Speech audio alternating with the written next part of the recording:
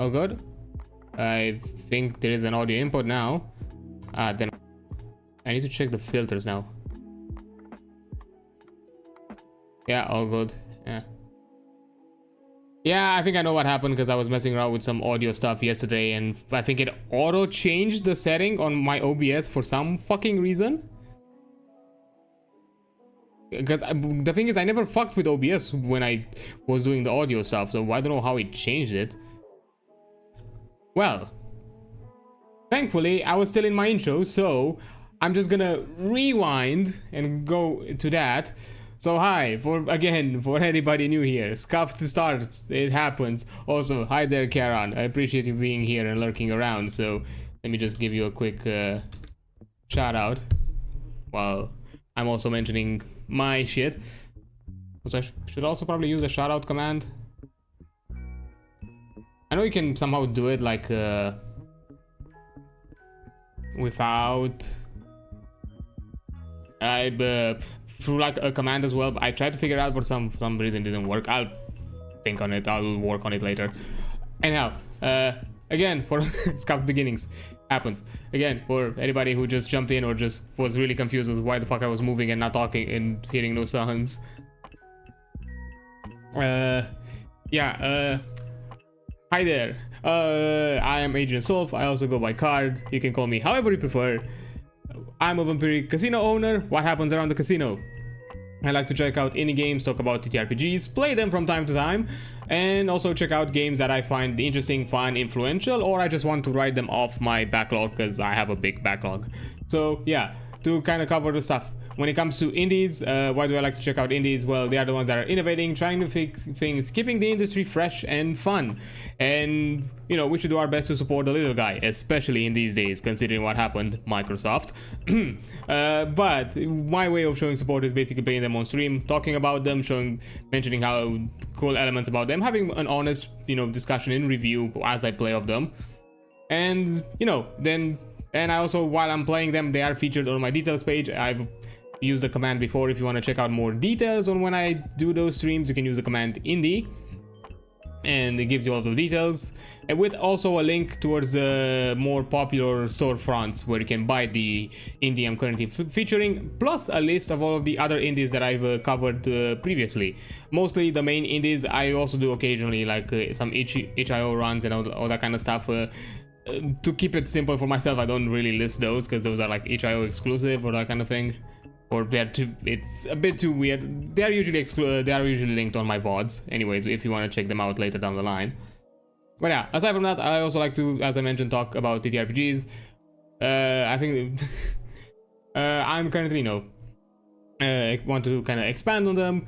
I myself I've been a player in here for like more than what, I think close to 6-7 years.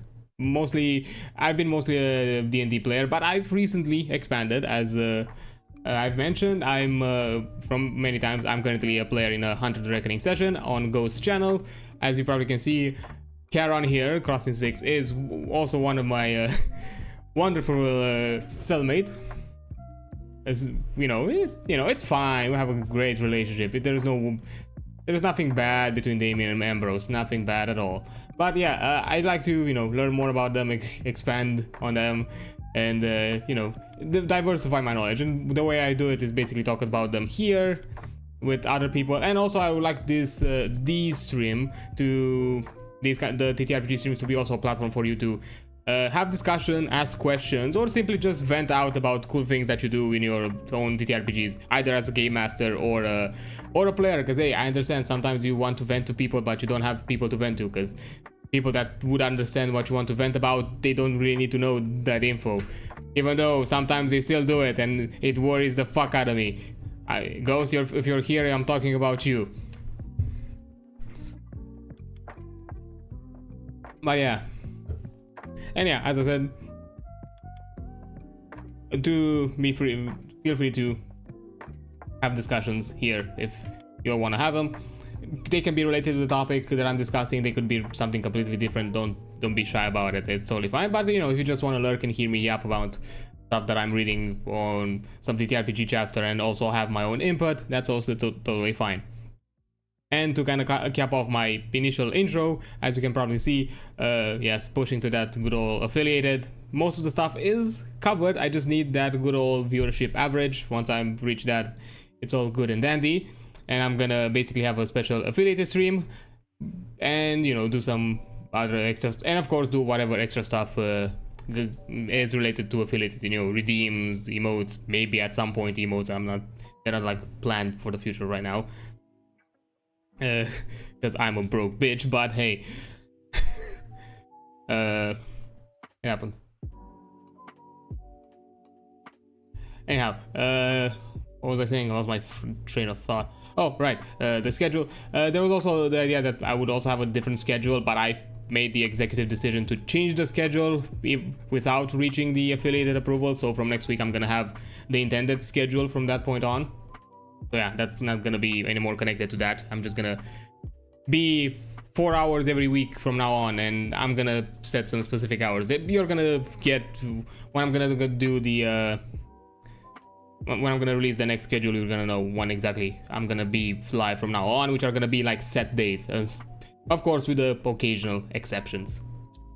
Also, another extra note I do want to mention, I might do some funny thing if I reach the funny number, just so you know. I have something planned for the socials. I worked on it. I might need a second opinion because I'm not sure how audio wise, because it's related with the audio thing. I'm not sure how good it is. I might need a second opinion at some point, but I'm gonna, and if it's good enough, I might also do something extra aside from the socials for the fun of it. So yeah, if I reach that funny number, you're gonna see it.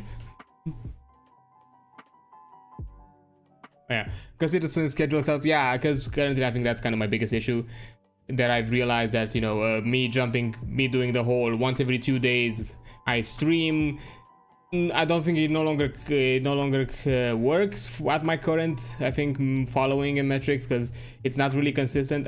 There is a consistency to it, but you have to keep track of a weird ass like 2-week schedule, because basically that's how it is consistent. It's consistent across 2 weeks, and it's a bit wonky and weird. And I'll be honest, it also started to mess up with some stuff that I want to work out off streams, because I'm really behind some of the stuff because of it.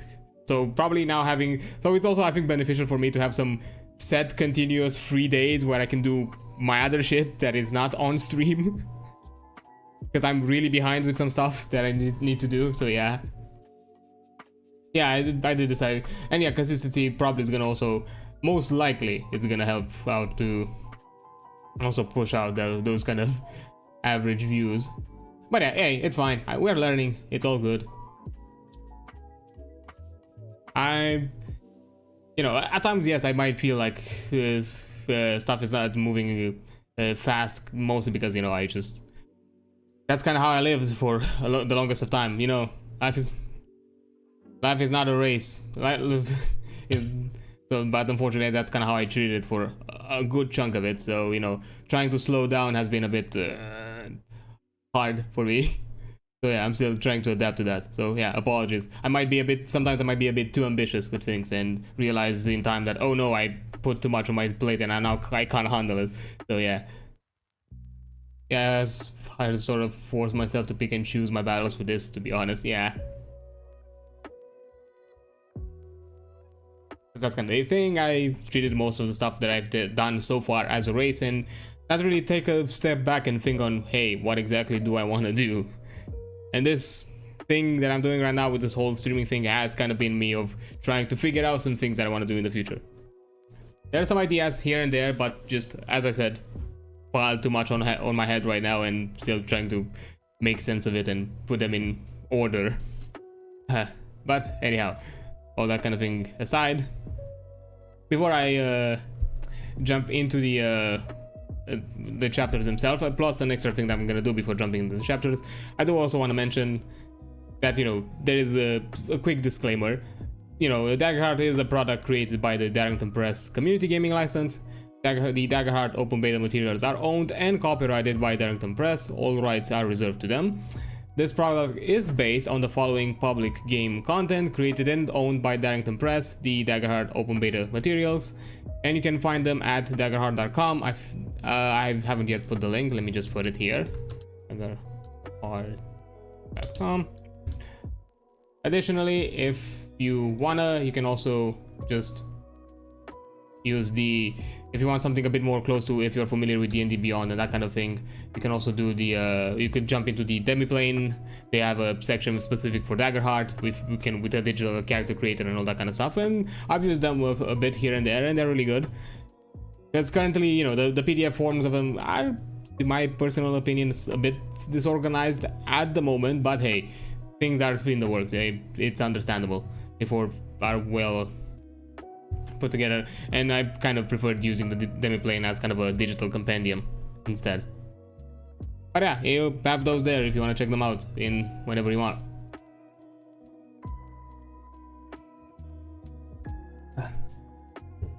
There's gonna be like a lot of pauses for me to take a sip, because these are my yappiest of streams compared to the other ones, when I'm a bit more on the chiller end, if I don't have, you know, somebody to kind of talk back to, because that's kind of how I am.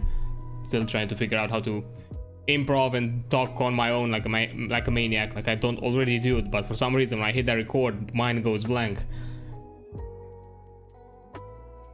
But yeah, another thing.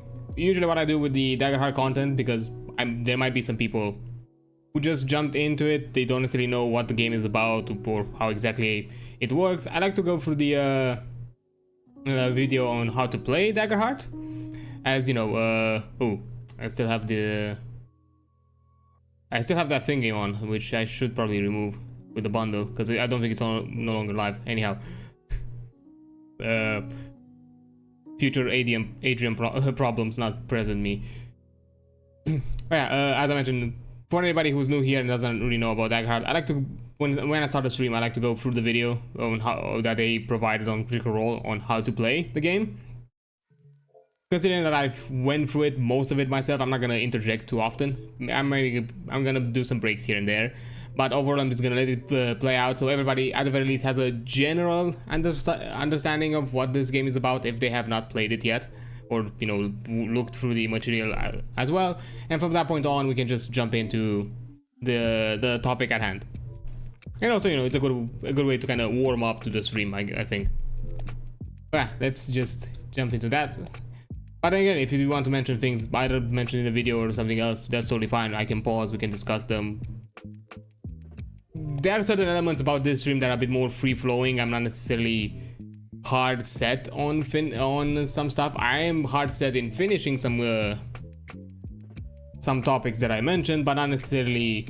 I'm not gonna, you know, force myself into not discussing things if you want to discuss things.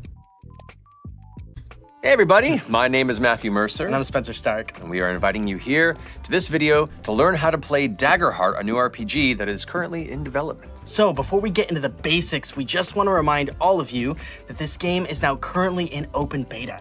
So things discussed in this video may change, shift, go away, be added to, and that's part of the process of making a game. Indeed. To learn more and even join our open beta playtest, go check out daggerheart.com. So dive in, break the game, tell us what works, what doesn't work, what you love about it, what you hope to see added, and tell us all that through the official Daggerheart Open Beta surveys. The more people who play the game, the better we can make it, so jump in and help us break this thing, because we are so excited to build this game with you and not just for you. So please play often and submit those surveys so we know what you like and what you don't. Hell yeah. Yeah, this is an interject I always do. Please do that. Please play the game, break it, stress test is the best way you can. If you know, like min-maxing Munchkin players that in your group that do those kind of stuff, shove this game in front of them and give the feedback, because feedback and playtest, information for game development is crucial. No amount of internal testing and QA testing is gonna amount to the sheer magnitude that, you know, a wide array of global players can do as when it comes to metrics and data. So you can, all of that information is really important to them, and as they mentioned, they do want to make a game not only that follows their vision but also follows your own vision of what you expect out of this game. So go ahead, push the limits on it, try to see how you can break it, how you can make it ridiculous, and all that kind of fun stuff when it comes to playtesting. use it in ways you never expect the game master to think you'd use them. I guess. Be chaotic. It's probably the best example, which for TTRPG groups is not, I think, that hard of a thing to do anyhow. So yeah, do that. So Daggerheart is a fantasy tabletop role-playing game that sort of blends the narrative and the like crunchy together. Yeah, I like that it helps facilitate gameplay that is both theater of mind, if that's your preference, but also easy enough to also play it more tactically and to use maps and minis like I love to do with our sessions. The game doesn't really stop down when you're doing combat. You just kind of continue to play the way you do throughout the entire rest of the game. And so everything flows in and out of itself. So it allows you to really focus on the story that you all are telling. And deeply customizable character creation and development process throughout the mechanics of the game. It is a long-term campaign game, so it runs over the course of 10 levels, which gives you plenty of fodder to be able to play a year-long campaign with, if that is something that you want, but could also jump in and play a one-shot or a couple of sessions, and works just as well for that. Yeah, one of the things you can really expect from Daggerheart is a game that gives you tools, if you want to use them, to rapidly create in-depth characters that have dynamic relationships with the other players and characters at the table, as well as an opportunity and tools for the GM and the players to build a world together. You can make and play or run a game as deep or as shallow or as simple or as robust as you want to. And the intent of Daggerheart is to give you all those tools at your disposal and teach you how to implement them in your game, so you can kind of pick and choose what it is you enjoy about this, or run the full gamut and go all in. Now let's get into the basics of Daggerheart. Yeah, that's something I also saw from the game itself. Like, it's easy to understand, extremely simplistic on first look. But not only does it offer you a ton of additional extra helping tools for both players and game master to utilize, but even in its simplicity, there is a bit of depth. There is some potential there to customize, add new things of your own. And hello there, Raiders! Hey there, V, how you doing? What were you doing? Were you on the raid? Hello there. Oh, playing Celeste. I see. Oh, you're right, Celeste. So yeah, it is pain. I haven't yet played Celeste. I know the pain of Celeste, so I'm at the very least empathic in the knowledge of it. So yeah, I did chapter 1 dashless. Oh, neat. That's awesome. It was. But hey, you did it. At the very least, you did it. It is. My hands hurt so much. Well, sometimes there is a price to pay for every victory. But yeah, hello there, Raiders. For anybody new here, I'm Agent Solf. I also go by cards. I'm doing this intro like back to back in like 20 minutes. It's fine. Oh yeah, that's totally fine. If you want to do any kind of, post-stream self-care and all that kind of stuff, that's totally understandable. Don't worry. I appreciate the support either way. So yeah. For all of you out here, if you don't know me, hi, I'm Agent Solf. I also go by cards. You can call me however you prefer, it does not bother me. I'm a vampiric casino owner. What usually happens around the casino, I like to check out indies, talk about ttrpgs like I'm doing today, and also play games here and there, from influential series, or just simply games that I find fun, or who knows, maybe, I just want to just finish some stuff in my backlog, so it no longer is there threatening me and telling me that I have not played it, even though I paid for the game years ago. I have many of those. Oh boy. It happens. It adds up. But yeah, for anybody new here, I hope you enjoy your stay. If you want to, as I said, post-stream stuff aftercare, that's totally understandable. You can go ahead and do that. If you want to stay here, lurk around, have a chat, that's totally understandable. That's also okay for me. Usually, one thing that I like to do with the TTRPG streams is, this is an open space for anybody to kind of talk their own TTRPG stuff. It doesn't have to be related to the system that I'm currently covering. It could be a different system. It could be just general TTRPG discussions. Overall, you can ask, for advice, just have suggestions here and there, or just simply have a chat. That's totally fine for me. So, feel free to do it if you want to do it. I'm not forcing you. I'm not gonna push you to do it, but I want this to be a safe space where you can do it, because I understand, especially from a game master perspective, when you have stuff planned that you want to talk with others, but the only people that would understand are the players that shouldn't necessarily know all of that stuff at the very least. So yeah, hope you enjoy your stay, and if you enjoy what I do and you want to show support, a follow here and there goes a long way. I'm currently, as I mentioned, pushing, and as you can probably see with the graphic, pushing to the affiliated. Once I get that viewership average, it's all covered. But as I've said before, there's some extra things here and there that I would like to do. If I reach the funny number, I'm gonna do like an extra, maybe a special thing, maybe a guerrilla stream. I don't know. I'll think about it. There's some stuff. There's ideas there, but not fully. But if I reach affiliated, I'm gonna do like an affiliated like celebration stream.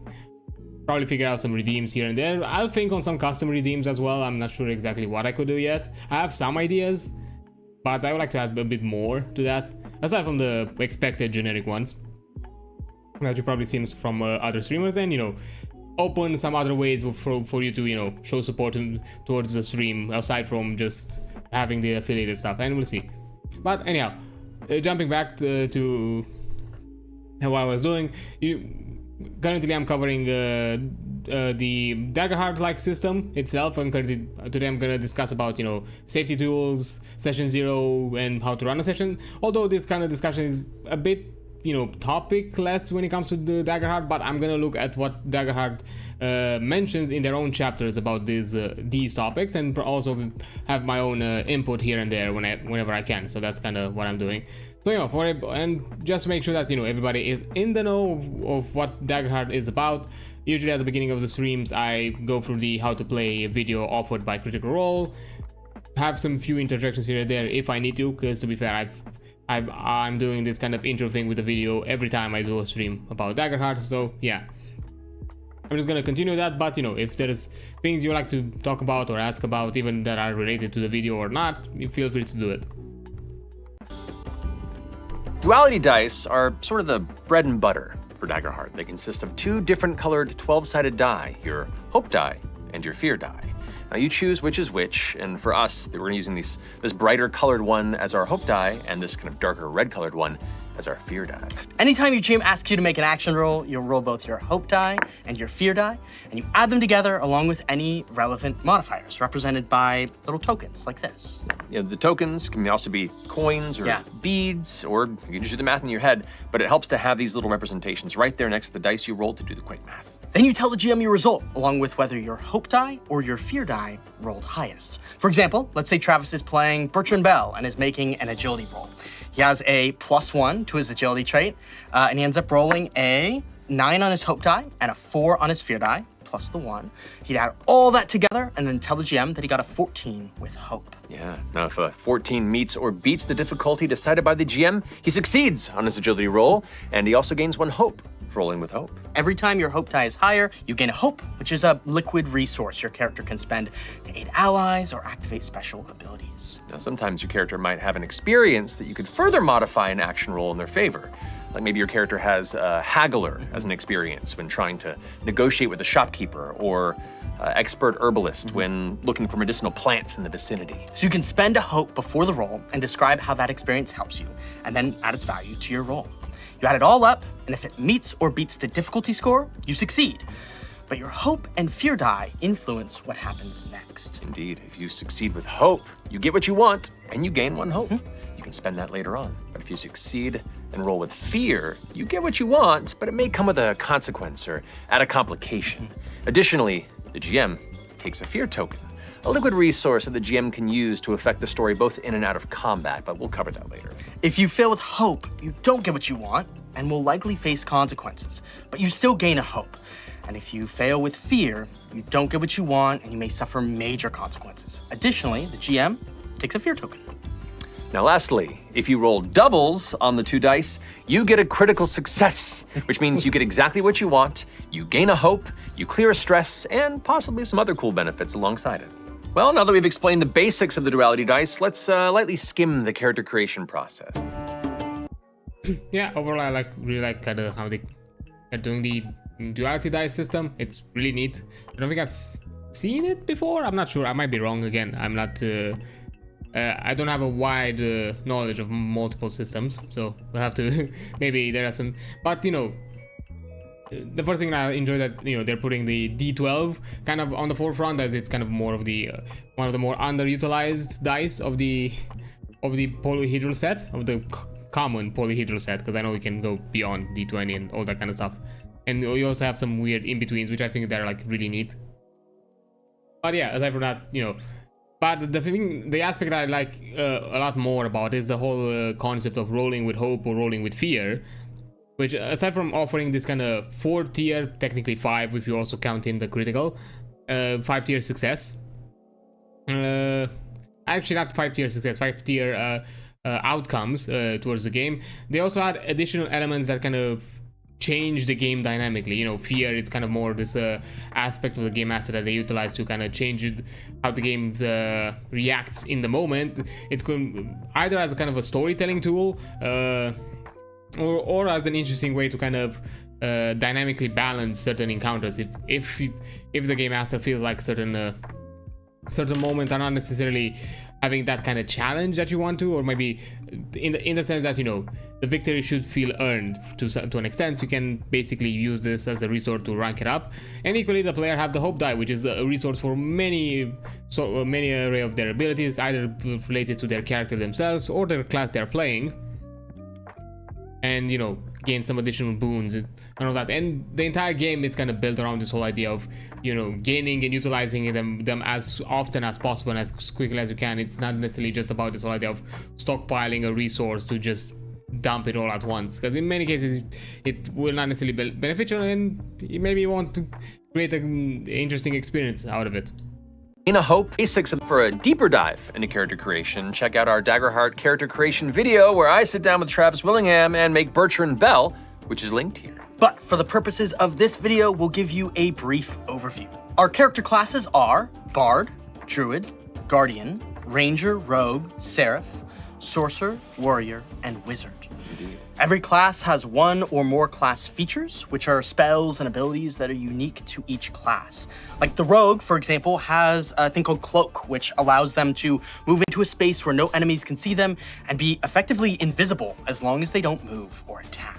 Each class also consists of the meeting of 2 domains, which are like symbolic themes. Through these 2 domains, you pick and choose what abilities you want for your character by taking domain cards at character creation and every time you level up. These domains are Arcana, the domain of innate or instinctual magic; Blade, the domain of weapon mastery; Bone, the domain of swiftness and tactical mastery; Codex, the domain of intensive magical study; Grace, the domain of charisma and enchantment; Midnight, the domain of shadow and secrecy; Sage, the domain of the natural world; Splendor, the domain of life and death; and Valor, the domain of protection.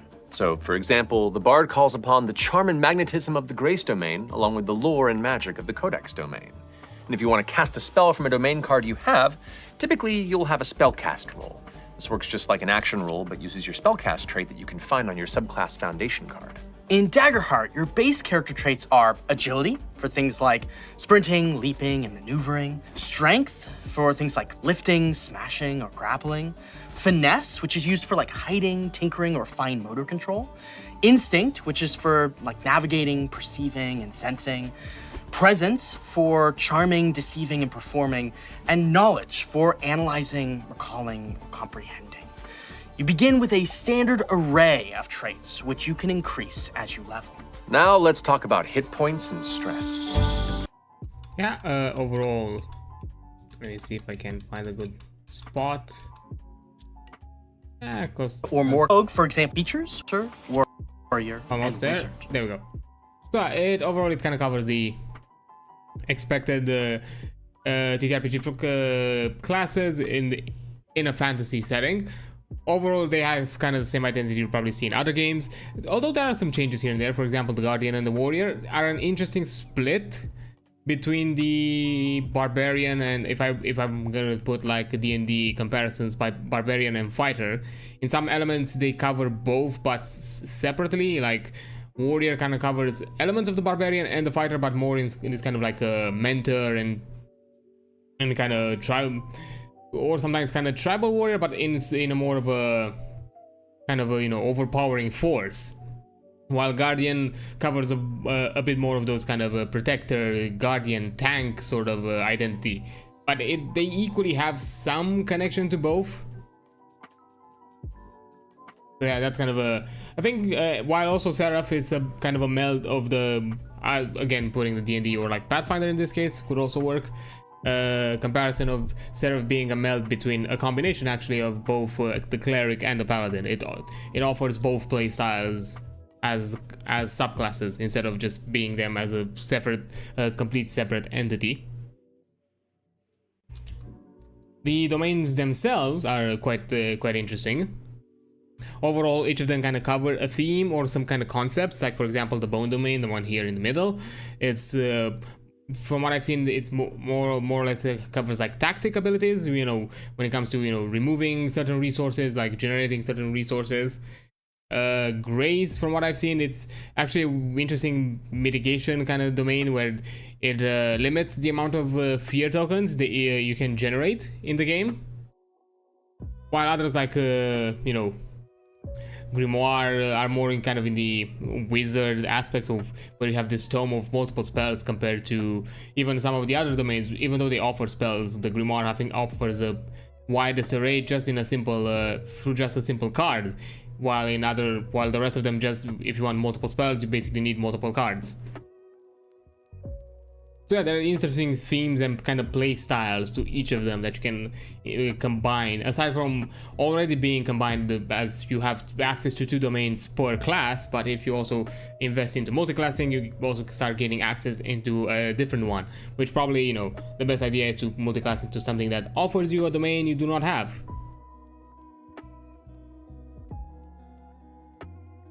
And aside from that, let me just the overall like traits, as they call them, you know, depending on the game, they could be attributes, character stats, or ability scores. However you call them, they are a bit more distinct here. Some elements I do like the how they made kind of a distinction. They made distinct agility and finesse instead of just having the general dex, as in certain systems dex is a loaded attribute, as it can easily become one of the more must-have like higher stats, while in here it's not so much.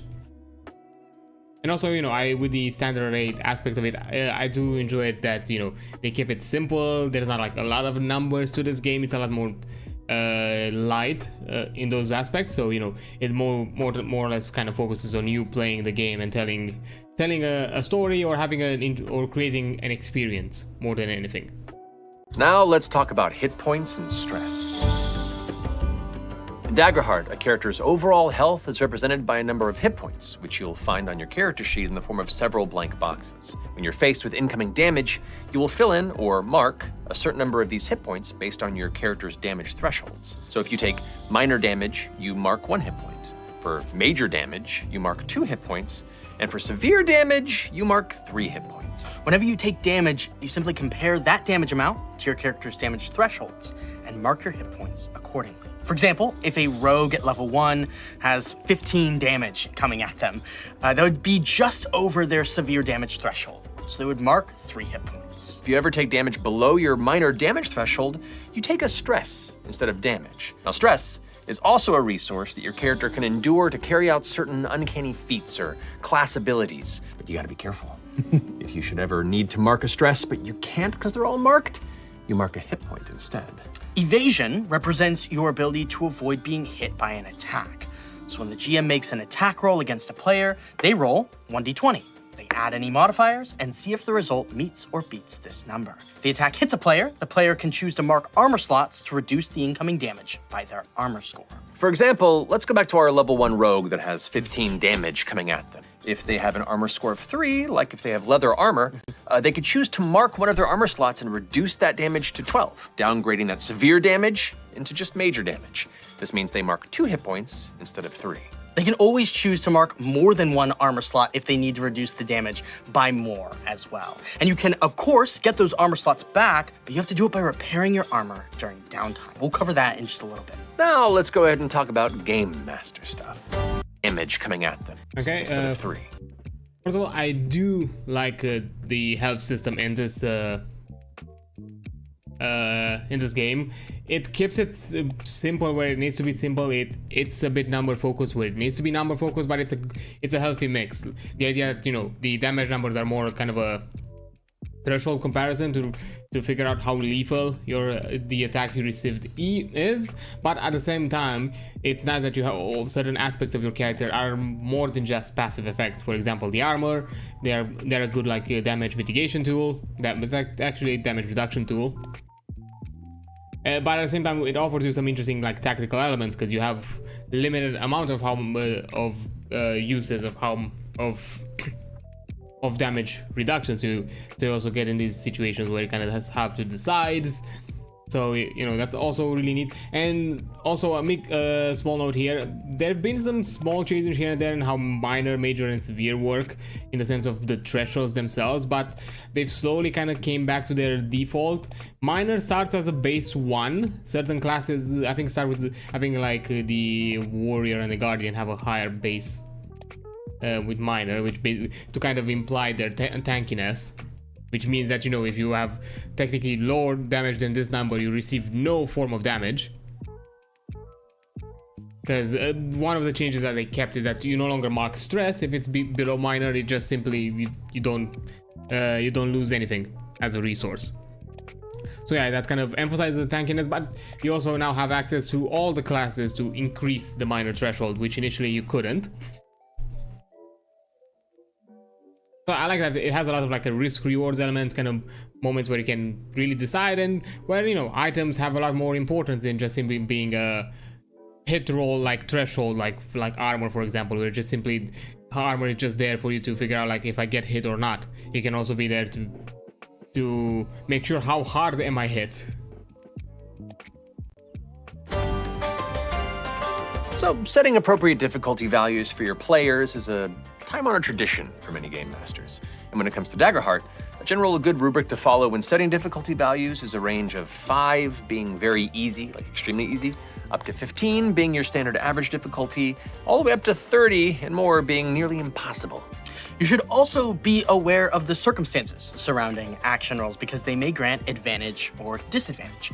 For example, maybe you're attempting to lift a broken carriage out of a muddy ditch in the pouring rain. And if that's the case, the GM may impose disadvantage on the strength roll to do that. This situational modifier is represented by including 1d6 with the action roll. With advantage, you add the sum of the d6 to the roll. If you have disadvantage, you subtract the value from the roll instead.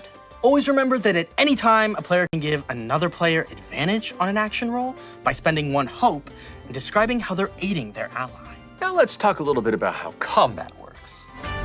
Yeah, And more being... I was a bit familiar with kind of the D&D side of the game.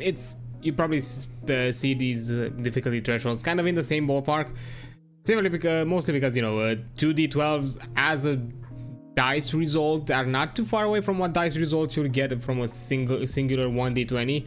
Plus on the game master side, because this is kind of interesting how it's even more asymmetric than most ttrpgs, because on the dungeon master side you roll a d20 instead of a 2d12s, because, you know, the hope and fear system, it's a more of a player centric system. It doesn't apply to the game master, as it has no uses for the game master to be utilized like that.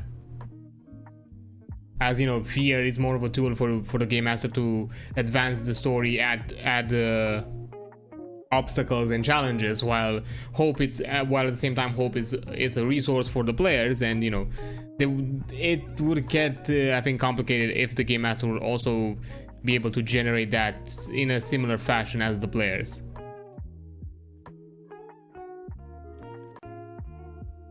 From what I know, the adventure stuff has been reverted back to this. Initially it was they changed it so it was like a hope die reroll, but I think they went back to this one, at the very least from the player's side. From what I understood, I think the game master side still uses a d20 reroll to keep, I think mostly to keep simple certain aspects of determining outcomes and rolls when it comes to the game master, as the game master has a lot more responsibilities to handle behind the screen compared to the player. So that's probably why.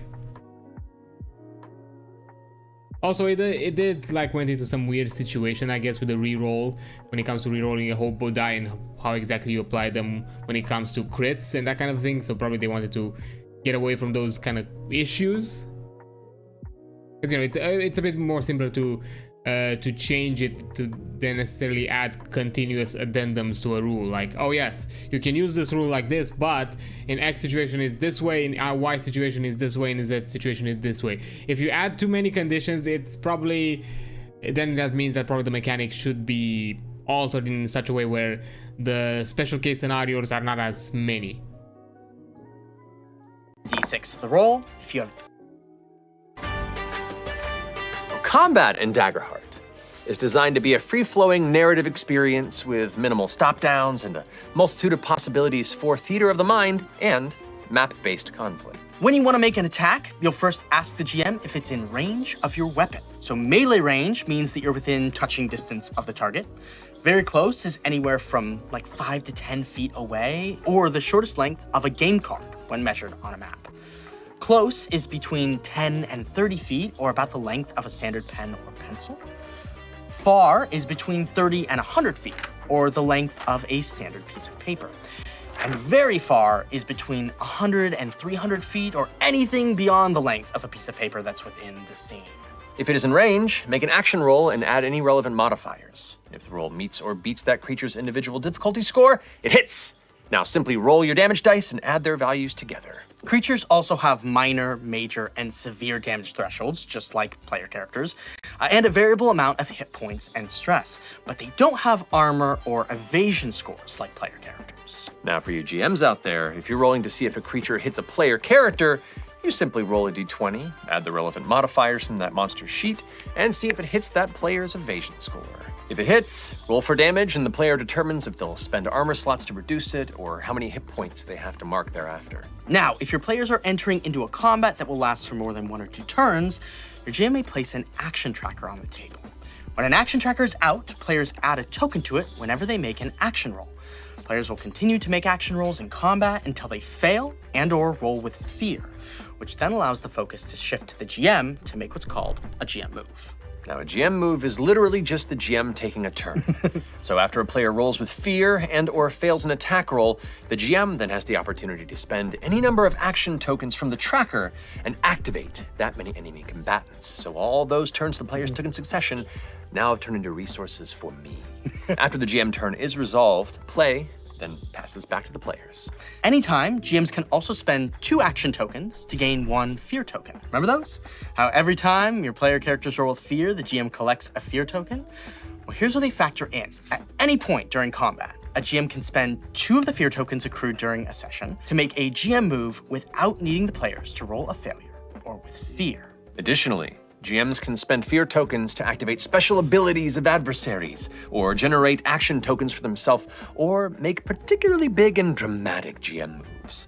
If things go really bad in or out of combat, character death in Daggerheart is a real possibility, but the system offers players 3 options to choose from when the character marks their final hit point. The first option is called Blaze of Glory. This option lets your character, you guessed it, die in a glorious and heroic fashion, where they take one final action that will be an automatic critical success before passing into the great beyond. Then there's the ever-popular Avoid Death and Face the Consequences, where your character drops unconscious and cannot take any actions until they get at least 1 hit point back. When this happens, you roll your fear die, and if it's equal to or under your level, you gain a scar, which means you permanently cross out one of your hope slots. And finally, there's Risk It All, our personal favorite, I believe, which leaves it all up to chance. You roll your duality dice. If your hope die is higher, you stay on your feet and clear an amount of hit points and/or stress equal to the value you roll on your hope die. But if your fear die is higher, you immediately cross through the veil of death. Now, if the duality dice are tied, which once again is a critical success in Daggerheart, you don't just stay on your feet, you also clear all of your hit points and stress, renewed and ready to go right back into it. Now that we've covered all the stuff you can do in combat, let's touch on some of the stuff you can do during your...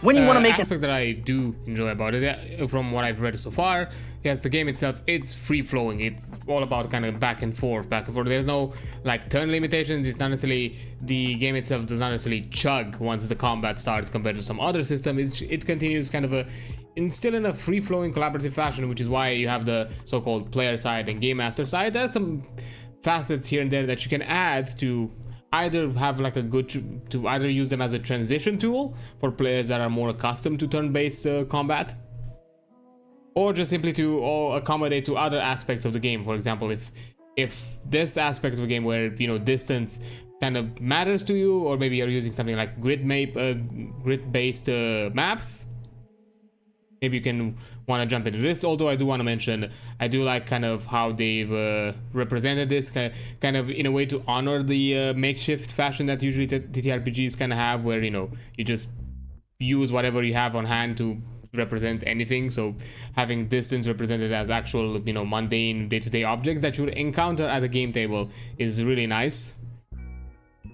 But yeah, overall, the whole idea of the combat is just basically the players act, the game master reacts, and then also takes their own turn at the same time, depending on the situation. But in most cases, it's kind of a game master reacts and then they start their turn. It's kind of that's kind of how it flows into it. The game master then finishes and goes back into it. I really like that, you know, again, with the whole action tracker aspect of it, it pushes more into this kind of what I like to call dynamic difficulty. It's mostly a term used in the game development space, where basically the combat and certain aspects of the game difficulty adjust depending on the player's own actions and how exactly how efficient and their performance. That was for some reason I was blanking on the word. Yes, it adapts based on the player's performance. The better a player performs, the higher the difficulty. If the player's performance starts to go down, the game itself will also kind of start to slow down, which in this case could be basically associated with the dice. If, you know, you have a player with a bad bad luck when it comes to the dice rolls, the game kind of reacts to that. So as in the sense that, you know, there won't be so many action trackers on the table, so there won't be so many enemies to react back towards you. But at the same time, also, you know, the game master has the tool to even in outside of that, the game master can utilize its own resources gained either through this combat or previously to or before the combat of ranking up ramp up the challenge if they see fit, or if they want to add a bit more you know, a bit more dramatization, a bit more you know, or more of a twist to the game, to the combat, in case things were either going stale or maybe not in a direction that they would have wanted. Not necessarily that, you know, the game master should force their own outcomes, but, you know, if they feel like a better direction, it would be better for the story, and the game offers you the resources to do that, why not attempt it, as long as, you know, the players still keep their agency. And lastly, I do like the aspect of the kind of character depth options that the game gives you. It's not like a thing where, you know, before you start the campaign you decide which of the three you use. No, this is a set of rules that either player can use at any point, and they're a good tool to basically kind of figure out certain aspects of your character, how to tell a story. Because, you know, for example, Blaze of Glory could be a good tool for players that maybe have a character whose arc has been mostly concluded, they feel like they've reached a good point, or who knows, maybe they got bored of it, they want to try something new, a different character, and they feel like it's appropriate for the character to kind of have a send-off more in this direction of kind of having, you know, of a glorious kind of death in battle. Yeah, avoid death, face consequences. It's kind of the safer route of it, although it has its own risks, because if you lose all hope, which is funnily enough makes a lot of, you know, really nicely worded, then your character is basically required by the game to retire. Now you no longer have hope as a resource, you can no longer gain it as a character in itself. You are basically inert in using certain abilities, basically, or most of your core abilities that are tied to your character are no longer usable. So it makes sense for your character to retire and become more of a NPC tool that the game master can use, or who knows, maybe even the player, you know, in a different way that is not necessarily a playable character. And risk it all, of course, for those who just want to let fate in the hands of the dice and just want to see where they can get at. That's a cool way to do it as well. When you take a short rest in Daggerheart, you can spend about an hour doing 2 of the following options. You can tend to your wounds or another player's wounds, clearing 1d4 hit points. You can blow off some steam and clear 1d4 of your stress.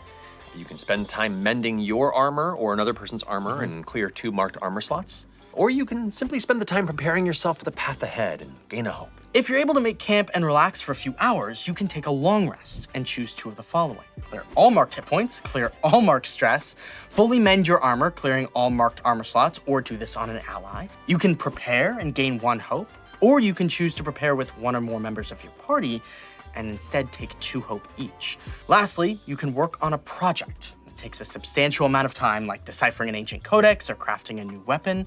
The GM will assign this project a countdown, and each time you work on this project, you tick down that countdown until the project is complete. Now, when you're at level 5 or above, during a long or short rest, you can swap domain cards in your loadout with any domain cards in your vault. This is useful because you can only have 5 domain cards in your loadout at a time, but you really don't have to worry about that until higher levels anyway. I think that's it. I think that's all. I think that wraps up our And relax for Just a quick mention. I like that, you know, for in this game, short rest and long rest are an option of replenishing resources, but not all resources. So there still adds that kind of risk if you're in dangerous location or in dangerous situations. You're never gonna be at your 100%. You're still gonna risk of having some minimal, be limited in certain aspects of your character, but at the same time, they offer you this cool aspect of players assisting other players, which can create interesting downtime moments where, you know, while they're resting, to have this kind of character moments and discuss, especially with the aspect of preparing in the long rest. And I also like that, you know, they also offer you kind of a starting point in how to think on long-term goals like projects and you know, crafting, tinkering, that kind of thing, things that would take more than 1 rest and, you know, across maybe multiple sessions even. And the game itself even offers you in the playtest material a lot of additional rules that you can utilize to further enhance it. If you feel like just simply ticking down a number is not enough, maybe you want to see also some roles involved to this activity. If you feel like it's advanced to the point where they need to show that a more you know, continuous formal success than just simply tracking down time. And, you know, it's also a good starting point if you're a bit more on the homebrewy and the kind of game altering side of things, because, you know, this aspect of having certain options of regaining certain resources could be slightly altered, where, you know, depending on the location that you're in, maybe you won't have access to some of them. For example, maybe mend armor, you won't have access to the same level you would as a short rest, while short resting, simply because you're in a location where you don't have the resources required to mend your armors. But maybe if you spend more time equal to a long rest, you might be able to at the very least replenish it to the amount a short rest will help you replenish. Yeah, it's overall, the game itself, it really offers you some simple rules that you can easily adapt to your own liking, or add more to it to add the extra complexity or the extra depth that you may want out of it. But even its most simplest of forms, it's from what I've seen so far, from what I've read so far, it can create an interesting, it has the potential to create an interesting experience, a fun experience, and something that you can build up cool and engaging stories between you, the players, the other players, and the game master as well, and a lot of opportunities to basically all people involved to collaborate. But yeah, as I mentioned, I think this kind of covers the general small introduction of the system, so we can jump into the main stuff. 1 second, something fell off. There we go. Sorry, something fell off, and I just needed to pick it up. It was going to bother me the rest of the day if I didn't. Yeah, so as I mentioned, we're gonna, I think, yeah, as I mentioned in the last stream, we're gonna continue with the running an adventure chapter, where I've left the last aspects of running a session 0 with safety tools and running a sessions in general, kind of as a second parter, simply because the first sections have taken quite a long while to cover. I think my stream was like 6-7 hours because of it. Actually no, 8 hours. Now that I think of it, yeah, it was like 8 hours just covering the guidance and core game master mechanics. So yeah, I decided like session related discussions to keep it for a separate stream. It's probably for the better this way. And of course, I'm gonna check what the chapters mentioned, but I'm also gonna have jump in with my own perspective out of it. Maybe you know, or offer my own explanation in case maybe what the game offers here is a bit too wordy, and you know, maybe I can offer something a bit more easier to grasp or understand. Hopefully, if that's something some of you think of. But anyhow, before I jump in, let me just get a quick sip. Yeah. There we go. So, Session 0 and safety tools. When preparing to embark on a long campaign that will tell you the story of a group, posture check 2, no shrimp. Damn it, fine. Hey there, Bunny, how's it going? Having a fun Friday? Enjoying yourself? Also, let me give you a shout out. Also, I hope you're doing well with your, you know, with your break and all of that. You know, self-care is important. So it's great that you've decided to do that. So, you know, don't feel too guilty that, you know, you're not doing as much as you think you should do.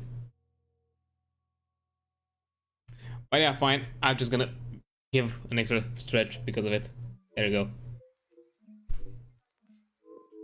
I see that you caught on because I was about to say, ha, I already hydrated, so you don't have to ask me to hydrate. Yeah, I just woke up from a long nap and yeah, still no hydrated. Yeah, that's totally fine. It's understandable. Also, I would like to mention it here as well. Thank you for the fan art. It's wonderful. I love it.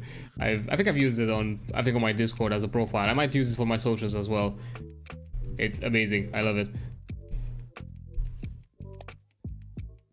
So yeah, do check out Bunny if you can. Either on her Twitch whenever he's gonna jump back into Twitch. If not, you can just go jump in on her social, see the cool art she's doing. And I don't know, do you have commissions on or something like that? I don't know yet. I have not checked if you have like commissions active. But even if she doesn't, do keep an eye out for commissions if you want some cool stuff done by her.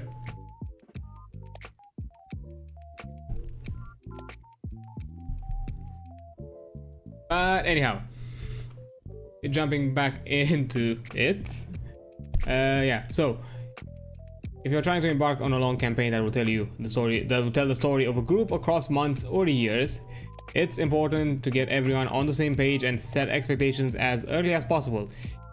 If you're creating an epic fantasy TV show, you do this preparation work via the pre-production process, and with creators and showrunner builders in the writing room, working with the producers and head of departments to develop the look and feel and vision of the series and so on. Which, if you were to writing an epic fantasy book series, you might do it by world building and developing your characters, outlining and making mood boards or whatever else helps you to find and maintain your vision of the project. Fun fact, if you want to do that for a video game, basically both of those kind of go in that category. World building is an important aspect of the of creating a game, especially if you're doing something from like an own original world, not like some kind of pre-existing IP like other big AAAs. But yeah, pre-production is a big chunk of game development, and in some cases it can be the longest part of development, because only figuring out what your game is about and how exactly it's gonna work as a kind of core game is a struggle. It's a process. It takes a while. In some cases you won't have it right in, who knows, even years. I mean, you've heard of games that have been developed in decades, that took decades long to decades long. Yeah, I think there were a few. I might be blanking out right now a few of them, but you know, some games that took decades to develop simply because, you know, having that kind of core concept right takes time. And you know, And to be fair, the in game development, the pre-production is kind of the part of the game development that kind of makes and breaks an idea, because that's when all the ideas run through the kind of the kind of the running mill, see what works, what doesn't, what sticks, what doesn't stick, and you kind of go from there. But it's a nebulous process. As I said, there are aspects of world building, there are aspects of kind of prototyping and game development, initially trying to figure out kind of the core, maybe some aspects even kind of figuring out certain parts of the process of the game already. Of course, a ton of concept art, a ton of kind of back end prep, depending on if for example, if your game also has like a selling point, like a USP, unique selling point. That's a kind of a term used in game development. If one of your USPs is something technologically related, could be, I don't know, like some kind of a algorithm, maybe something visually that you've done, or anything of the sorts. Maybe you might also need to do that kind of back end prep on the technical side, on the game engine side. So yeah, there are many facets. So similarly to how you'd probably prep for those kind of things, you should also prep to a campaign and a series of sessions. Of course, I'm not saying that you should do it to the same level that people are doing it for like a video game or or a book or a show, as I was example here. But some elements you need to have them at the very least in mind. Themes, as mentioned here, we might need to figure out like kind of what kind of themes you have, what kind of story you want to tell, locations, and all of the other kind of finer details. Many tabletop role-playing games do this via session 0. This term means different things to different people, but for Daggerheart, it's the way you plan for success in telling your fantasy epic together as a group. Before making a character, before deciding on your setting, the group talks about what you all want from this campaign and experience. The Game Master facilitates session 0, but all players in the game should be active participants, advocating for what they do and don't want from the campaign. There are many tools for structuring your session 0. If everyone in your group has played together before, you may already have a method of conducting your session 0. If you haven't done session 0 before, or you don't have a method you prefer, here are some suggestions. So yeah, especially for groups where there are new people. We've done it with our Hunter the Reckoning campaign.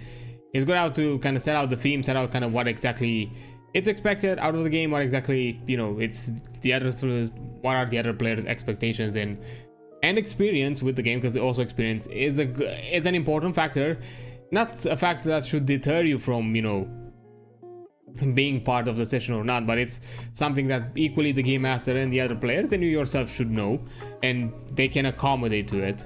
It's good to be in the know, as well as the more important part of their do's and don'ts. There are certain topics and certain subjects that not everybody is comfortable in discussing, and that's also something important to do. Yeah, laying the groundworks. As essential part of session 0 is choosing your game's content calibration and safety tools. These tools ensure players know they can avoid material that would be hurtful or triggering, and beyond that, safety tools empower players to explore challenging material everyone has signed up to engage with, but to be what we'd call comfortably uncomfortable. In addition to deciding on content the group does and doesn't want in the game, these tools assist players, including the Game Master, in communicating during play. For example, you might use a safety tool if something unexpectedly painful or troubling comes up, or if you want to help each other remember what elements the group decides to avoid or keep off screen. We recommend tools like the following, though you can use whatever works best for you. So yeah, the first aspect is safety tools. You need to figure out what are topics that everybody does not want to talk about. First and foremost, the big nose. Of course, I'm not gonna use safety tool terminology because I'm sure of it. We're gonna jump into it soon enough. But yeah, the big nose of what exactly you don't want to see in the campaign for every player, and in equal fashion, all of those are not encountered. They could also be the ones more I think, you know, I think more equally, I think those are like closer to the veils if we were to use the lines and veils terminology. I've also see them like color coded, like the reds, like red means that they're hard nose, yellow it's a yes with some discussion, while green is a all, you know, in all good. But even then, there's that's kind of the starting point that you should have once you decide the do's and don'ts. Usually there are safety tool forums where they kind of offer you kind of the general topics of, you know, when it comes to sensitive subject, when it comes to body, mental health, and other, you know, elements of gore or other aspects that you might be, you know, phobias, and, you know, other things that you can find, and in some cases even triggers. But in that kind of those forms should be kind of a starting point, because from what I've seen, from my experience, and from what we've also used ourselves, it's kind of a starting point for us to kind of also have a conversation, because usually the forums give you the extremes or give you a section where things are not necessarily nuanced enough, because there's nuance to everything. Like, for example, elements of romance. Yes, you say hard no when it comes to, you know, full-on physical intimacy, but, you know, where of course many people will jump into the easy conclusion of, you know, you just fade to black. But, you know, there's also like other aspects that are not fully intimate, maybe, you know, aspects of flirting, you know, smaller acts of romance, that kind of thing. And that aspect is a bit more nuanced, because maybe there are elements people are okay with, maybe there are elements people are not okay with. So just simply saying that you're yellow with romance, it's not explicit enough. So you should add those nuances as everybody, so everybody can get an understanding out of it. I can so yeah. And, you know, you should also be free to kind of discuss us. And not only that, there could also be other aspects that you may not necessarily thought of. For example, I think once we kind of, in our discussion, once we kind of passed on with the more obvious stuff and things that were covered by the consent form, we then kind of slowly jumped into other aspects. For example, like triggering. If there are any elements that kind of trigger you in a bad way, not necessarily completely put you in a stopping halt or kind of traumatic, but they can be somewhat annoying. For example, I think, like, you probably are aware, most of the players in the Hunter the Reckoning are neurodivergent to an extent, so we might have our own audio triggers, or like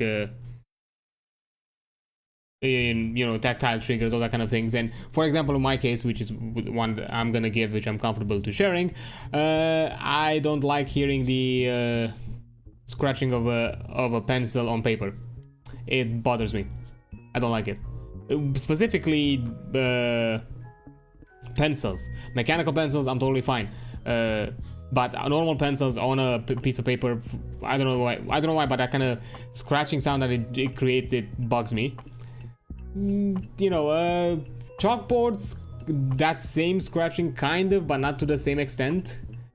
But, you know, then again, as I said, it's an uncomfortable feeling that I don't like, but it's not necessarily something that would stop me from saying, like, yo, I don't want this game, or I don't want to be in here. It's a weird in between. Maybe if it was used to an excessive amount, maybe I would say so, yes, but otherwise, nah, I'm fine with it. So yeah, that's also kind of a thing that we've jumped into discussions, and I feel like other people should do as well, because you never know what things can trigger other people, you know. Because, you know, you might consider them completely harmless, but for somebody else, they could, you know, completely change how they feel during the session, and maybe even for the entire day, and in some cases not in a good way.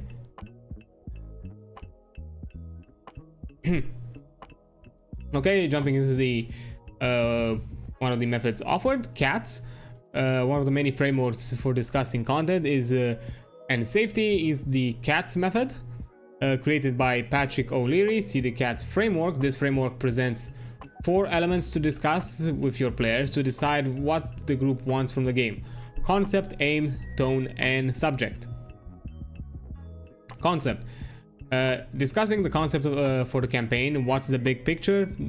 What's the big picture pitch? If this campaign was a book series, how would you talk about it to a friend you know would love it?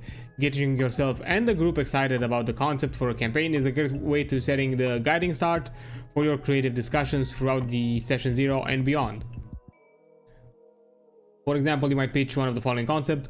Childhood friend reunite at the funeral of their village elder and uncover a secret that could break the world or save it. A science fantasy romp across the realms with a party of misfits who try to find their origins but end up finding family in one another. In a world racked by powerful disasters, a group of treasure hunters is hired to retrieve 5 lost elemental shards to restore the balance of nature. However, you might not know the campaign's concept at the beginning. That's okay. Feel free to return to this conversation at the end of session 0 or throughout the first couple of sessions as necessary.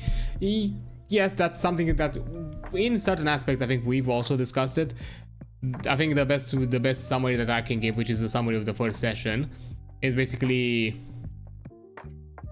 a group of kind of the supernatural inclined in some aspect basically got together through an acquaintance funeral, and a supernatural shenanigans happened, and from that point on they kind of have to figure out what actual the reality of the world that are actually now in, considering that World of Darkness is all about, especially for a Hunt of the Reckoning game, is all about having the veil revealed, if we're using the vampire terms, having the masquerade be broken, and now all of a sudden see the true world as it is, and kind of have to deal with it while also still being a normal day-to-day human, but with some weird supernatural god powers that nobody else has as a human. So yeah.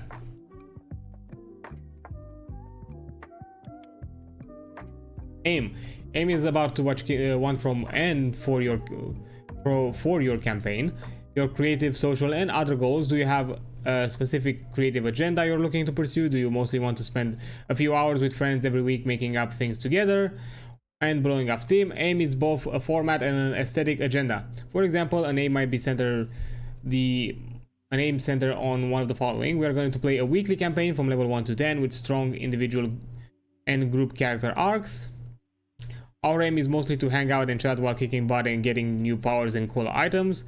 We want to tell a story that explores the relationship between grief and community through an action fantasy in a world recovering from a near apocalypse. Other ways to decide on or describe your game's aim might be to reference touchstones for your campaign or for the kind of character you want to play, drawing from books, films, comics, music, etc. You might create a mood board to help define the aesthetics of your world, or a soundtrack to form an oral soundscape for the vibe you want. Aim is basically kind of what you want out of it and what exactly you want everybody else to contribute in, because if your goal for the campaign does not necessarily, if your aim for the campaign does not necessarily align with the others, you're gonna jump into conflict, and which is gonna create friction and that kind of a thing. Like, for example, if your own aim is if one player's aim is just to simply hang out and kick butt, but while the rest of the players are more about kind of the interpersonal relationships of each character, then things are not necessarily gonna go well in the long run, because one player is gonna think of one thing while the gonna focus on one aspect of the game, while other players are gonna focus on others, and they're gonna be equally left out. When it comes to kind of our 100 sessions, again, this is something maybe our game master would tell better, but World of Darkness from kind of the get-go is a really heavily toned setting with really, aim is kind of like certain aspects of that setting are kind of embedded into the setting, into the systems, and in what exactly you wanted, in what you're telling as a story.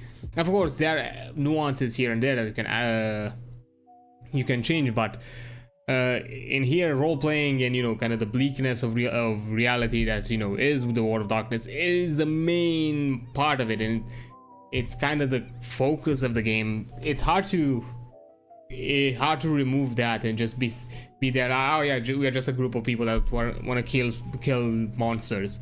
I mean, you could do that to an extent, but it will get to a point where things are gonna become really hard for you to handle. And from the very get-go, all of the characters are kind of built in with stories in them. The whole character creation process begins with a concept, a story. It's what exactly you want to tell.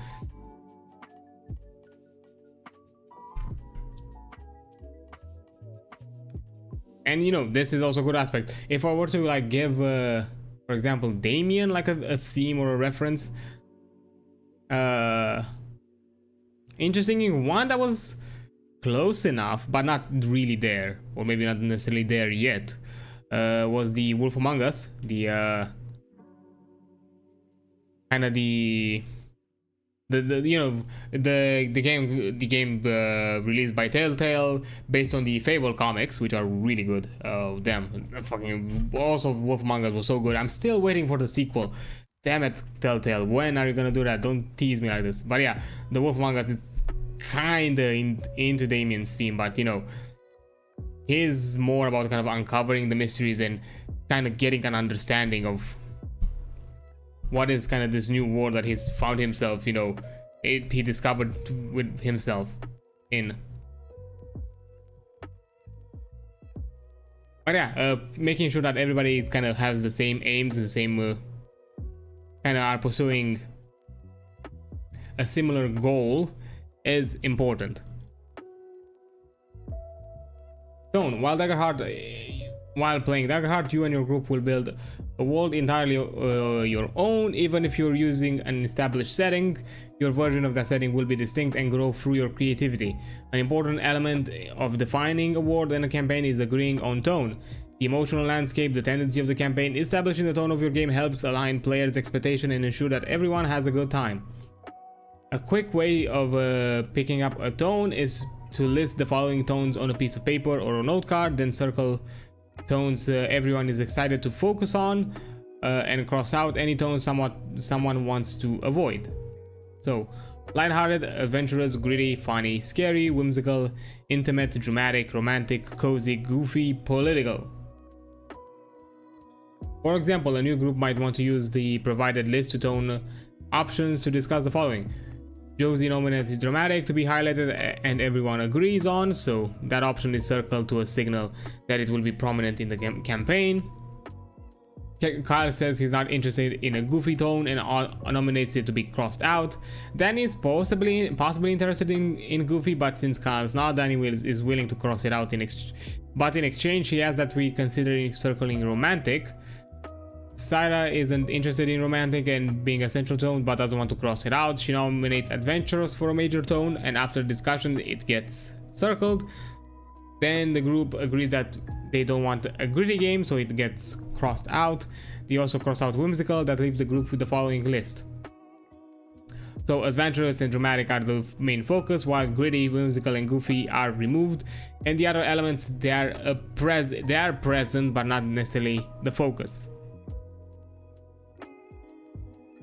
Yeah, funny but not goofy, gritty, basically what I said. So yeah, of course this is an important aspect of the game. Again, as I mentioned, in certain games this is really important. I mean, I'm not saying World of Darkness could not go here. From what I've played so far and from my own experience, it is goofy, believe me. I haven't went down the rabbit hole that deep yet, but I know there is a weirdness and a goofiness of that setting that, you know, that it's kind of underlying. But overall, it had some certain tones kind of set in. Of course, you can tone them down and focus on other aspects or rank up other parts of the game. Like, yes, you could totally make like a goofy World of Darkness game, or like a cozy, I guess. Maybe there could be a way. Political, especially if you get into vampire politics, it's basically that. It's impossible. If you get into vampire shenanigans, it's impossible not to get political. It's in some way, but you know, again, political kind of in a vampire kind of way. But then again, this is also a good thing to kind of fully agree, fully adjust to. Although to be fair, certain aspects could evolve with time, and that you should be, you know, open to the idea of seeing how things, you know, evolve and how, you know, everybody kind of progress with the campaign, because maybe all of you are new players or honestly haven't really played with each other and don't really know where everybody's willing to push yet. Because for example, in our case, kind of some aspects of the dramatic, we kind of discovered them as we played. Like the session 2 kind of drama that we had towards the end of it, it was kind of how we decided that, yo, we could go here. Like most of us are kind of okay with pushing the tone. You know, I went with it. You know, Kieran wonderfully kind of started it, but then kind of, you know, I ride the wave and he kind of came back into it. So yeah, that was wonderful. And of course, there's also moments here and there that we've seen with the others. Iris is gonna have some interesting moments soon enough, considering past events. So yeah, that's gonna be really interesting. And also Damien. Damien's gonna have to deal with some shit really soon. I'm not gonna get into details because that's something you're most likely gonna see next session. I'm scared.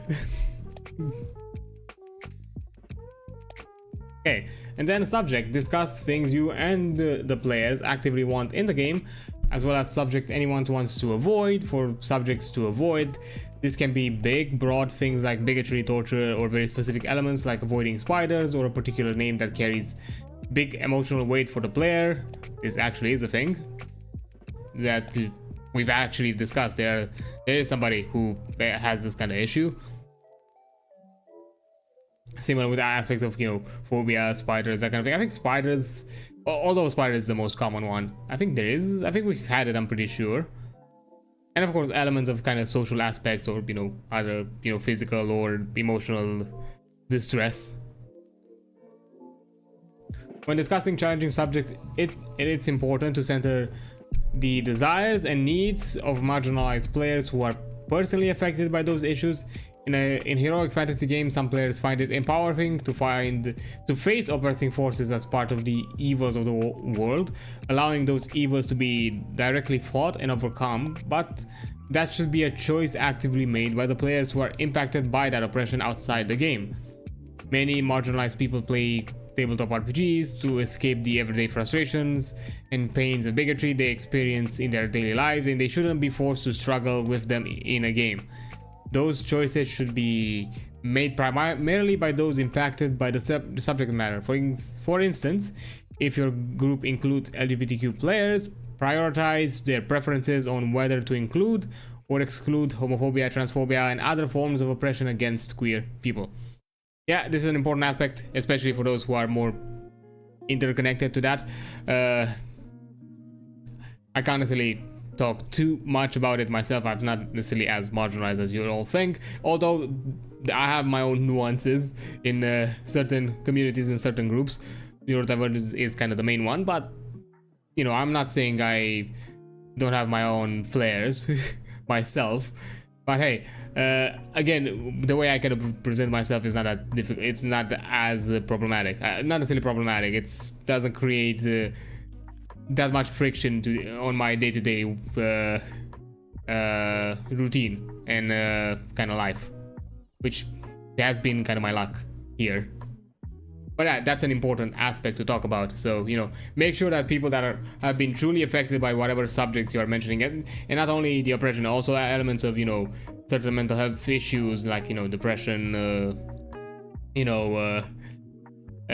depressive thoughts that could lead to self-harm, other aspects of that kind of thing, because there could be things that are a bit too close to their own personal lives they don't necessarily want to embrace in the game. And, you know, people, as mentioned here, they want to use the game as a form of escapism, and if that's and for them escapism means they also don't have to face those issues in the game, then that should be accommodated and understood from the other players, and they should, you know, adjust it as so. As well, even you can still create fun experiences without having these kinds of difficulties or these kinds of challenges within a game. You can still overcome evil that is not necessarily, you know, certain social stigma evils.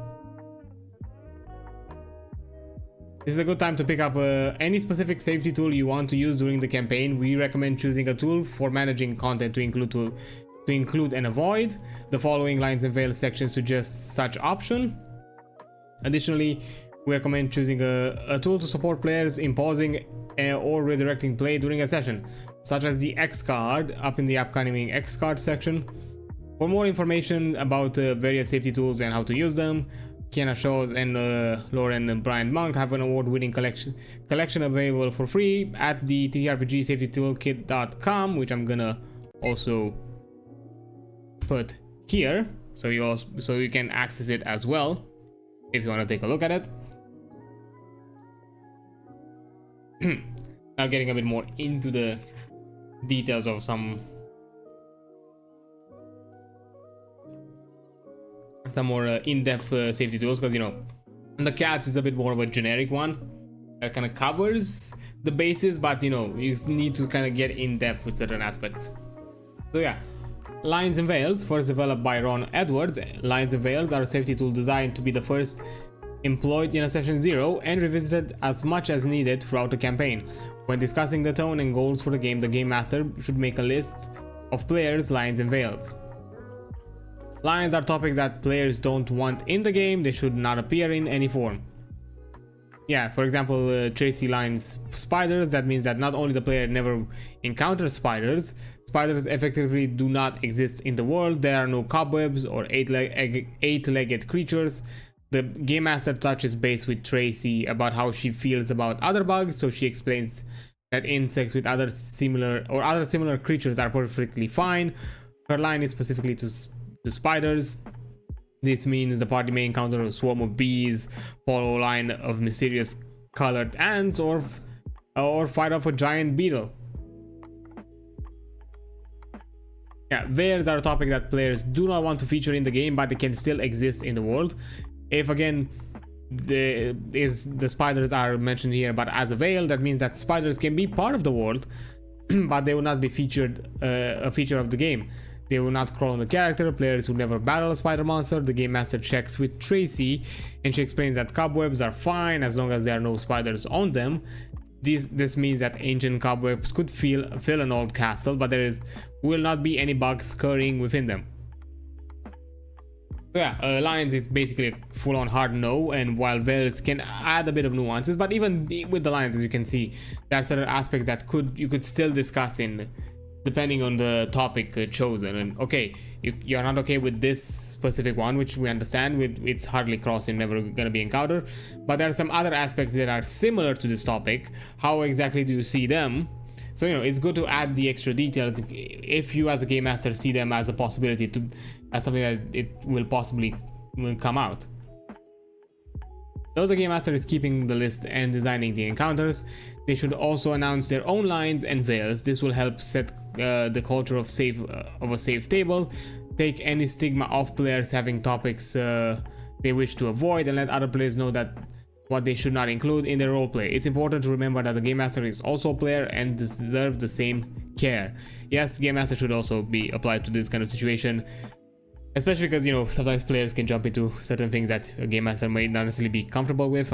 It happened to me once. I didn't necessarily enjoy it. Unfortunately, I was still a new game master at the time. Most of the players were new. We weren't aware of this kind of approach of safety tools, so I didn't know. Thankfully, I was able to handle it tactfully enough to where it didn't become a big problem, but I did make it clear, like, hey, don't do this kind of thing again. I didn't like it. No matter how you're trying to justify it, I can find a counter argument to your justification, so just let's put an end to it and let's just have our fun. It's important to remember that lines of veils are a living document, meaning the list can be updated at any point. Tracy initially veiled spiders, but just realized in the middle of the session that she would feel more comfortable if they were lined. The game master's giant spider is making her very uncomfortable. She flags her change to lining spiders, and the game master simply switches their giant spider out for a giant beetle, and they will continue play. So yeah, that should also be a thing that you do in the moment if you feel like it's something that needs to be done in the moment. Some players may wish to keep their lines and veils between them and the game master to allow this. A game master can suggest that anyone at the table write down additional topics on a scrap of paper to share later, send a text, or discuss in one-on-one conversation. So yeah, if there are certain subjects you do not feel comfortable about, you are totally entitled to having more private discussions about this. If you feel like it's something that you don't necessarily want to share to the wider group. At the end of the day, the game master is kind of the mediator and of the game, so if there's any issue, they can jump in and mention, hey, this is a line for one of the players, please don't continue on this route. So, you know, let's make this clear. Of course, lines and veils should also be equally just readily be available to everybody else, so not just something the game master has access to. So, you know, once all of them are established, all the other players should be made aware. But if at any point something becomes you know, forgotten, because it can happen, mistakes can happen, the game master should be there as a mediator to be like, hey, stop, you're crossing a line that you shouldn't cross. Let's put a stop here. Let's change it to something else, because other people at the table are not comfortable with it. And yeah, and here's kind of the tool that can help you with that. The X card, created by John Stavropoulos. I hope I'm pronouncing that right. If not, I'm really sorry, I apologize. This is a tool that allows the players and the game master to remove content from the game. This traditionally appears in the form of a physical card marked with the giant letter X and placed within the reach of all players at the table. That said, your table could use designated items, something creating an X with someone can create an X with their arms or other symbols that can they fill in the group. For another example could be if you're playing digitally like we do, because we use X, we use the X card. You can just write X in the chat.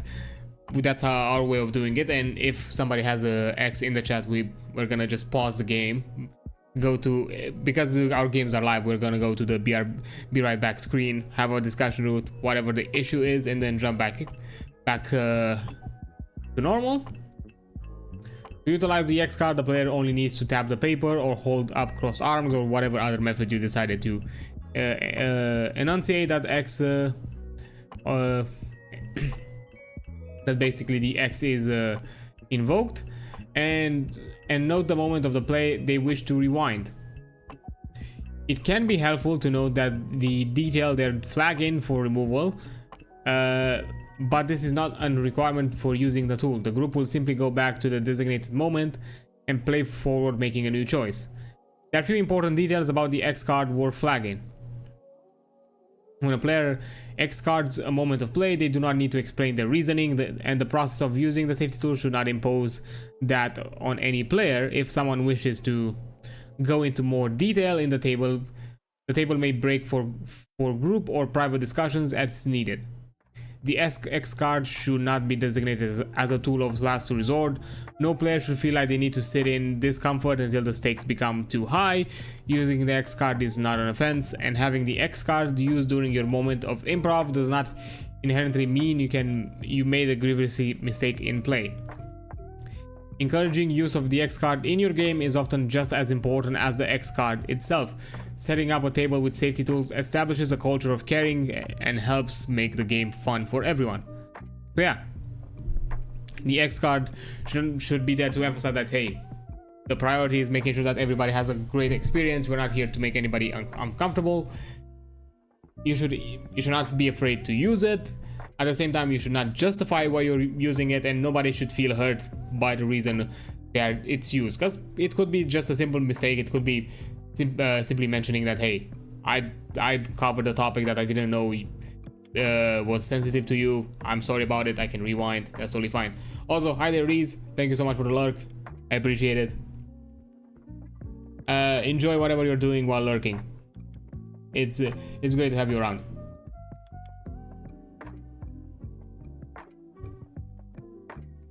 Although now that I think about it, I know for a fact that I think I went through this list of safety tools that were detailed on Daggerheart before. I think it was I think it was initially put in a different chapter, but to be fair, at the same time, I'm not necessarily bothered in covering it again, because to be fair, topically speaking, it has more sense to be discussed here when it comes to session 0 and running a campaign in multiple sessions. It fits better to have it here. Also, for anybody that sees the X card and thinks that it could be abused, that more than anything kind of shows kind of problem towards the player that's abusing the X card than anything. Because as I said, the X card should be used as a safety tool and the presence of the system itself, of the safety tool itself, should be made clear that this is for the pure purpose of enjoying and making our experience a lot more fun. It should not be X card should not be something that it's purely abused or purely used for the simple way of, oh, I want to rewind this because I'm not happy with the result. That's a different thing. If the result covers a topic that you're not comfortable with, sure, that's totally understandable. Move ahead. If your uncomfortableness is simply you getting an outcome you do not want and want to rewind it, I'm sorry, you're just abusing a tool that should be there to make everybody feel better playing in the session. You're abusing it. You should probably have a talk to and how this kind of and how to handle safety tools. And safety tools are not a game tool. They are something there for the player. That is not there for the game, equally for the player and game experience, but not something for you to utilize as a game mechanic or a game feature.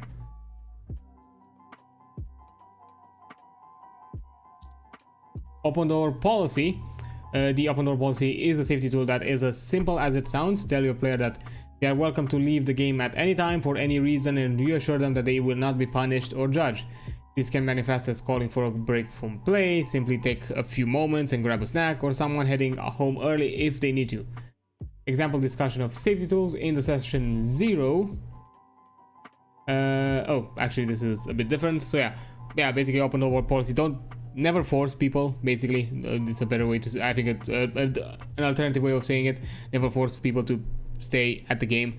If there is something that they feel like they should take a break off for X reasons, they should be totally entitled to do it, because we are people, we have our own issues, we have our own things to deal with, and could be health wise, could be emotional wise, could be simply you feel like it's better to stop here and continue next time. That's totally understandable. You should not be hurt. You as a game master or as a player should not necessarily feel hurt that somebody at some point leaves the table. Of course, if this happens consistently and way too often and in a way that it kind of indicates that the player is not necessarily interested, then yeah, you should probably have a discussion with the player like, hey, look, it's totally fine if you don't want to commit to the game. If it's not necessarily up to your own interests, you can just step out of it entirely. It's totally understandable. There shouldn't be no hard feelings towards it. That's also an option. That's a method that you could do. But at the same time, for the one-off occasions or whoever occasions that happen, you can jump off. Like for example, I think I think in session 2, I think it was happened like the Kuro had to like jump off really quick because they had to do some stuff. So we were like, yeah, sure, go ahead, just jump off. If there's anything that we need to basically keep you up to date with, go ahead. We'll just update you and we're gonna carry on. Don't feel like you should be forced to stay here. Because believe me, forcing somebody to stay in a game will not make them enjoy the game more. In some cases, it might even force them to leave the game completely. Yeah, and as an example, when it comes to discussing safety tools in a session 0, Joe says they don't want transphobia, homophobia, or any bigotry against any kind of queers in the game. The game master writes those topics down on the group list of lines, elements that won't appear in the game at all. Olivia says that she'd like to put a veil on a real-world current events for the campaign, so the game can feel like a break from the worries of everyday life. The game might include some unintended parallels with real events, but that comparison will never be in the spotlight, and the game's table talk will avoid making those comparisons. For example, I don't know, maybe you don't want to say you want something a topic about like 2 warring nations, because that could be a sensitive topic. Believe me, it is here. I'm not a fan. I equally for both. because you know there are more than just two warring nations at conflict. Yeah, fun. George adds a line on tiny swarm of insects and the caveat that he doesn't mind having insects in the campaign as long as they aren't even ever, as long as they are never near his, they aren't ever near his character. I don't know why that group of words messed me. Yeah, that's kind of an open discussion. But then again, these are starting tools to help out and clarify things that you don't want in a game or slightly avoid it, and also can be a starting point for you to have a conversation. And that's the important thing, having a conversation. I think like this kind of jumps into it. You know, asking questions during session 0 discussion it's very useful to ask clarifying questions and dig deeper with suggestions and ideas, regardless of whether you want to use an existing setting or build your own. One of the best ways to ensure that the players are invested and excited to play is to let them bring their ideas and interests to the planning stages in session 0. For example, you might ask questions like the following as part of your session 0 conversation. Can you talk a little more about what you mean by wanting to make a post-fantasy world? When you said it'd be cool if elf clans work like a beehive, did you mean psychologically, or is it more about communication and hierarchy? What aspects of that fantasy series you mentioned are most excited to bring into the game? The plot, the setting, the vibes, or something else? You know, so yeah, basically add details in what exactly you want, especially if they're connected to your character, they are part of your character. Add details in what exactly you want to bring to the table and what you want to be part of this world, because at the end of the day it's something collaborative. It's something that you should also take a part in to an extent. I've done it. There are some things that you already saw with Damien connected in the third session with the weird ass video on my computer that was not part of it.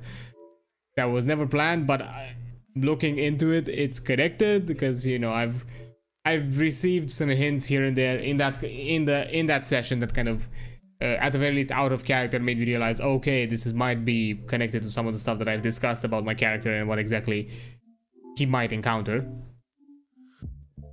Fostering an atmosphere of constructive curiosity is also useful for interrogating your own assumptions in the world building to help yourself make a conscious decision about the world in the game instead of unspoken assumptions or just replicating what has come before. For example, your group might consider questions like, should all major countries in our regions be monarchies, or do we want them to have different forms of government? If they're monarchies, are they feudal, bureaucratic, or some other structure? How do people think about gender in this world? Do the conceptions of gender vary by community, by region, or something else? What, if anything, do we want to change in the existing setting we're using to make it better fit for the kind of story we're telling? So yeah, don't also be afraid of adjusting aspects of the actual setting to better fit the story you want to tell, the characters you want to showcase, and the kind of and the tone you want to set. Because especially if it's also connected to the tones you decided to set, you should go ahead and do that. Everyone at the table should be encouraged to ask questions to enrich the session 0 discussions. The more collaborative the process, the more the setting and game will truly reflect the creative interests of and ideas of everyone involved. That's, yeah, you should harbor this kind of behavior and be like, hey, let's talk about things that just like, for example, that's something we kind of do, not necessarily on a daily, but decently on a weekly basis between our sessions, is we just jump into voice chat and just have chats. Just simply shoot the shit, talk about our characters or the campaign and how, and you know, some either cool things that happen in the past sessions or other aspects of our characters that, you know, we'd kind of discussed and mentioned about. But believe me, certain things that we maybe people that are looking that have started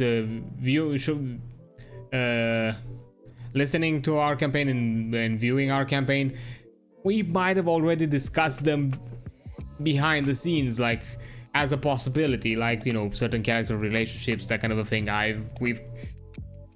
let's just say certain ships that you might have thought of, we already kind of considered as a possibility. Again, maybe yes, maybe no. It really depends on how things are going, because it's a lot of things are still open in the air. We're still at what, session 3 currently. We're jumping soonish into session 4. Who knows what's gonna happen? Although I'm really excited. Next session is also gonna be an interesting one, at the very least for me, because I'm gonna have a meeting that's gonna be interesting and unsettling, unnerving. I don't know what exactly I should feel about it. The whole dog thing made me question things about my life.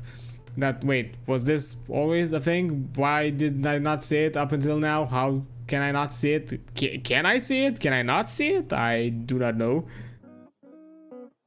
But yeah, constantly collaborating with spin ideas, because, for example, one of the things that haven't fully worked on, I'm still, because to be fair, again, I'm new to the World of Darkness series, so I'm still familiarizing myself with certain concepts and certain aspects of the game, especially the vampire side, is because I want to make some revisions and some reworks on some of the clans, on one a specific clan and a specific organization connected to the vampires, specifically the Orada League and the Old Clan, what is known as the Old Clan or Dracul, as well as the Koldun to some extent.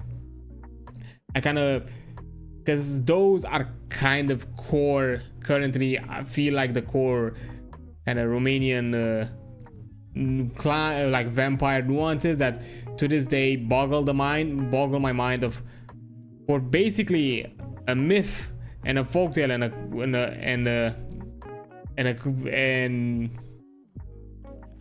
yeah, basically for this kind of, for a myth and a legend that has many aspects originated from kind of Eastern Europe and to some extent Romania.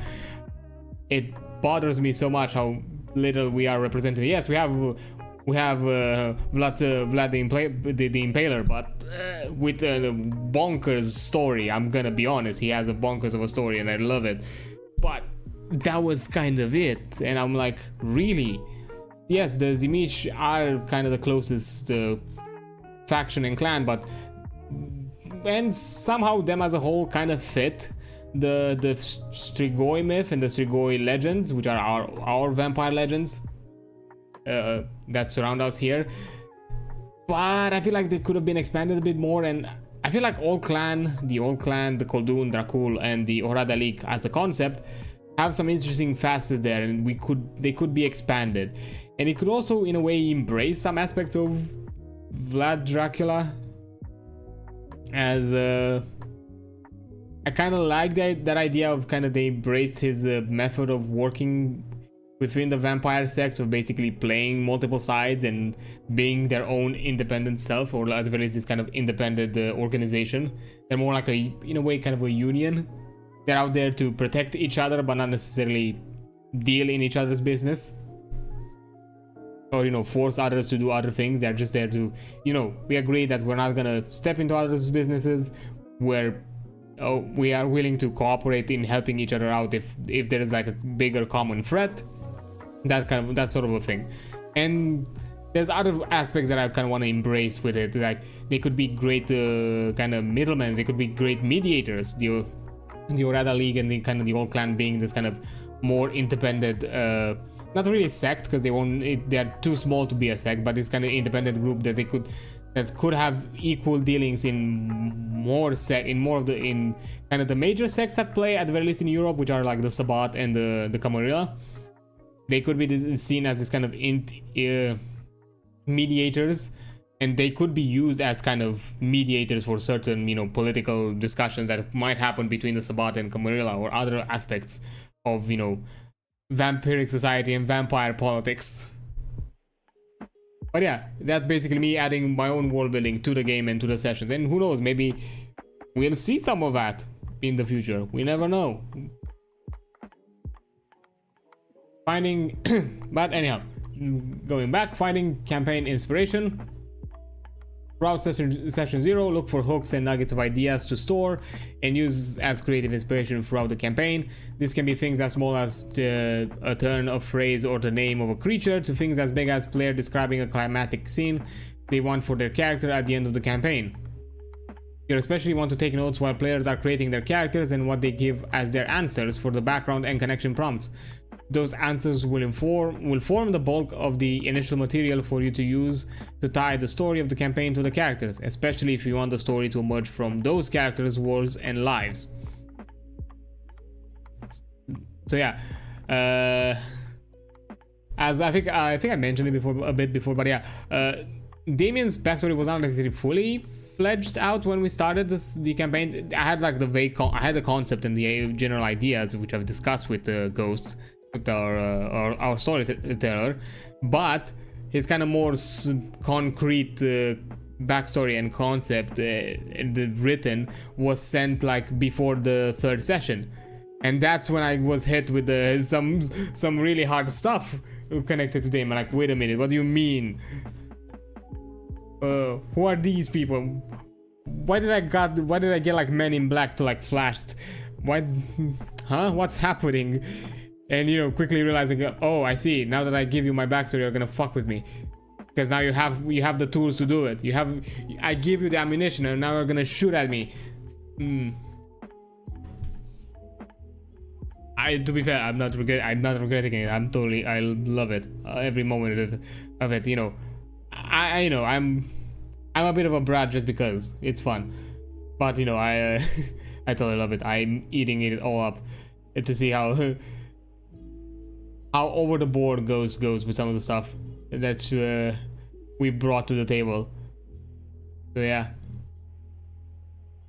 you might also choose to frame your questions with additional narrative you think is interesting. If you do leave space for that player to push back on your additions to their answers and discuss as needed.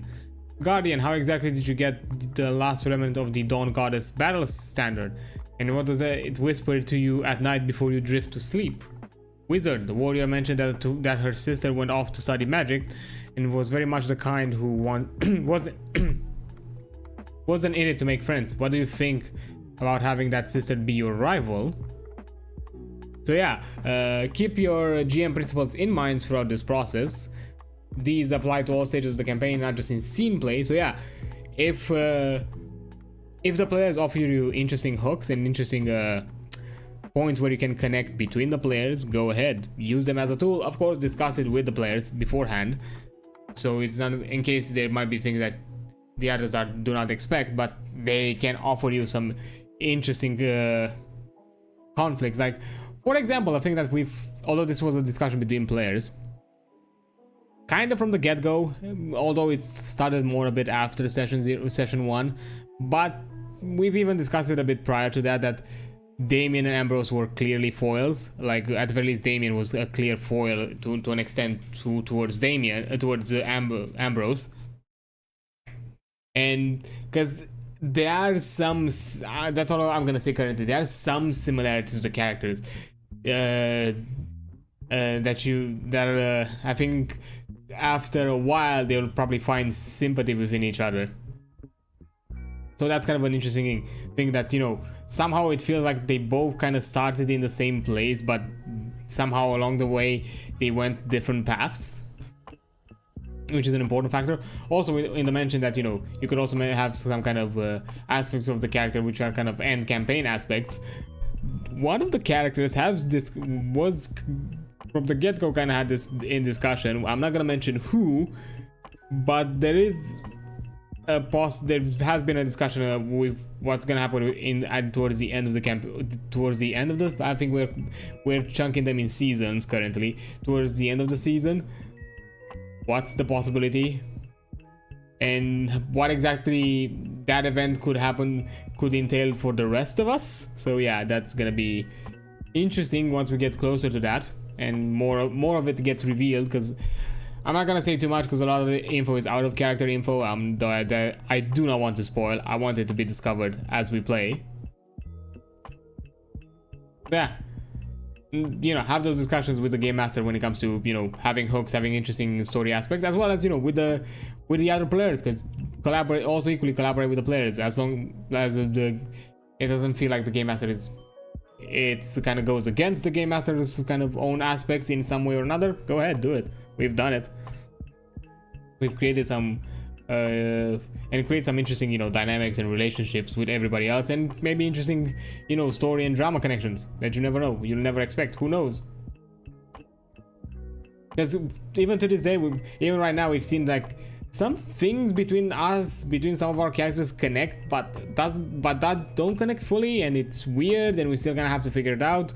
Which for Damien, it kind of boggles his mind, because that's kind of his whole shtick of trying to figure out, okay, but how is all this shit connected, and why is it related to X, Y, and Z? And we need to kind of find it out, because it gets ridiculous. It's getting ridiculous. But yeah. Examples of a session 0 breakdown, assuming a 4-hour time slot for session 0. Here is an example of how you might structure your session 0 beforehand. Ahead of the session, you will want to prepare materials for the game, print out or arrange character sheets, character reference sheets, play guides, any maps, a way to take notes, and so on. Before the players arrive, prepare the play space, physical or virtual, depending on what you're using. Make the space comfortable for yourself and the players as best as you can. If you're playing online, you want to prepare the virtual tabletop, whatever you're using to track characters, to roll dice, and any other digital play aids you need. Then, in the first kind of as a first starting point is player introductions. As the players arrive, if you haven't all played together, facilitate an introduction and make sure everybody knows what pronouns to use for one another. If the players already know one another, you can spend this time catching up and settling in. That's, yeah, you know, just kind of break the ice. It's kind of, you know, icebreaker, especially for those who are new to that, because even though currently, I mean, to be fair, as we mentioned, our current like Discord group where we discuss all our campaign shenanigans, we kind of jump in and out on VCs from time to time. And to be fair, we've kind of known each other already. We've been in discussion and talks with each other prior to starting the campaign, because, you know, the session 0 was in discussion, and the campaign itself was in discussion and in the works for a while, like for at least a month before we started, at most I think a month before we actually started. So, and I think it's been a month since when the discussion started and when our session 1 began on live streamed. And yeah, in the meantime, we kind of all started to know each other and kind of get accustomed to each other, kind of, you know, with Ghost being the connecting thread to all of us. And, you know, I do love everybody that I've met. They are wonderful, amazing, really creative in their own ways and fun to be around. I do enjoy them, even if maybe with some of them I don't necessarily spend as much time as I do with the others. It is what it is. Also, especially in my case, because I'm the one that I'm thrown across the fucking ocean or a completely way off kilter time zone, and you know, it's hard to keep in touch with everybody there. As much as I would love to spend more time with all of you, I would totally do. If you're here, I'm telling you right now, if I fucking could, I would spend more time with you, but god damn it, you're missing my sleep schedule sometimes. So yeah, there are sometimes moments where I just make the decision to cut it off. But who knows, maybe after I can figure out my schedule starting from next week, maybe I'm willing to make a few more days where I can spend a bit more time with you that are not necessarily connected to my stream days, so it's a bit easier for me. So yeah. Then jumping into session overview, explain to the players what all will be involved in this session 0, point out the materials and when they will come into use, and many people find it useful to browse for materials before using them, but encourage people not to get too far ahead of the discussion.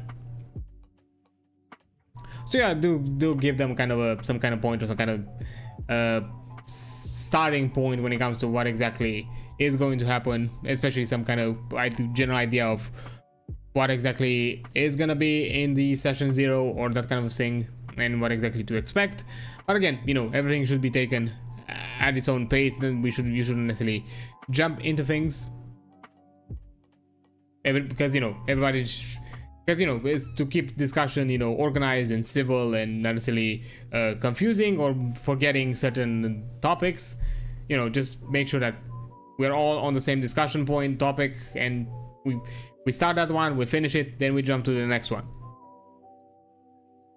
Yeah, so the first big jumping point is the cats, discussing, which could take around like 40 minutes, discussing what the group wants from the game using the cats or another framework. This includes what the campaign should be about, what you want from the campaign socially and creatively, logistical details, how often, when, and where you're going to play, the tone of the game, contents to include and exclude, and anything else you need to cover before deciding the setting and the making of the characters.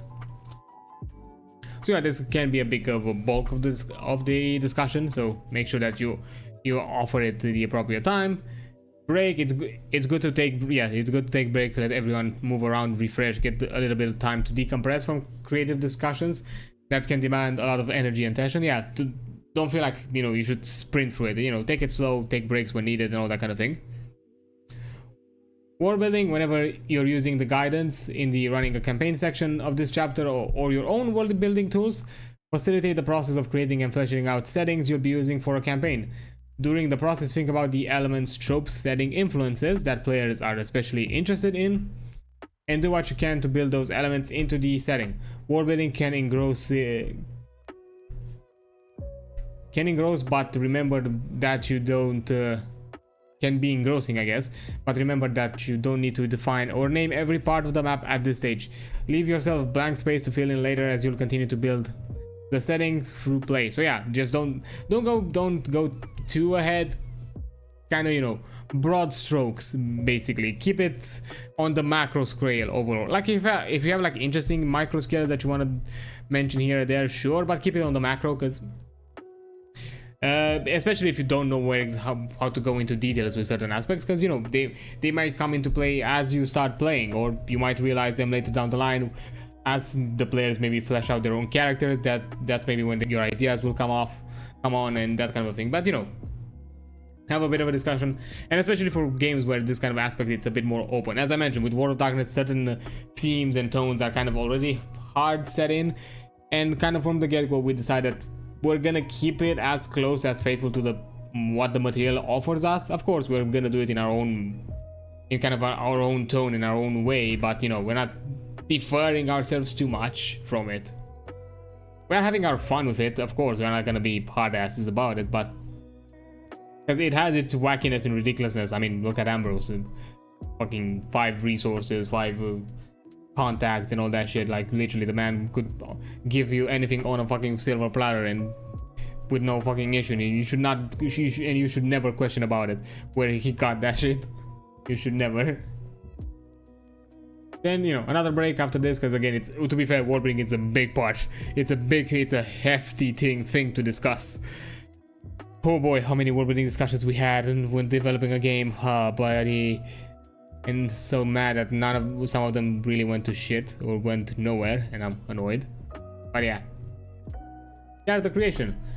Walk through the group through the character creation using the character creation section in the chapter or the PDF guide, helping players with their questions and facilitating discussions and coordination between players. This step may also include explaining some of the game rules so the players understand what the abilities from a class, subclass, heritage, and domain cards can do. Pay special attention to the group discussions of each other's characters, background, and connections, as they will play a vital role in your preparations for the campaign. This is a great place to ask and encourage players to flesh out their answers. If time is limited or this process is taking longer than expected, try to at least complete the background questions and make one connection per player. Yeah, also a good thing that you could do, especially with players that are a bit more familiar with the system itself. Maybe have character creation as a pre-session 0 thing, like let them to some extent flesh out, equally offer them certain tools and certain information in how to prepare for the session 0 and what exactly should they take into account when creating a character. Depending on how things are going, maybe you can occasionally have one-off discussions with the game master before session 0 starts if you're doing them, if the character creation is done pre-session 0. But at the very least, it should still be covered in session 0 as kind of a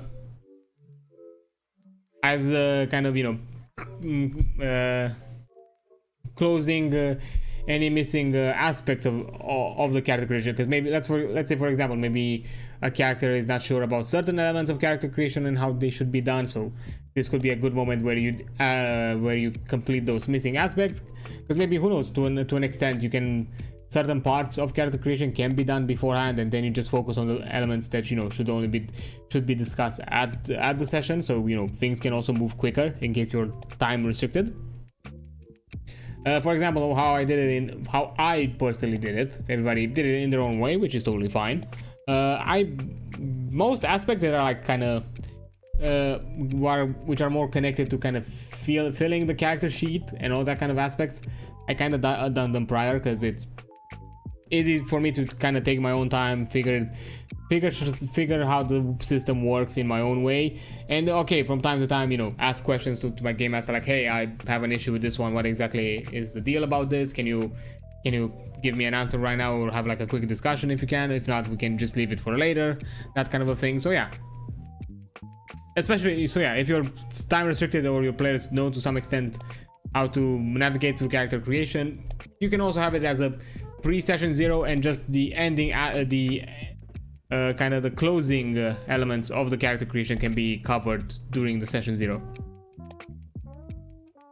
Again, having a break. But again, the more important part with character creation, as mentioned here, even if you already made the character, maybe at the very least have a discussion what your character is about, and how exactly your character can connect with either the current story and current elements of the upcoming sessions, or with if there is anything that you could add to with or participate in with the other players. Like maybe there are certain connections you can have with your player through your character and their character.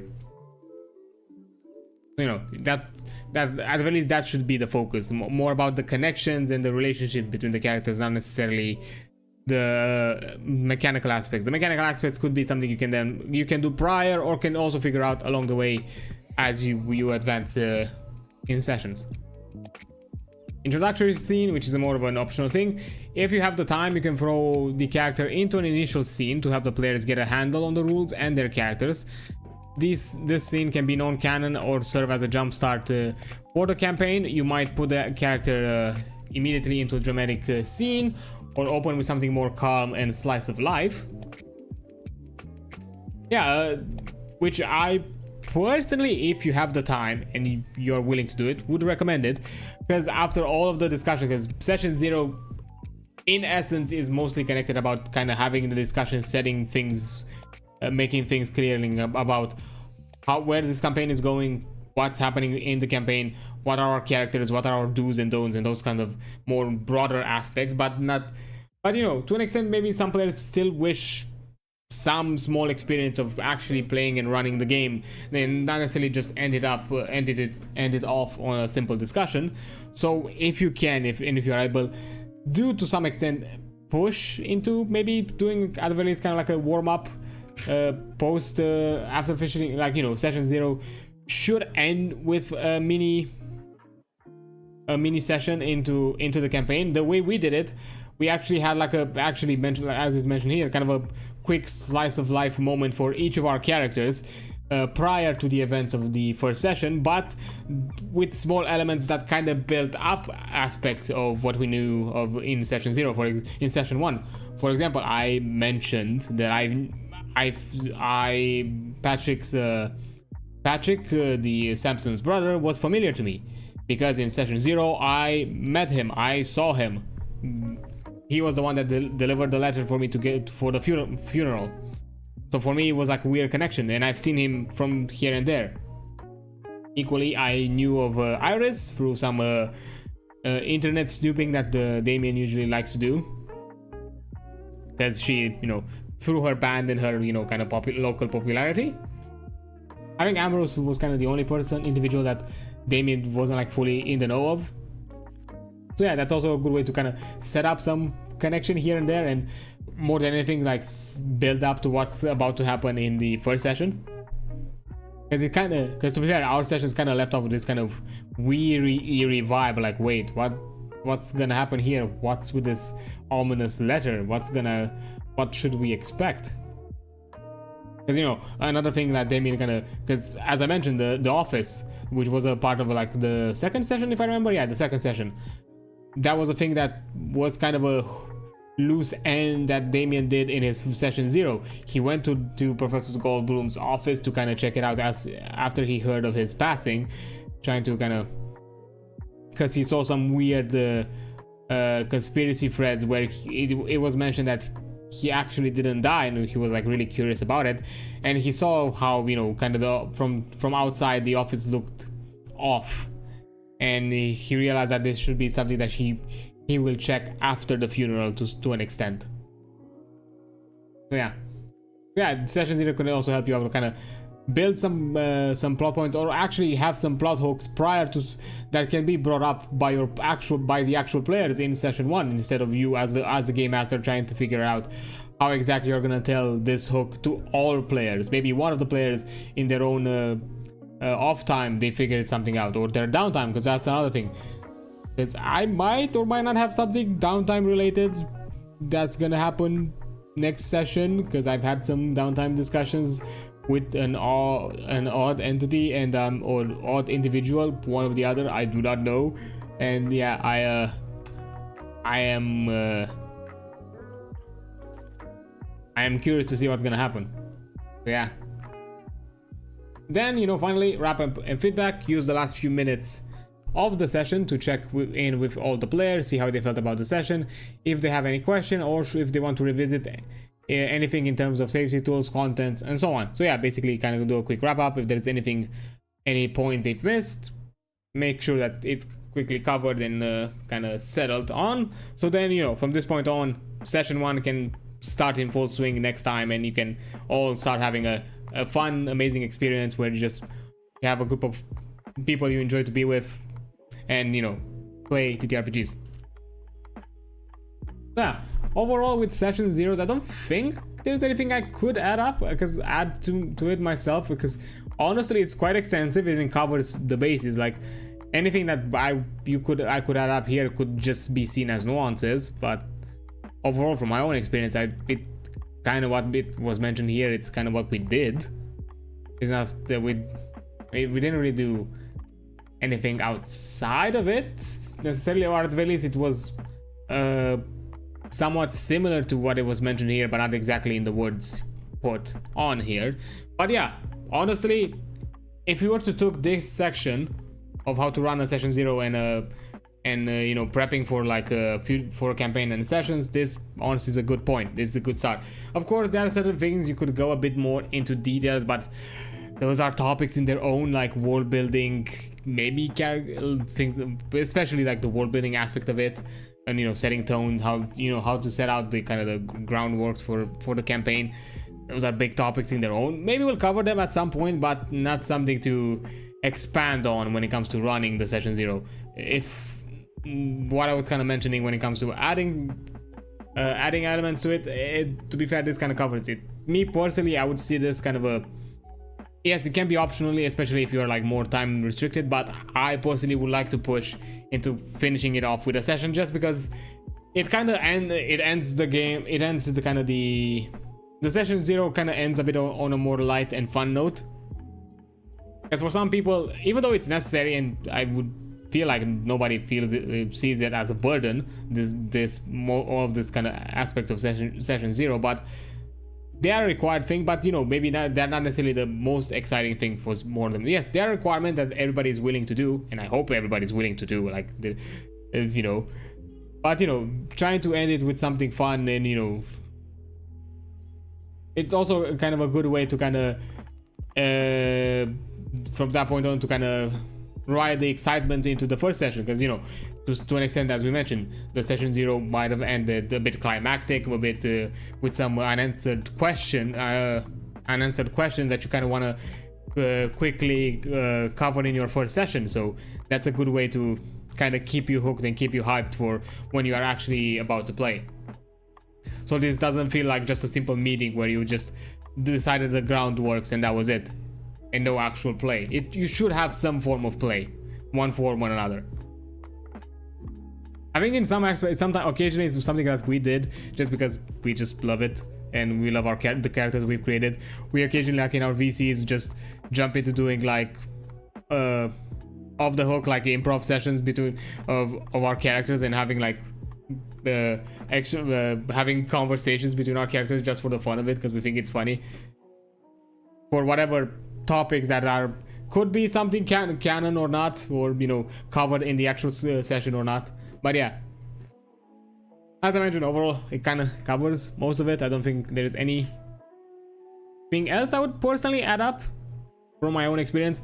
Again, I would like to kind of make it clear, most of my game master experience has been with players that I've known of, and I've known them for a long time. So for me, certain aspects of session 0 have been a bit more light, just because I knew the players that I was playing with, and so I was a bit more comfortable.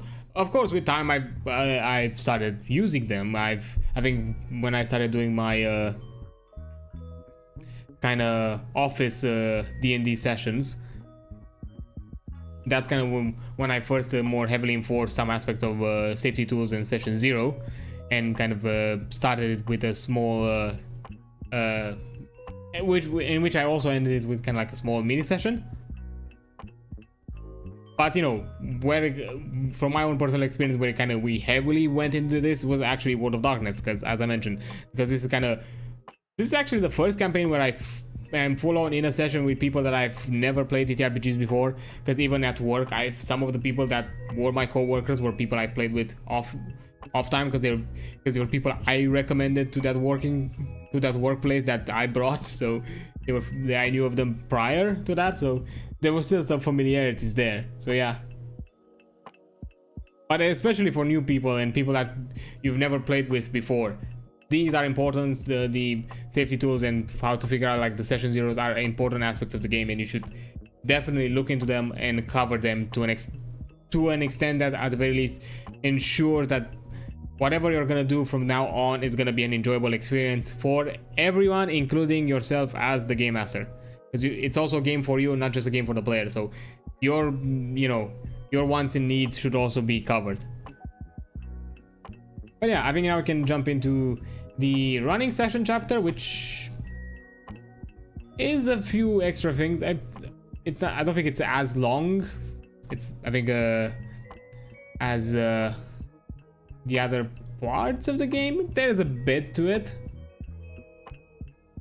But yeah, we're gonna jump into the kind of running section chapter, where I'll probably also add my own things about it. But yeah, before that, I'm gonna take a quick 5-minute-ish break, you know, grab some snacks, have a refill of my drink, all that kind of good stuff, and have a bit of a stretch. And you should also do that if you want, in case you were like me and stood on a fucking chair for like what, 2.5 hours so far. So yeah, go ahead and you also do that, as I also do that. So yeah, see you in like 5-ish, 10-ish minutes.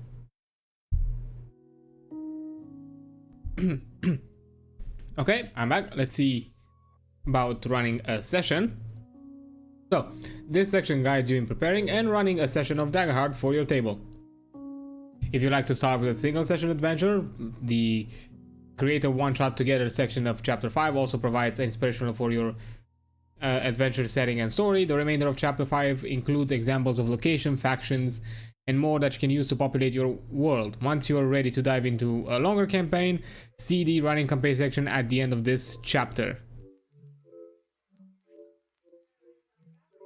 So yeah, this kind of covers kind of the small elements of a session, while the running campaign should most likely is going to be an aspect of it that's going to be a bit longer form, which I feel I'm probably going to leave for next time, because I have a suspicion that this is going to also take a bit to go through. And I'll be fair, I don't think today I don't think I can extend it as I did it last time to the amount of 8 fucking hours, because oh boy, MEP a bit, but I can push through with the stuff here. Thinking in beats. In storytelling, a beat is a moment that changes the trajectory of the narrative. It might be a shift in the world, actions and reactions, an emotional revelation, or a decision. Not every event in a story is a beat. As the game master in a collaborative game, you're gonna be alternating with players, narrating a beat and then letting them react and carry the scene forward with their own beats. It's like a dance. Sorry, hiccups. There you go. It's like a dance, a conversation, a game of tennis. This focus on beats is very useful in preparation rather than writing out every single thing that is going to happen. You can think in beats, the moment that give the shape to the scene or sequence. If you are preparing a session where a mercenary company seizes control of a border town in a narrow mountain pass to prepare for a kingdom for invasion, and thinking in beats for a countdown, you might do it like this. The mercenary company makes partnership with a neighborhood kingdom. One of the mercenary arrives and gets a job with the city guard. The undercover mercenary gets assigned to night duty as expected for new hires in the guard. The undercover mercenary ambushes the other night guards and unlocks the town gate. The mercenaries rush through the open gate and attack the guards' barracks and the mayor's house. The mercenaries then kill or subdue the city guard and capture the mayor. Under the threat of violence to the townspeople, the mayor pledges loyalty to the invading warlord. The warlord's forces arrive to resupply as the mercenary hold the town to protect the invader supply line, and on 0, the invasion begins. If the player characters are in town, they can interrupt the sequence of events at any point. They might see the guard attacking his fellow, or might be in the tavern when the mercenaries stream down the main road headed for the barracks and the mayor's house. Knowing major beats of the mercenaries' plan makes it easier to maintain the integrity of the fiction while the player characters are acting. The player characters might stop the attack on the barracks, but not the seizure of the manor. This is then leads to the mercenary fortifying the mayor's house with him as a hostage, while the members of the town guard look for the player character's assistance. Thinking in beats is also useful for larger scale planning and off-screen thinking. If the party is racing towards the city to prevent a coup, you can progress the countdown for the progression towards the city and the countdown to represent the steps of that coup. Set the pace when the player characters make action rolls to speed their process based on how long the coup takes. Once a day if it takes over a week, once every few hours if it plays out over the matter of days, and so on. Yeah, before I continue to this, so basically a beat, it's kind of a back and forth as mentioned here. You know, it's not just the game master telling you everything and you just roll the dice and do whatever the thing. If there is at certain point in a session, the game master mentions something that you can then either you or another player can then jump up to and do something specific to it and do it or change it in some way. That should be kind of an open playing field. You know, it's hard to explain it in some ways because, to be fair, it's something you kind of slowly master, or at the very least slowly understand and slowly kind of get into it as you get more into the know of kind of going with this, of kind of doing these type of things. Also at the same time, it's also an understanding of your players and people at the table, because it also might be a thing of how everybody kind of handles beats and how everybody kind of approaches beats in their own ways. At the end of the day, even though beats is kind of a term in a very narrative and storytelling fashion, where not everybody here is a narrative writer or a storyteller in some aspects, so they might not necessarily grasp it in the same way. They might grasp it in their own way, which is totally fine. With nobody's asking you to be in the know of all of these kind of things, but at the very least, you kind of have to adjust and slowly you have to figure out, like, okay, when it's a moment that you figure out that, okay, this is my moment to jump in, or this is the moment where I should let somebody else do their thing, and that kind of thing. Good example I can offer, which is masterfully done, I feel like, is a whole section where, I think in session 2, where Ambrose kind of had the whole revelation with the Nosferatu and when Patrick kind of mentioned the interrogation that he received, because, you know, I realized that, okay, this is the thing like Damien would get back at, but he wouldn't do it at any point.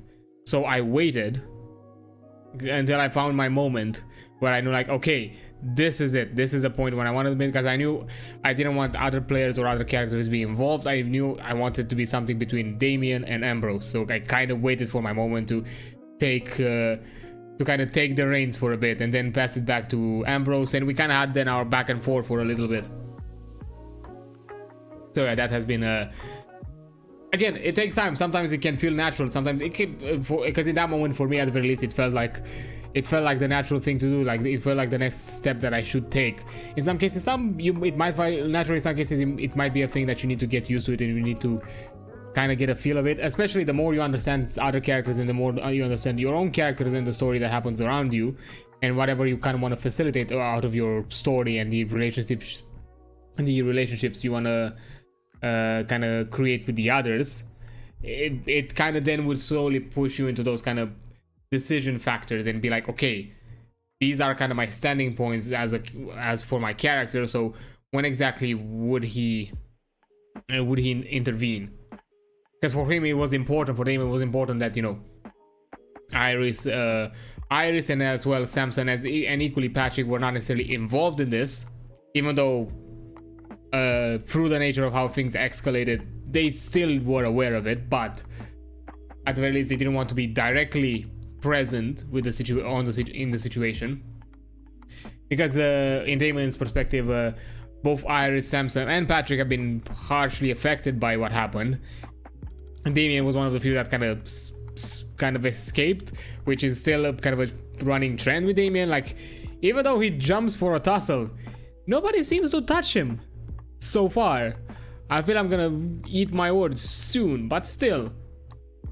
So yeah, for me that was an important thing. That was an important key aspect that I want to keep in mind, which helped me find my moment to jump in and say my own part of it. And then kind of Ambrose kind of then came back with his own beat and his own reaction.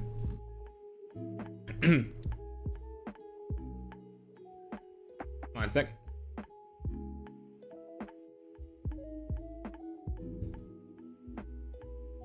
The countdown steps to the coup could also look like something like this. Again, it's kind of a set of examples. I'm not gonna go. I'm gonna skim a bit through it. A band of assassins sneak into the capital. Assassin observe and infiltrate the homes of the prime minister. Assassin kills the prime minister and other party leaders. Meanwhile, the fifth assassin stages a fake attempt on the minority party leader to throw off suspicions. In fact, the minority party leader is the mastermind. The master leader parades assassins through the streets and pledges justice for his fellow ministers. With the majority party leaderless, the minority party takes power to legislate the council and capture assassin. And the captured assassin is replaced by a nameless prisoner before being executed. Under the guise of security, the new prime minister pushes a slate of legislation to increase executive power and to ensure he retains powers. The prime minister is now a de facto emperor. As the player character's actions take action to complete the progress countdown to get to the city, consequences from their roles will progress the countdown for the coup attempt. The longer it takes the player characters to make the city, the farther along the coup will be. This format lets you know what's happening and as the player characters burst onto the scene rather than having to plan in the moment. So yeah, in case you are not necessarily sure at what point where certain beats are gonna be, you can figure out a structure beforehand and figure a way how that set of events kind of pans out as things are moving along. Because who knows, maybe your players will not necessarily catch up with the hook or with whatever information they were given, and they will not necessarily arrive at the point that you initially would have planned to arrive. So if somehow they delay it, that kind of delay should have its own consequences. Equally, if they somehow manage to arrive even faster than expected, that should also be rewarded.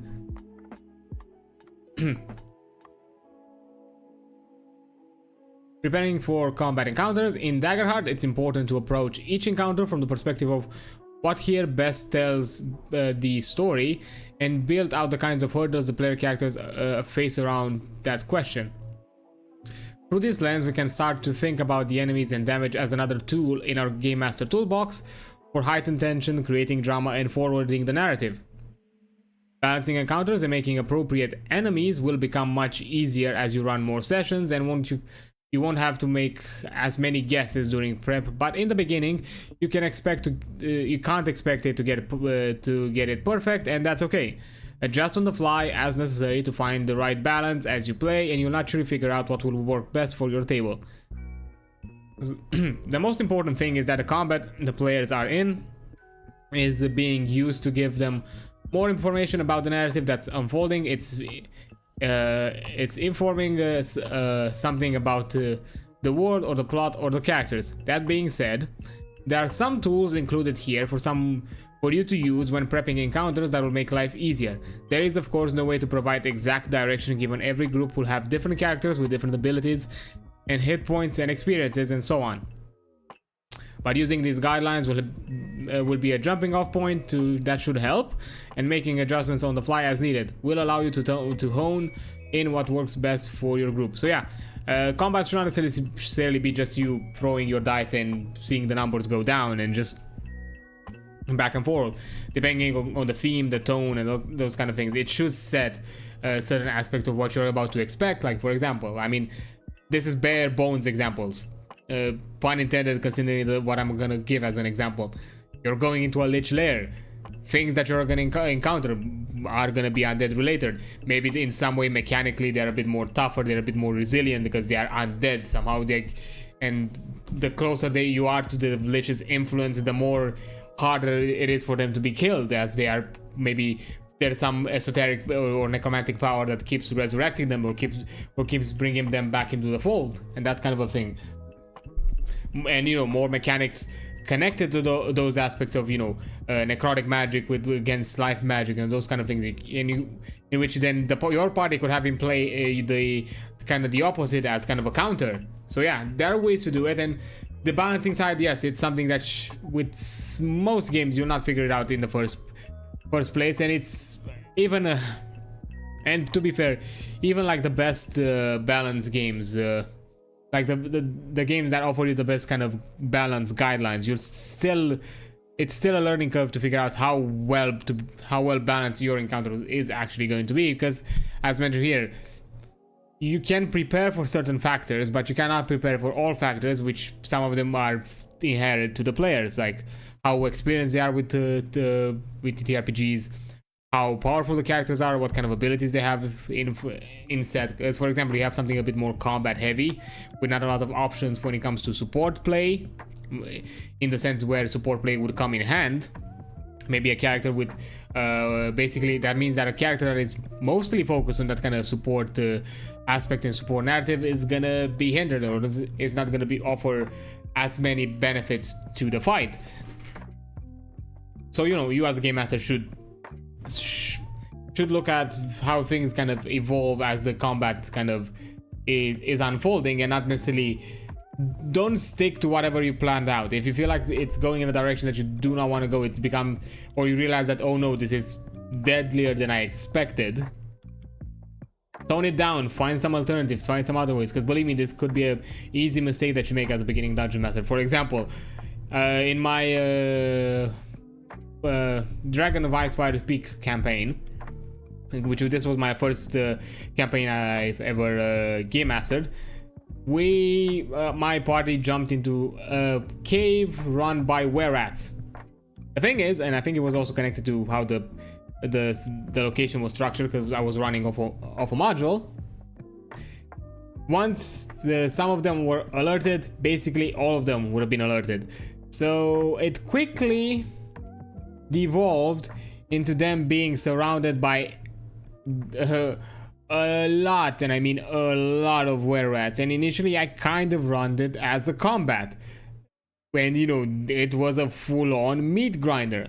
I am surprised even to this day how the fuck did they survive, and how none of them was turned into a were-rat, because I would have fucking loved that. And that's kind of the only thing I'm pissed about. I wasn't able to turn anybody into a fucking were-rat. Considering that would have been an amazing opportunity, but nah, the dice were against me. Not necessarily against me, but my players were rolling really well, because the lycanthropy curse for were-rats, it doesn't have a high DC. So yeah. But still, A better me probably today would have rethink some aspects. It probably would have quickly jumped into a bit more of a social encounter where, you know, they would have surrounded the party and be like, yo, what are you doing here? Let's have a chat because you're not in a position to fight, and that kind of a thing. And maybe emphasize that they were not necessarily in a position to fight, even though I know my players and they would have probably, in some aspects, they probably would have still jumped into a fight. But, you know, I would have probably thought of a non-combative alternative that would have still put them in a kind of problem-solving situation. Because at that point, they would have then jumped into negotiating and other aspects of the game, instead of just full-on running, rolling dice and throwing numbers. Battles and narratives. Battles play an important part in high fantasy adventure stories. Many challenges can be answered through cunning and charm, but often battles serve as the primary vehicle which obstacles are addressed. Dynamic battles create suspense, forcing players to choose between their various objectives, follow their hopes and fears, and creating the crucible that the players use to forge their character into legendary heroes. For example, the narrative function. The first thing to consider when building the battle in Daggerheart is the narrative function of the battle. The narrative function the battle is playing. Is this battle an obstacle along the way to a larger objective, designed to show the breadth of the villain's influence? Is it an ambush is an ambush the result of a failed roll to notice that a party is being tailed? Is the fight the culmination of a small or larger arc for a character as they confront a figure from their background? Whatever the answer, that narrative should stay with you throughout the process of building a running battle. So yeah, that could you should also this should be something you keep in mind. Narrative has a big play, so whatever adversaries they face, they should somehow be connected to the narrative in some way, or in other aspects, which can also be an alternative depending on if you're a bit more of a sandboxy or a kind of explorative type of campaign. Also emphasize an environment, or emphasize how deadly an environment is, instead of if it's not necessarily connected to a narrative. Like certain monster encounters, like certain, you know, beast encounters could be relevant if you are if you are somehow exploring dangerous locations, dangerous areas, but not necessarily, but those encounters in the grand scheme of things don't have anything connected in the overarching plot. They're just there as an emphasis, like, this is a dangerous place. Maybe you should think of alternatives into how you navigate this place, so you don't necessarily find yourself in these many deadly encounters, or maybe this kind of, or at the very least, you don't run your resources dry just by fighting off beasties before you reach the lair, which could also be, or whatever you are looking for, which could also be a point of the narrative, and also an aspect of kind of this is a bit more of a gamey aspect of kind of challenging the players of, okay, can you manage your resources and are able to find clever solutions into minimizing how much combat you are doing until you reach the foe, until you reach the adversary that you want to reach. Adversary motives. The next thing to think about is motive. What are the motives the adversaries arrayed against the party? What would it take for the adversary to surrender, to flee? What objective does the adversary have beyond survival? If the choice between capturing the artifact the player characters have with them and striking a down character, which way would they act? So yeah, don't think all characters are there to be like, or adversaries or monster sets are there to be like, I fight you to the death. Think of what they are, what their abilities are about, or who they are as a character, as an NPC, especially if there's someone a bit more important, a bit that kind of goes across the overarching plot. And who knows, maybe even in the smaller things, because it can add depth, it can emphasize that you are in a living world with people who have their own interests. I'm gonna mention an example that I think I've mentioned in the previous session. I ran off a random encounter in the same Dragon of Icespire Peak campaign. I rolled for a random encounter that gave me like a set of veterans. I knew my players were a bit more higher up in the levels and they were well geared, so I was like, okay, I'm gonna run with these veterans, but I'm gonna buff their HP a bit just so they stay in the fight for a bit longer. That was kind of my plan. That was my idea. My players started the combat. they start, of course, wrecking shit, as this was just something kind of like a random encounter that I rolled. And then, you know, they were starting to really pummel them, really hit them. And one of my players, I think, like, they threw like 2 fireballs at them, and they were still standing from the 2 fireballs. And then, literally, he saw that and was like, okay, stop. You're really resilient for some highwaymen that were just wanting to rob us. What's your deal? Which then kind of led me into a conversation and put me in the spot to think, okay, these are highwaymen. They have the veteran stat that's in their name. So they could be actually war veterans. They could, or at the very least, they could have been enrolled in the military or some kind of other type of police force. So maybe they were part of that, but somehow they've been mistreated, or they weren't necessarily received the benefits or ones that they wanted, and they were kind of left abandoned. So, and most of their skills being, you know, focused on war, they didn't really have anything transferable for a normal day-to-day life. So they decided to just become highwaymen, because they could have used their own brute strength and tactical knowledge to be like, okay, to get whatever they want. So, you know, from the get-go, I thought, in that moment, on the spot, I thought of those motives. And my player was like, okay, what if we hire you as guards? We pay you well enough, because they started to have a good a cash flow at that point. And you guard our headquarters, because I think at the point they were about to, or they started to build kind of a guild hold of their own. So like, okay, you are here as our bodyguards, you'll protect them, because I did also as a way to kind of not fuck around with my own balance, and also to kind of, it also kind of made sense for them as characters. They were not about to become like some kind of sidekick NPCs, like group of NPCs that they can carry around everywhere. I was like, okay, look, we are fine to assist you a bit on occasion from here to here, but we're not gonna go out there and fight fucking dragons with you. We fought a war, not supernatural not creatures that could, you know, kill us at a blink of an eye. And you know, we still want to live and have a decent life. So we're not about that. We're gonna stay here and protect whatever you want us to protect, but we're not gonna go there. So yeah, you can also find justifications in story, if you also want, in case you want to avoid other aspects of the game, of if it somehow maybe it affects your balance or affects other parts of the game experience. You can also, can also be a good thing to do for you to use kind of the narrative aspects or the motives of the characters to kind of justify why they do not want to be part of whatever shenanigans your player group wants to be part of.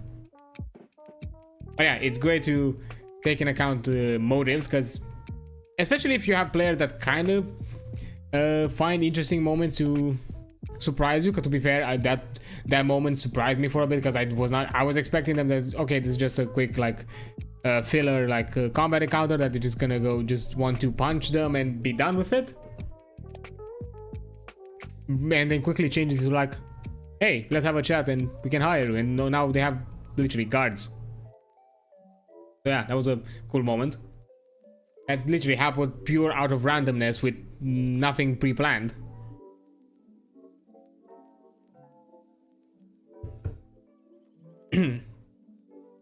Dynamic environment. Battles become more memorable when you include compelling adversaries with dynamic environments the players and the player characters can interact with in interesting ways. If the enemies are on their own territory, think about how they manipulate the environment to stack the deck in their favor. Have they built fortifications onto the high ground? Have they blocked off flanking routes to force attackers in a frontal assault with exposed flanks? How can the battlefield and terrain reinforce the narrative goal of a battle and show the adversary motives? The chapter 4 of environment stat blocks can also be used to bring your environment alive. So yeah, environment should not be static. Should be something that the players can interact with, they can manipulate, and it can also emphasize certain aspects of the story, as mentioned here, depending on where your players are going. Maybe they're going to unfamiliar turf, but it's familiar turf for those who they are about to encounter. So how exactly is that terrain in their own favor, and that kind of in those aspects. When flight and other features. When building your battles, consider the abilities and spells your player characters have. For example, if they can fly, consider adding enemies that can fly or make range attacks, ensuring the combat remains dynamic and challenging to all player characters.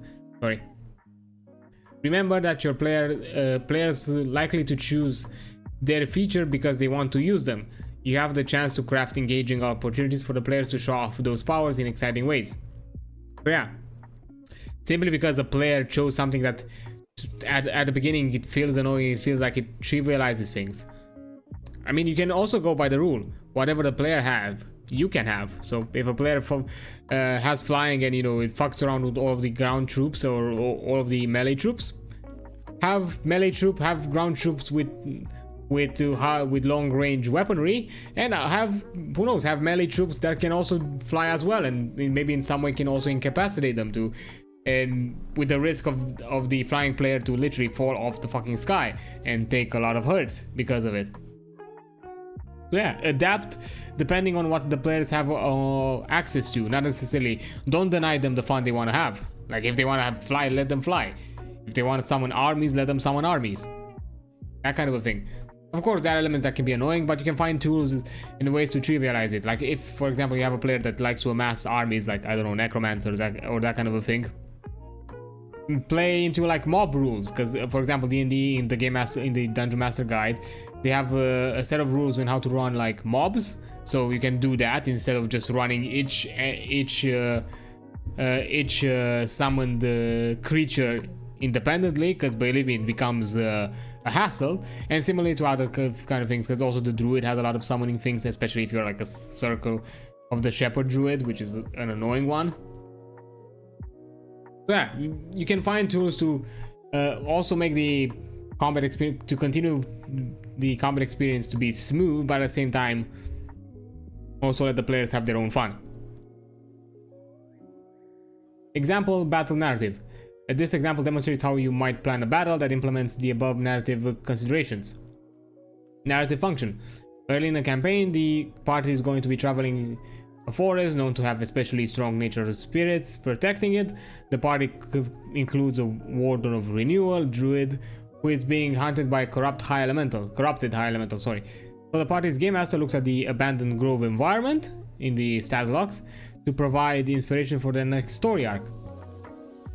They have an idea on how to include the elemental threat and the conflict between the dryads and druids, and start working on how to get the party to the grove. The game master decides that a retired ranger has returned to this town after months away in the capital, answering the summon of his old party member, a wizard turned royal advisor. This angle also lets the game master engage the wild-born ranger in the party, who might want to hear stories or get instructions from the ranger. The game master knows it'll be easy to hook the party's ranger into seeking out the retired ranger. Will ask the party to check on the druid grove, where his other companion has been heard of for most of a year. In exchange, the ranger offers a reward and instructions for the party ranger. The fact that they are going to investigate a druid circle is a hook for the druid, with two members of the party likely to be directly interested. The game master moves on to developing the first major scene of the arc, and which will occur in the abandoned grove. This scenario and potential battle give the game master the opportunity to introduce the habit and strictures of other druid circles, introduce an elemental threat that brings the druid's background into the active story, and allow both the druid and ranger to work within their element and have ample opportunity to use their experiences and sage domain cards. Yeah, this can I would say that this element of weaving player interest into it is kind of the main thing, especially because it's an easy trick to basically make sure that the players and the party is intrigued and the party is attached and has an interest in it. An example I can offer, although this happened off screen, off stream, because it was in the session 0, but Damien was found some information that, you know, Professor Goldblum's death wasn't as cookie cutter as it seemed. There was some unusualities to it, which led to Damien to kind of explore his the university grounds and get to his office to figure out that the office is closed, which then led into the session 1 where, you know, Damien found the key to his office at the funeral, which then kind of and being reminded that, you know, the office was odd for some reason, but he couldn't get access to it. You know, he already had an interest to be like, okay, I've been there, I know that I want to figure out that what's the deal with that place, so I do want to check it out at some point.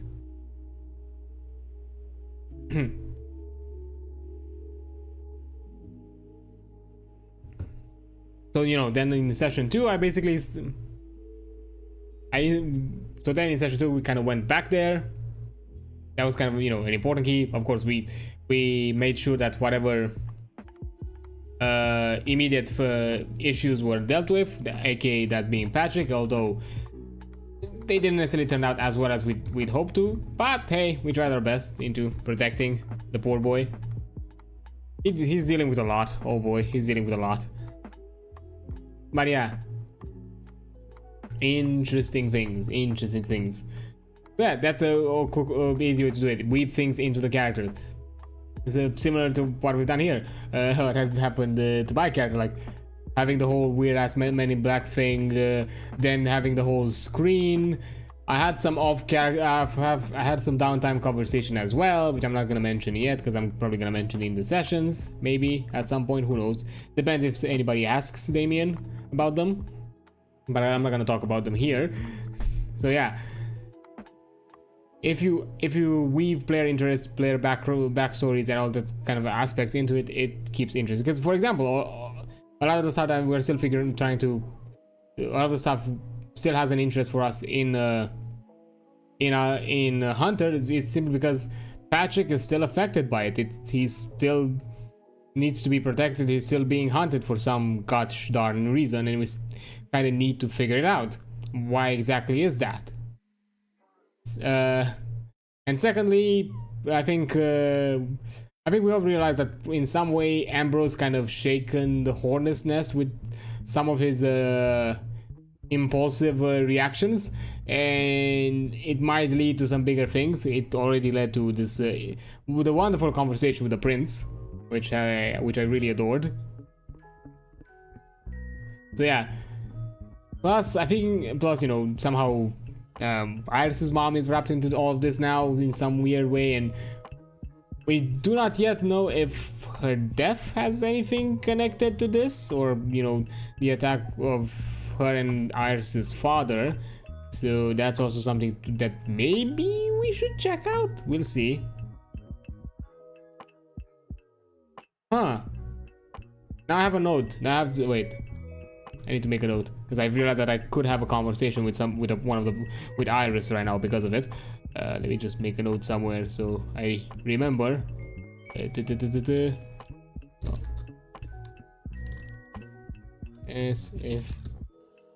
Yeah, I know I do it. I'm doing this off the spot, but I know my ADHD. I know I'm gonna fucking forget it.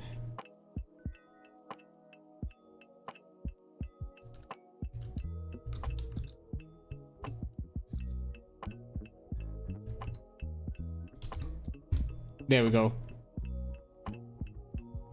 Which is a wonderful thing to have, because I think so far Iris is kind of the only character I have not interacted with in Downtime. So this is a great opportunity for Damien to have a bit of a chat. Ooh, I'm gonna love it. Yes, good idea. Anyhow, oh boy, now I want to do that text, but nah, not now. After the stream. Now, moving on. Adversary motives. The game master decides the dryads and the other forest spirits have been warped by the High Elemental, and are taking over the forest, and they notice the burning heart of the wood environment could be useful for inspiration later in the arc. The elemental has possessed the dryads of the woods and set upon the druids, eliminating the major factions that could stop the corruption of the forest.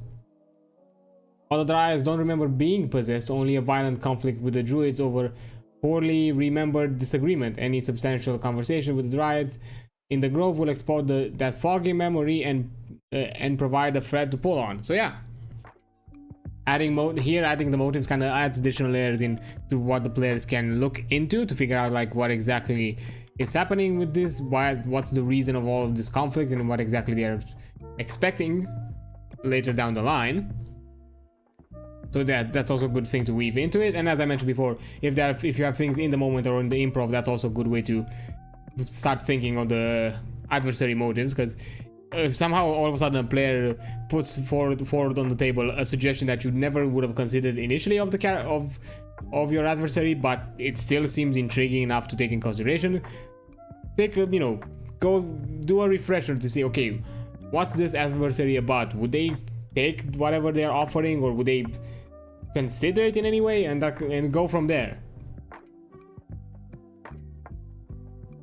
Because sometimes it will lead you into more interesting places than just simply say hard no. If it's a hard no, the adversary continues their attack and kills them, or tries to kill them even if it kills the adversary.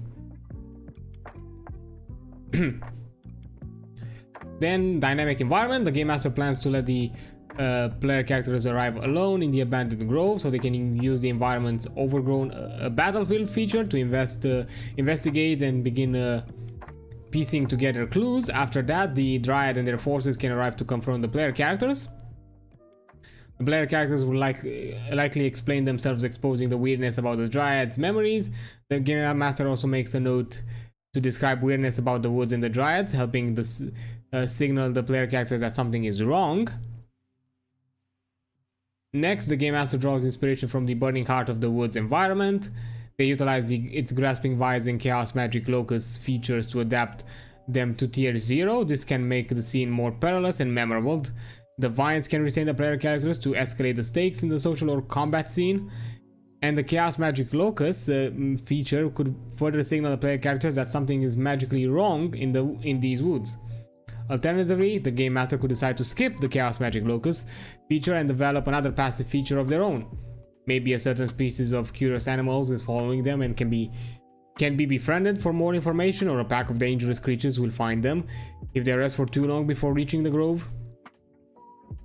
Having considered the three major elements, before I jump into that, so yeah, from that point on, take into account whatever environments you're in, what opportunities do the characters have to interact with it, and what ideas you can throw onto the table with it. Like, I think Ghost won't be necessarily mad if I reveal this, because it happened and it was kind of one-off that she told the rest of us after the fact. And I'm not sure if she mentioned it. Maybe she mentioned it in one of her streams. I don't know. She said that, oh yeah, the ghost girl in the professor's office, that was something I did on the span. I felt like it was an interesting thing to add to the environment, to like for you to kind of poke your fingers at and figure and deal with it. I'm like, oh, okay. Which also kind of reveals to you how sometimes the little of information that we have as players in the moment can feel like this kind of like grand planned thing, but then if the game master decides to reveal a bit behind of the things that happen behind the veil, be like, oh wow, so you basically just had a thing here with some elements about that told you about it, but that was it. Because we then easily piece together like, oh, this ghost killed the fucker, because ghosts are great assassins because they can't be seen. So who's the yes, the murder weapon is there, but no fingerprints, no nothing. They were just killed by a floating murder weapon. Yeah, I think of that as well. And also another thing that I would like to say when it comes to dynamic environment, and I will offer you kind of the best game example, which you can then utilize in ttrpgs, because usually games play into this, actual video games play into this, and they can be great starting off inspiration points. Baldur's Gate 3. The environments in Baldur's Gate 3 when it comes to combat are really good. You have the classics, explosive stuff and things like that when it comes to environmental, but you have some one-off experiences that are really cool. The fucking Forge construct fight, like boss fight, is so good because it's full-on focused about you using the force to literally fucking smash the construct into pieces, because otherwise you have no way to do it. He's fully made out of adamantium. You cannot fucking dent it. So that was an amazing boss fight as a design which you can easily implement into the actual game. So think of it, so that's another cool thing, especially for like big fight moments. Think of your boss fights as game boss fights. You can have phases, you can have combat environment, you can have like combat like environment requirements. Maybe you need like, maybe they have like some sort of immunity, maybe you need to expose something that can deal more damage towards them than you just simply whittling them down through normal means. So many other aspects that you can easily take inspiration from existing games, existing properties, and adapt them to your own. Which also, that's another amazing thing about TTRPGs. Nobody's telling you can't take shit from somewhere else and adapt it in your game and use it there if you think it's cool. If there's a cool thing about a game that you want to see in the fucking TTRPG as a fight or something else, or as an encounter in some way, or a puzzle or whatever else, do it. Nobody's stopping you. As long as, you know, and even as long as it's not something that is too obviously, you know, copyright infringing, it's totally fine. I'm saying this in case you're also doing something like we do, where we stream our sessions. But if you're purely at home, whoever fucking cares. Nobody's gonna fucking burst down your door and be like, yo, we own this thing. This is our own copyright. Give it to us.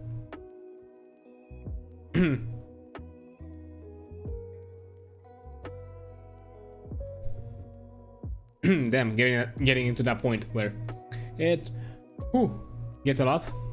So, having considered 3 major elements of designing a battle narrative, the game master fills out the details of their plan. They decide the Dryad encounter will be 1 young Dryad, a leader, 2 Sylvian soldiers, the standard adversaries, and 5 minion treants, which are minions. I'm guessing these are like enemy categories in their adversary sections, which I'm maybe gonna check out. We'll see how things are going after this. For the 5 players, they know they have the minor chaos elemental, a solo, on a deck via the defiler feature, and the plan to use it at some point regardless of how things go with the Dryad.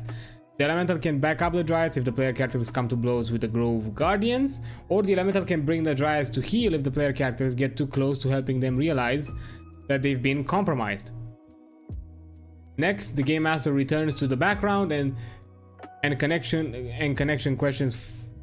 questions for the player characters, thinking about what relations and motivations might come into the fore in the story. Game master ponders how to add or adjust ideas they've developed to more thoroughly engage the entire party. They note characters' domains abilities, make sure to prepare adversaries that will let players use their powers. With all that finished, the game master is ready to send the party into the woods for adventure. So yeah, that's kind of the main thing. Once you have kind of everything built out like standard without taking into account the players, then look at the players. The first thing is how you can weave it into the players' stories, their own connections, how you can to basically make sure that, you know, they have an interest, even higher interest into this encounter more than they did before. Because yes, it could be intriguing, it could be mysterious. Like for example, in my case, yes, Damien is the type of individual that would like to figure out the mystery and would like to go to the bottom of things. But let's say for a character like Samson, Samson's brother is fully affected by the entire, you know, attacks, you know, coffin the whole like funeral conspiracy, simply because somehow his brother is connected to this and is actively hunted. So, you know, that's another thing. So, you know, some players may be, you know, by default interested, while others may need some higher incentive, because as we've seen of Samson so far for himself as a character, he doesn't want to deal with too much into the supernatural. He wants to keep himself at a distance, or at the very least not engage with as many as possible, even though some elves were out there ready to put out, but he was like, no, which, to be honest, go king. I loved it. Oh boy, the fucking card scene with the elf was amazing. Seeing the most beautiful thing you've ever seen and asking you for your number, and you'd be like, nah, thanks, can you get out of my car? I'm like, oh my god, yes. Amazing. And yeah, another thing that I would like to also mention, yes, as it was told here, you know, take into account what the players have as abilities and powers and how exactly they cooperate, because you can then utilize them to either emphasize those powers or, you know, occasionally, from time to time, I'm saying occasionally, I emphasize on this, to maybe have some certain situations where, you know, a party member is somehow countered by the enemies, and maybe they are now required to find different solutions. Of course, I'm not asking to emphasize on this, and I would advise not to heavily counter a player, like not like full deny them into doing anything just because the enemy somehow is built around them as a player. But from time to time, you know, have this kind of weird one-offs where, you know, maybe the part is not necessarily as effective in this battle because, you know, the enemies that they are dealing with are used to their kind of charms and, you know, like, you know, musical abilities, so it's not as easy for them. But at the same time, that doesn't mean the bard cannot find other solutions. Maybe they can find other ways to enforce their abilities that go around their resistances or invulnerabilities. Or, you know, they could find something else, or they could realize them as a character that they are more than just, you know, a dude that sings a ditty, and, you know, then realize that they could actually be an active fighter and actually offer a support role, which can lead into some legitimate character progression and character, you know, and to realize that, you know, and story progression and be like, and have a more important like character moment later down the line. I think a good example I can offer you is, I think, I'm not sure if I can mention this one because I don't think it was mentioned in streams because it's connected to Ambrose. To an extent, oh yeah, I think because it was mentioned on stream.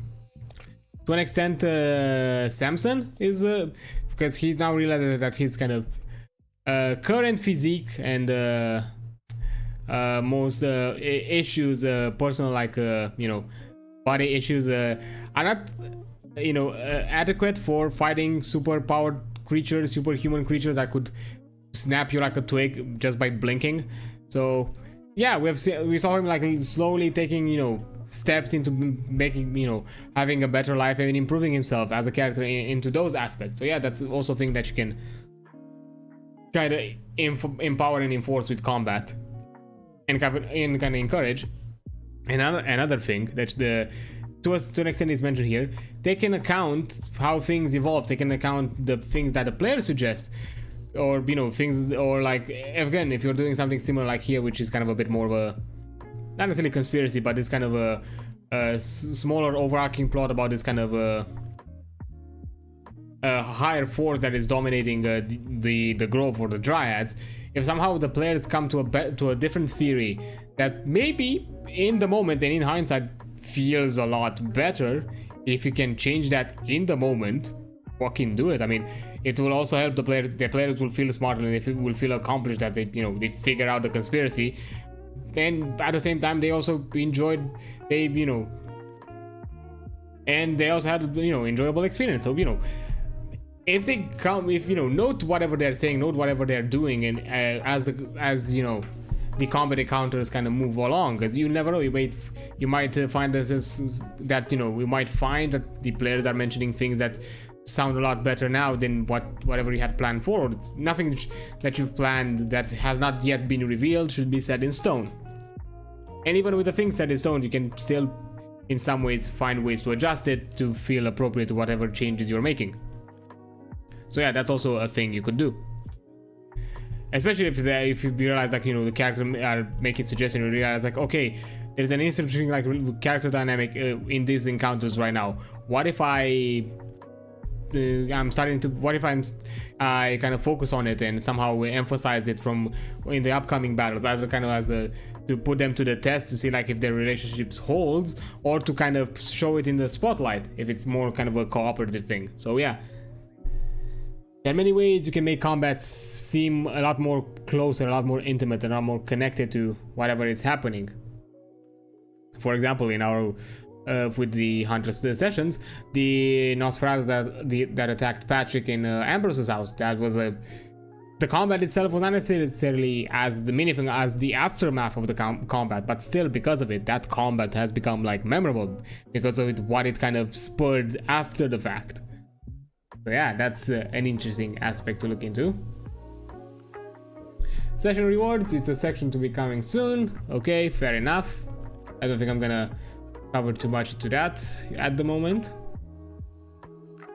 Crafting the scene. One of your main responsibilities as game master in Daggerheart is to set the scene for your players. Whenever you start a session, arrive at a new place, or the current scene change, the players are going to look to you for what they need to know. When you do this, think of all of your senses, not just what this place looks like, but what does it smell, feel, taste, and or sounds like in here. What is something unique or unexpected about this place? And what does that say about it? Your players will use these details to interact with the world, so give them enough to not only set the picture, but also to make choices about what they do and where they go. Yeah, kind of set the intrigue, set elements here and there that could offer you the hooks, but you know, they can't necessarily be just visual. They could be auditory, they could be visual, they could be, you know, tactile, they could be, you know, olfactory, they could be in many ways. You can spur into things, especially if you have characters that maybe have a higher focus in one aspect than the other. Especially if you have characters that represent some kind of are part of the kind of disabled community. Like if you have like some form of disabled character, it's a great way to emphasize like the other senses. To show that, hey, look, you have heightened your other, even though you are impaired in this sense, your other senses are heightened, so you're gonna get these kinds of information, which could lead you into something different that the other players would have not realized because of it. So yeah, it's also a good way to highlight and spotlight other players. You know, giving the details is also kind of giving them hints to where exactly they should look at, because if you don't offer the scene, you just simply say, this is an office. Okay, an office. The players will start to assume, but if their assumptions are in what exactly it's in the office, but if their assumption is wrong, well, sorry about that. Of course, I'm not saying that you should that the game master should explain every nook and cranny of the room. You can leave certain things open, and if the player asks questions in the sense, like for example, you're in an office and they say like, is there like an office? Is there like a wardrobe kind of thing? Not necessarily wardrobe. I'm forcing it like a. Is there like an office? Is it office desk with drawers? Or if they ask for extra details, or if extra parts of the environment that you maybe not considered or mentioned at that time, you could in the moment say like, yes, they are part of it, yes, they are not, no, they are not part of it. Similarly how, you know, our solitaire did. I think our player actively set second sight, and I think that's why she decided to put on the ghost to just fuck with us, because one of us put on second sight, and also maybe as a way to not feel used for nothing, because second sight costs conviction, which conviction is a resource that you're using for leveling up. So, you know, risk rewards when it comes to that kind of thing. So I probably was also a way to, you know, it didn't feel like your resource was wasted for nothing. But yeah, set the scene the best way you can and add any important details. Of course, you might encounter the occasional thing that, you know, you over-explain something that now makes the player suspicious, and now they're looking into it heavily, but there is nothing there. Although if you want, you could fuck around with them a bit here and there if you feel like they're too focused to that, and just give them something else to look at, and that kind of a thing. But yeah, anyhow. Sharing the spotlight. It's rare that every character will organically have the same amount of spotlight time during a given session. In any group, some players are more outgoing than others, and some player characters are likely to be instigators while others are more cautious. As a game master, you can help ensure that the story spotlights rotates between the characters, giving each of the players ample time to see their characters as the focus of the story. And to be fair, I think this is something if you've seen our Hunter sessions, you can instantly pick this up. I mean, yes, to be fair, this should be equally an understanding of all players, that yes, there'll be moments where some players are going to be in more of the spotlight than the others for a session or two or something like that. And, you know, they should not feel, you know, somehow discriminated or somehow like set aside, because it can happen. As long as it's not a trend that the game master is doing, or that is happening in the game, it's totally fine. You should be understanding in those situations. You shouldn't be part of every character moment of somebody else's of somebody else in the party. And, you know, of course, different personalities and different type of characters can kind of shift that. And here is kind of, you know, kind of obvious. The instigators, well, in many cases, obviously Ambrose in here is kind of the instigator, and I would say maybe Iris to an extent, while the cautious ones are Damien and Samson. Damien interacts a bit more, but, you know, do certain things here and there. I think like Damien Samson so far, to me he's still a puzzle in some ways, because I'm still trying to figure out like what exactly is he looking at. Is he just here for us to be kind of, is he here for us to be kind of a weird reminder that, hey, we're here to figure out my brother's shit, once that's done I'm out of it, or kind of a deal? Or is he looking for something a bit more than that? But yeah, one important thing is if certain players are kind of highlighted in the spotlight for the longest of time, for a few sessions, you should, whenever you have the opportunity, you should shift it. As I think I've mentioned it, as is probably obvious for those who've kept with the sessions in the Hunters games. Ambrose, Samson to an extent, and a bit of Iris, but not by much, have been kind of the highlight. Especially Ambrose and Samson, and in that front, Samson's brother Patrick. And they've kind of been the spotlight of the kind of these like first 3 sessions. I've been fine with it. I understood it completely. I've had my moments here and there which I really enjoyed, and I'm gonna feel like soon-ish we're gonna encounter more of it, and yeah, of other characters. Like as I mentioned, I apparently have a meeting the upcoming Monday, so that's gonna be fun. I wonder what's gonna get out of that, and we'll still have to figure out where exactly we go from here, starting next session, because there are still some loose ends we haven't looked at, because this whole thing has got basically ramped up, and with the Giovanni, and we have to kind of still kind of pick ourselves up from that weird thing that happened from that situation. So yeah, there are ways in it, but you know, it's slowly shifted into focusing into some other characters as well. Tie together story elements. If you know that the given character is going to be in the spotlight for a session or an arc, you can try to more fully involve the other characters by thinking about those characters' ties to the one in the spotlight, as well as other story elements you could include that appeal to the other players and or their characters. For example, if the courtier bard is invited to debutate ball to a debutant ball that ties into his backstory, you might decide that the ball will also be hosting a fencing tournament, which you hope will excite the swashbuckler rogue, and a social dancing, which should be an interest the noble-born sorcerer. You're confident that the warrior will be excited about the scene already, as he's sworn to protect the bard and is not so secretly in love with him. Now you have ideas to involve every player. But yeah, build things, add things. The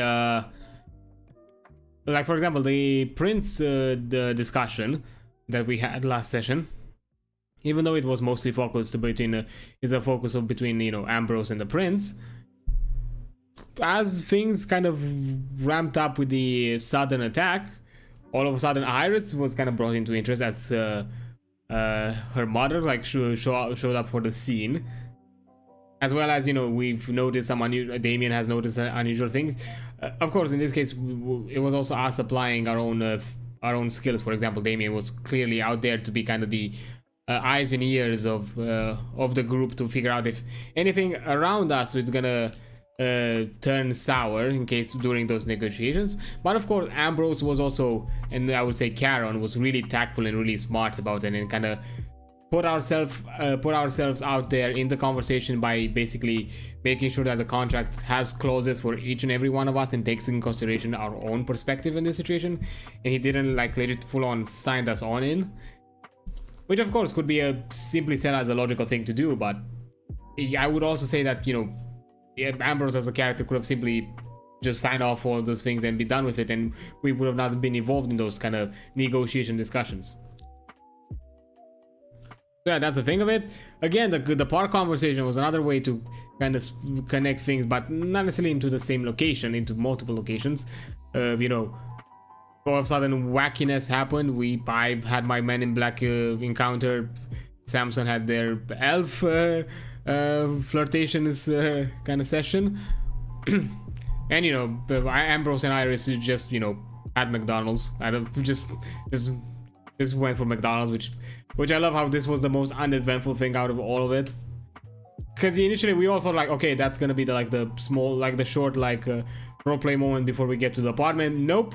Yes, again, the two of you're gonna get fucked. And also it was a good way to kind of highlight the two characters that haven't really been in the spotlight. Samson has been a bit in the spotlight, but not him as a character. More his brother, which was kind of an interesting thing to do.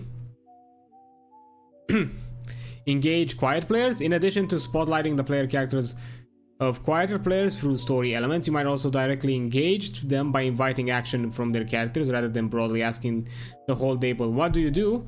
Alternatively, you might ask how their character feels about the unfolding events. Yes, this is a really good trick for the characters that are a bit more distant or not necessarily that don't like to interrupt, or a bit more on the shy end, especially with the roleplay and that kind of thing. You as a game master should be kind of a bridge for them to interact and engage with the rest of the group. Offer them, yes, directly engage with them, like, okay, in this situation, Ambrose, why did I say Ambrose? In this situation, what are you gonna do? And more importantly, yes, I do like this one a bit more, like what the character feels about it, especially because it can set a bit, add more nuance to a scene. A good example, again, I can give it with Ghost. She did it when we all arrived to the park. She basically said, okay, as you arrive to the park, what's everybody's thinking about, it's kind of their thought process, kind of giving us a quick kind of a moment in the spotlight before we kind of were about to jump into some heavy Ambrose spotlight. So that's a good and tactful active way of doing it, and of course to basically be there and engage, like, hey, what are you doing into it? Another way of doing it, for example, that Ghost did, which was in the moment after when kind of the fight broke loose, and around when the fight kind of concluded after the negotiations with Iris's mom. You know, we Ghost and equally all of us, we've offered this space for Dokuro to be like, hey, what's your perspective out of this? I mentioned to Iris, and specifically also Dokuro, look, I'm doing this, I'm keeping a hold on her, but I'm not doing anything else until you tell me so. So you tell me. So I made sure that, you know, he's the one to engage into me acting upon something else, aside from simply reacting what I've mentioned beforehand. Like if she tried any funny business in a way to escape, yes, I would have shot her leg. But hey, look, she's a vampire. She can walk that off a lot easier than Damien could have. So that's totally fine. But equally, you know, Ghost was there to offer a bit of a space to. A bit of a breather, because for example, because I think like an ad rolled in like right in that moment where like Dokuro was kind of processing what exactly Iris's response would have been, and we decided like, okay, consider this is the ad break, and you know, it's a bit of a heavy thing that I think everybody should be present for it. We'll give you this time to think about it, as we realize that for Dokuro, this is his first experience as a ttrpg player, which I, even to this day, full props to him. Dokuro is doing this masterfully. He embraced the kind of the nature of the game so quickly that it shocked me. I'm proud of him. I've seen many players that jumped into this game and took a while to get used to it, especially in the roleplay side of it. Like, you know, combat, you know, mechanics. If you play board games, you kind of get into the flow of it with TTRPGs as well, but roleplay, that's a different step. it's a heavier it's a heavier step to take. So yeah, I was heavily impressed. Even to this day, to me, in many ways, Tokuro is a highlight of these games, because it surprised me how well he's doing, even to this day. You know, Charon doesn't necessarily, from you know, with the discussions that we've had with Charon, and also I had with Charon, yes, it's apparent that he equally has been quite a lot in the TTRPG space. Maybe not in the World of Darkness side of it, but in the tabletop side of things for a long time. So he is accustomed to it. He knows how to kind of handle those kind of things. He might not necessarily be familiar with the system, but he knows how to handle characters.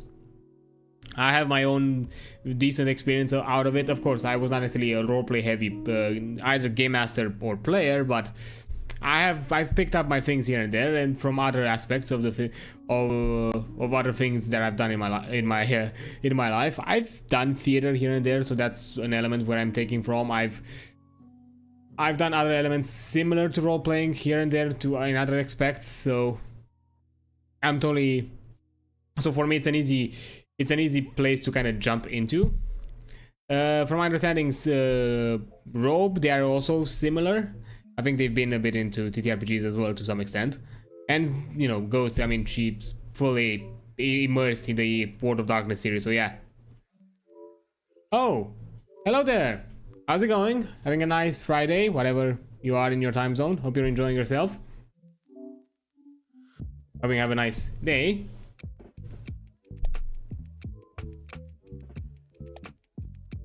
One second, I'm just gonna have a drink.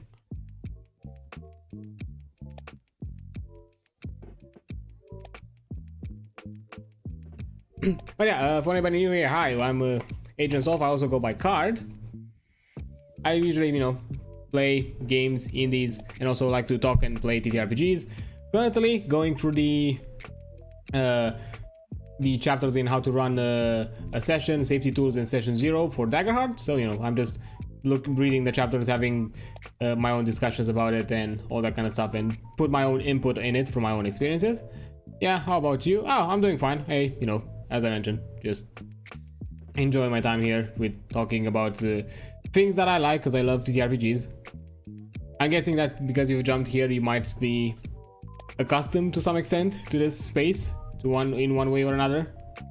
So, you know, feel free to talk about it if you want to talk about it. Whatever the topic, it doesn't have to be Daggerheart. If you want to talk about TTRPGs in general, or just want to lurk around and see what is happening around here, that's totally fine either way. I appreciate you being here.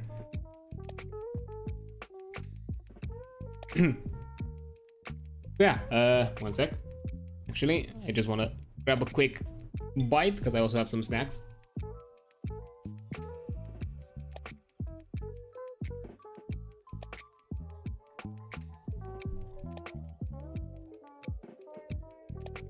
There we go. Yeah, I hope you all, for anybody new here, hope you enjoy this. And if you want any question, or you want to add your own input of whatever I'm discussing here, feel free to do it. I want this to be an open platform for anybody who's a fan of TTRPGs to talk about, ask for advice, I ask for suggestions, or simply vent about whatever they're doing. It's an open space, and you know, I don't want anybody to feel like I'm hold to the topic. Like, even though I'm covering Daggerheart stuff here, that doesn't mean that, you know, if you're asking me something about, you know, Cyberpunk Red, D&D, World of Darkness, I don't know, Call of Cthulhu, or anything like that, I'm totally open to show my own perspective of things to the extent of my own knowledge, because I'm still extending my portfolio when it comes to playing TTRPGs. I've been mostly a system agnostic D&D 5th edition player, that I want to extend. I'm currently into in a World of Darkness campaign. I'm getting myself quite familiar with Daggerheart as well, and you know, I want to check other systems in the future also. I generally prefer homebrew TTRPGs, but oh, do you like you mean like you're homebrewing your own TTRPGs? That's interesting. That's cool. Like you're doing like them like on the spot, or do you have like some work in progress types of systems? that's actually really neat. To be fair, I'm a game designer by career and profession, and to be fair, as ttrpgs have been the thing that kept my spark and passion for game design alive, at some point I also want to tackle the good old making my own system kind of journey. I have some ideas already, not in how exactly the system is, but as how this theme is. Yeah, I feel like sometimes rules are too restrictive. They can be. Again, that's the wonderful aspect of of the space. There are games probably for any type of player or any type of game master, that some a bit more open to interpretation, some a bit more restrictive, some more about,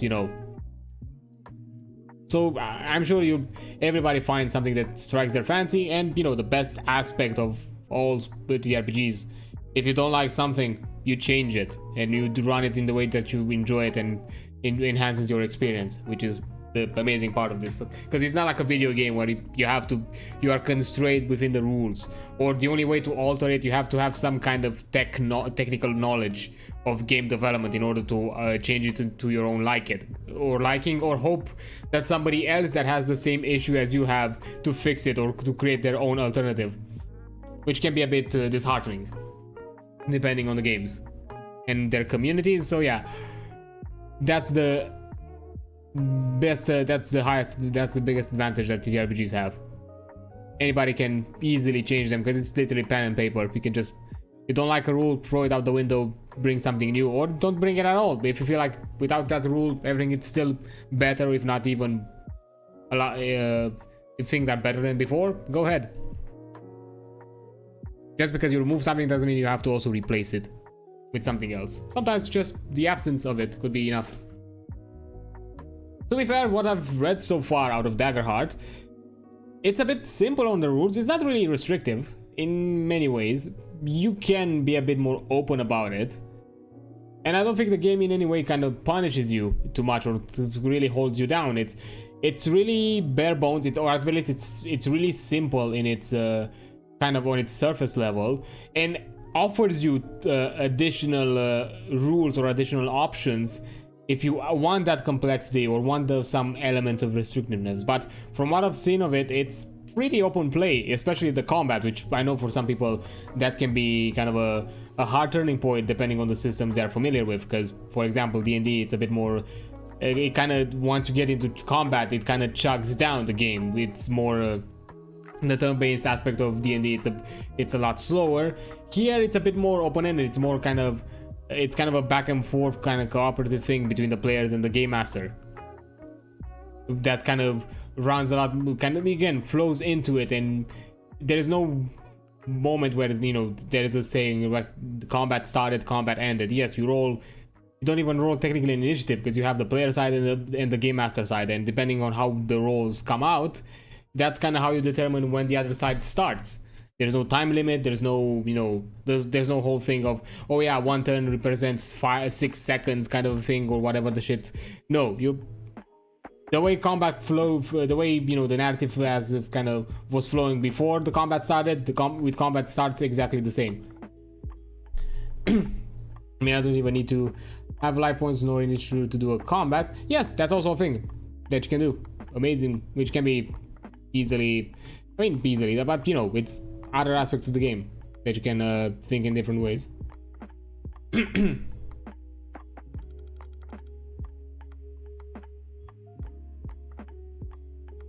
Yeah, but yeah, hey, if those are the things that you like out of the game and you find enjoyment out of it, and especially if you like to create them and put them in this kind of fashion, that's amazing.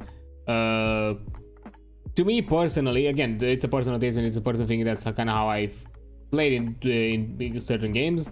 I like certain rules. I like a certain structure, a framework to call it, let's say, with certain aspects of a game to at the very least give me a starting point with other elements that I'm interpreting. Of course, I'll be honest, I can get a bit crunchier myself, but I enjoy those kind of games. I've started with D&D. I would like to get into some other stuff like Pathfinder and other things that are a bit more on the cruncher side, but because for me that's also an aspect that I enjoy. I'm not necessarily some min-maxer extraordinaire or some kind of fucking munchkin, but I do like to make builds, themes, combine things in weird ways to see how they work and see what happens. But at the same time, I like to. Especially recently, as I've started playing my World of Darkness sessions as a player, I've really enjoyed some more of the openness that World of Darkness offers in comparison to Dungeons and Dragons. Like, yes, there is an initiative, but it's not necessarily as restrictive. Things can still be a bit more flowy. They still feel a bit more open to you. Like, if you want to do something, you just do your rolls, see where it gets you, and like you have the tools to interpret kind of any aspect, any facets of the role play, and that's kind of it. With some interesting role playing elements as part of your kind of core character and core abilities. It's, you know, with World of Darkness, you know, creeds and other aspects of the character are heavily embedded in who you are as a person, who you are as an individual. I do like when a campaign is based on something like a video game or a manga. It is rare to find good ones though. Like, built into it, not really. I'm not sure. One that I've seen or heard of, fuck, what was the name of it? There was like a fighting game one, like a ttrpg system that was based around like a fighting game. I know my storyteller mentioned it once. I forgot the name of it. Which is literally, it's a game system based with inspiration on the kind of classical fighting games, kind of like, you know, Street Fighters, Mortal Kombat, that kind of a thing. And I felt like it was really cool. Like, oh, look, a TTRPG system based around like a legit video game, like a video game genre. But I don't. It's gonna take me a fucking while to find it. If I could. Let me see. Maybe soonish. I think I'm not far.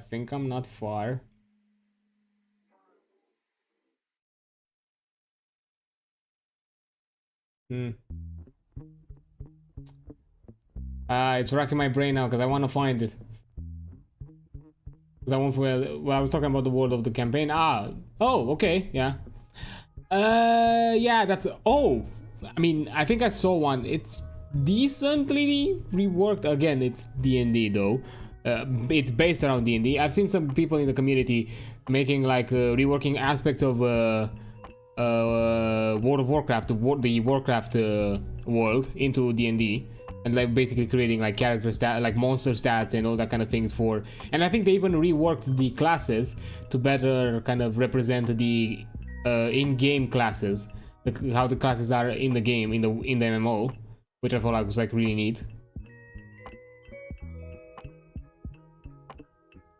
And it kind of makes sense because, to be fair, the Warcraft series was a official setting, like was like had like an official book setting for 3.5.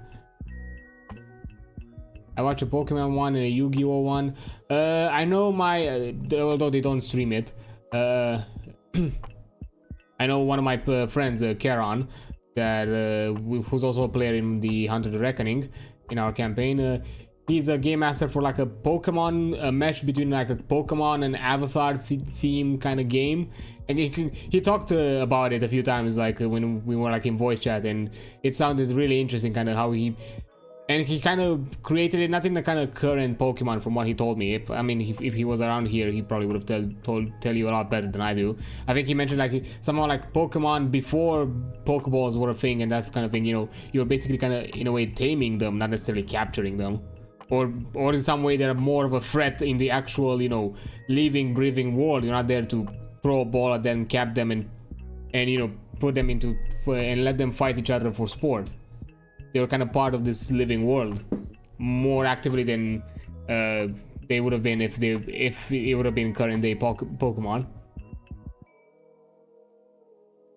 I think I've heard someone. Yeah, the thing is, because with most campaigns based on video games or mangas, at the very least, depending on how other people like their TTRPGs, they kind of have to look into a system that best embraces it.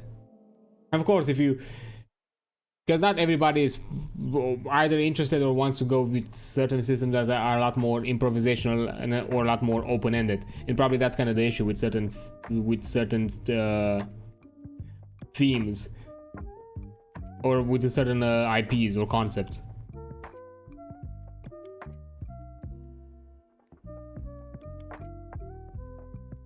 You don't even have to treat Pokemon as it is. You can make your own weird. Yes, I mean, of course, you can just. I mean, yes, those, as I think it was mentioned here, touchstones. You can take elements of IPs or existing things that you find interesting and mesh them together into ways that you find interesting in your own. They don't have to be cookie cutter, the same thing that you are, you know, that is in the game or the book or series or whatever.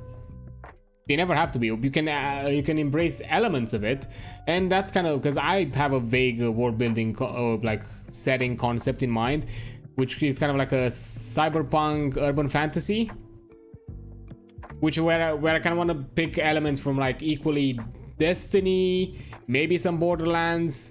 Warcraft is like another big factor of it for the fantasy side of it.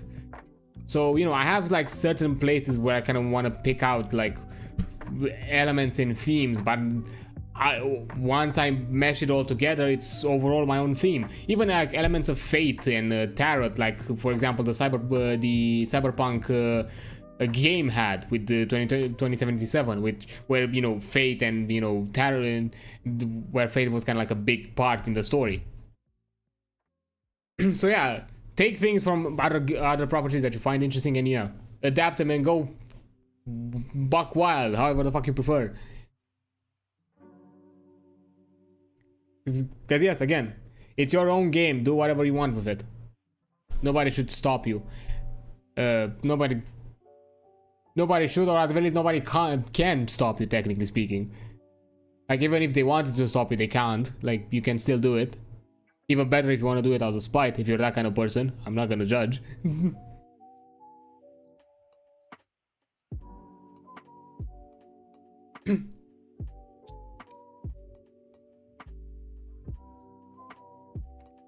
Yeah, let me also continue a bit with the chapter here, which, by the way, don't take it as me derailing, as you are derailing me. I'm totally fine with having this conversation, but, you know, I also want to slowly progress with the stuff here as we are having our chat. So if you're writing something and I'm at the moment ignoring it, it's just because I want to read something and finish it. So, using visual aids. Another approach to balancing spotlights is to use visual aids. You can change your action tracker to have a space for each character instead of one of the group. When a player takes an action, they place one token on the tracker in their character space.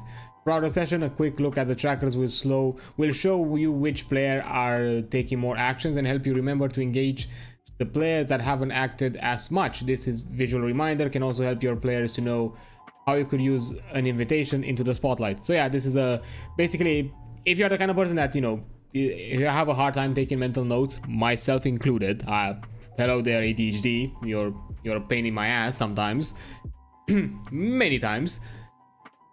So yeah, if you can't necessarily take mental notes, have something visually that will help you kind of figure out, if you want to, especially in the moments when you need to show spotlight to other players and you want to highlight them, and that kind of thing. The action in the case of Daggerheart, yes, the action tracker is a really good way of doing it, especially if the characters have like clearly defined tokens when they are placed on the action tracker. So that gives you kind of a great way to emphasize, okay, the one that doesn't have many tokens could be my focus. But, you know, if you're not in that kind of game, you can do other ways.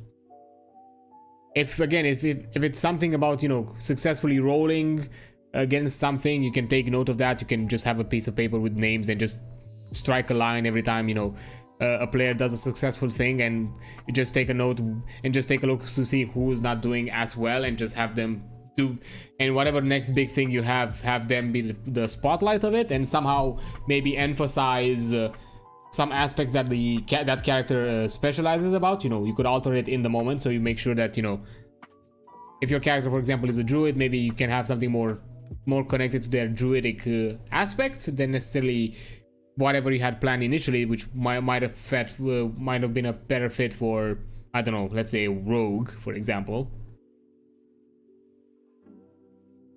Yeah, visual aids can help you figure out who's doing better in campaign, who's not doing better, especially because, you know, if you're putting this kind of note tracking aspect of it, considering that if you are the physical type, if you are playing physically and you're already like making like adjustments on physical paper when it comes to enemies, it's a quick thing to do, to just strike a line to be like, okay, this player succeeded in something, this player succeeded, and just see how many, compare the successes between the players and just make that decision. Encourage unguided play. Sometimes you might realize that your NPCs and the wider scenes have received a lot of focus. As the game master, you too can share the spotlight by finding times to let the players and the characters speak among themselves. While you listen and observe, the players can carry out downtime scenes and interpersonal moments without your input. And meanwhile, you can take notes on story threads to weave into later scenes. Yes, I would heavily encourage that, especially if your party is open to these kind of things, because there are certain groups and players that don't heavily push roleplay in downtimes. I've been a game master to those kinds of groups. It's totally fine if that's not their thing. But if you know that your groups is about like roleplay, give them the scene. Stand back, see what they're doing, revel in the drama if there is any drama. And the best thing you can also do in this moment, if they're saying bullshit that you can use later down the line in your own benefit, fucking take advantage of that. Like, take a listen, see if you hear like some juicy elements of their, especially because maybe, who knows, in that moment some characters might decide to improv aspects of their character and be like, yo, whatever the fuck you just improv right now, it's really interesting and I could really use it. I'm gonna take that. You're gonna see it later and maybe hate me for it, but hey, that's the nature of the beast. Yeah, just revel in players just going into nonsense things, especially, it doesn't matter if their downtimes is purely nonsensical. It doesn't necessarily create character, you know, progression in any way. There's no like character advancement. They're just simply there talking shit to each other and for shits and giggles. That's still something, especially if they still say some bullshit that you can later on use down for your own amusement and their own, and the player's kind of downfall in some way or another. Of course, lovingly speaking and non-maliciously. I would never encourage that. By the way, a good example I can tell you, fucking right now my storyteller is bullying me with the World of Darkness terminology that I am not aware of, because I haven't read all of the fucking books like she did. And she uses words that I do not understand, and she makes fun of me.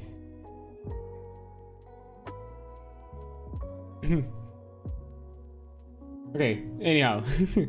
Using conflict. Daggerheart is a game of perilous adventure. In many storytelling traditions, conflict is minimized or absent entirely, but Daggerheart is designed to create stories where conflict plays a central role. Conflict in Daggerheart results from characters' hopes and actions being met by challenges and uncertainty. If the group wizard seeks to become the world's greatest spellcaster, her quest likely won't be as satisfying if she's never challenged along the way. Yeah, having, you know, rivals, figure out that, you know, being the greatest spellcaster is not as grand as it can be because of some kind of political stress requirements or societal societal requirements, maybe some kind of political restrictions, all that kind of stuff. So maybe that could push the character into like, okay, I need to make this thing, I need to look into ways where, yes, where these kind of things do not hinder me as much as they do. So, you know, it could even extend their story in some way. Conflicts can be external, where outside forces can act against the character, or internal, where character struggles against themselves emotionally and intellectually.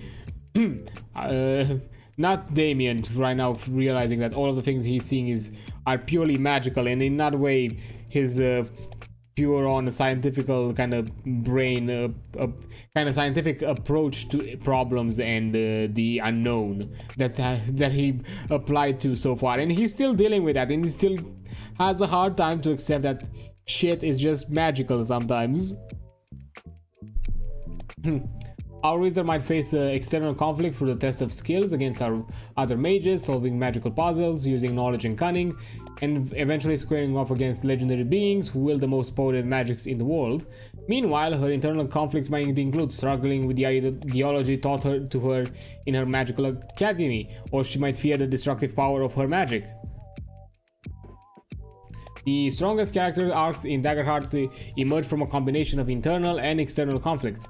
External conflicts can bring up unresolved tension from internal conflicts, while resolving internal conflicts can provide clarity for a character that allows them to overcome external conflicts, and so on. External challenges to our wizard can magnify the emotional impact on her internal conflicts, and external conflicts that push her limits will become all more memorable by demanding the wizard grapple with her fear as part of the challenge. When designing conflicts for maximum emotional impact, or I guess maximum emotional damage, challenge characters in a way that ties in their internal struggles. If a character struggles with self-confidence, challenge them to excel. If a character struggles with the ethics of using power, put them in situations where the use of their powers has big stakes for other people and not just themselves. Conflicts like these are the crucible which will forge your characters into unforgettable heroes. So yeah, this initially starts with you being open to figure out like what does your character struggle with as a player, internally and externally. As I mentioned with Damien, currently his kind of internal struggle is is still trying to kind of cope with this the whole idea that all these supernatural elements that are now revealed to him are magical in nature and not in some way with no current kind of logical scientific reasoning. There is no like science behind whatever he's seeing and whatever he's experiencing, and he's trying to accept it. He's trying to see that maybe for the longest of time all of the things that he's experienced maybe have been magical, but he was not fully aware of that and he didn't know how to cope with it. While his external conflicts are more about, you know, the remnants of the people that he's interacted with, that kind of led him to he pushed people, he pushed aside close people to pursue his obsessions about this kind of the unknown, while at the same time he got themselves wrapped up into wrapped up into other organizations that are looking into this, but now themselves they revealed themselves to be unusually shady, and not with, at the very least currently, with not something clear if how shady they actually are, or if there is actually malicious intent into it or not. But he's figuring out he's kind of his turn to is kind of juggling, like, okay, I realized that all the stuff that I've done has pushed people that I cared about away, and now I'm basically on my own and have to deal with that, while at the same time I'm somehow people from my past are coming back to haunt me, because apparently some of the stuff I'm doing right now, it does not sit well with them, even though his current wish and current desire is to continue doing this kind of thing. Social conflict. Battles and armed conflict will be common in games of Daggerheart, but your character may also trade the bars with courtiers, stalk their way past guards, seduce rivals, and plead their innocence to uncaring monarchs. Always keep motive in mind and think about how the character, request, or demand aligns or conflicts with the NPC's motives. For NPCs or creatures that aren't hostile but aren't inclined to do as the party asks, it may make sense to think about these scenes less as a conflict and more as a collaborative process where both parties are trying to get what they want while maintaining or improving their existing relationship. So yeah, encounters and combats can also be in somehow socially and through NPCs, and not necessarily just between the players or just connected to the player. The same way we discussed how, you know, an adversary or an NPC has motives in combat and which can shift how they approach the combat, how they continue the combat onward. Equally, when it comes to social aspects, they have their own motives and their own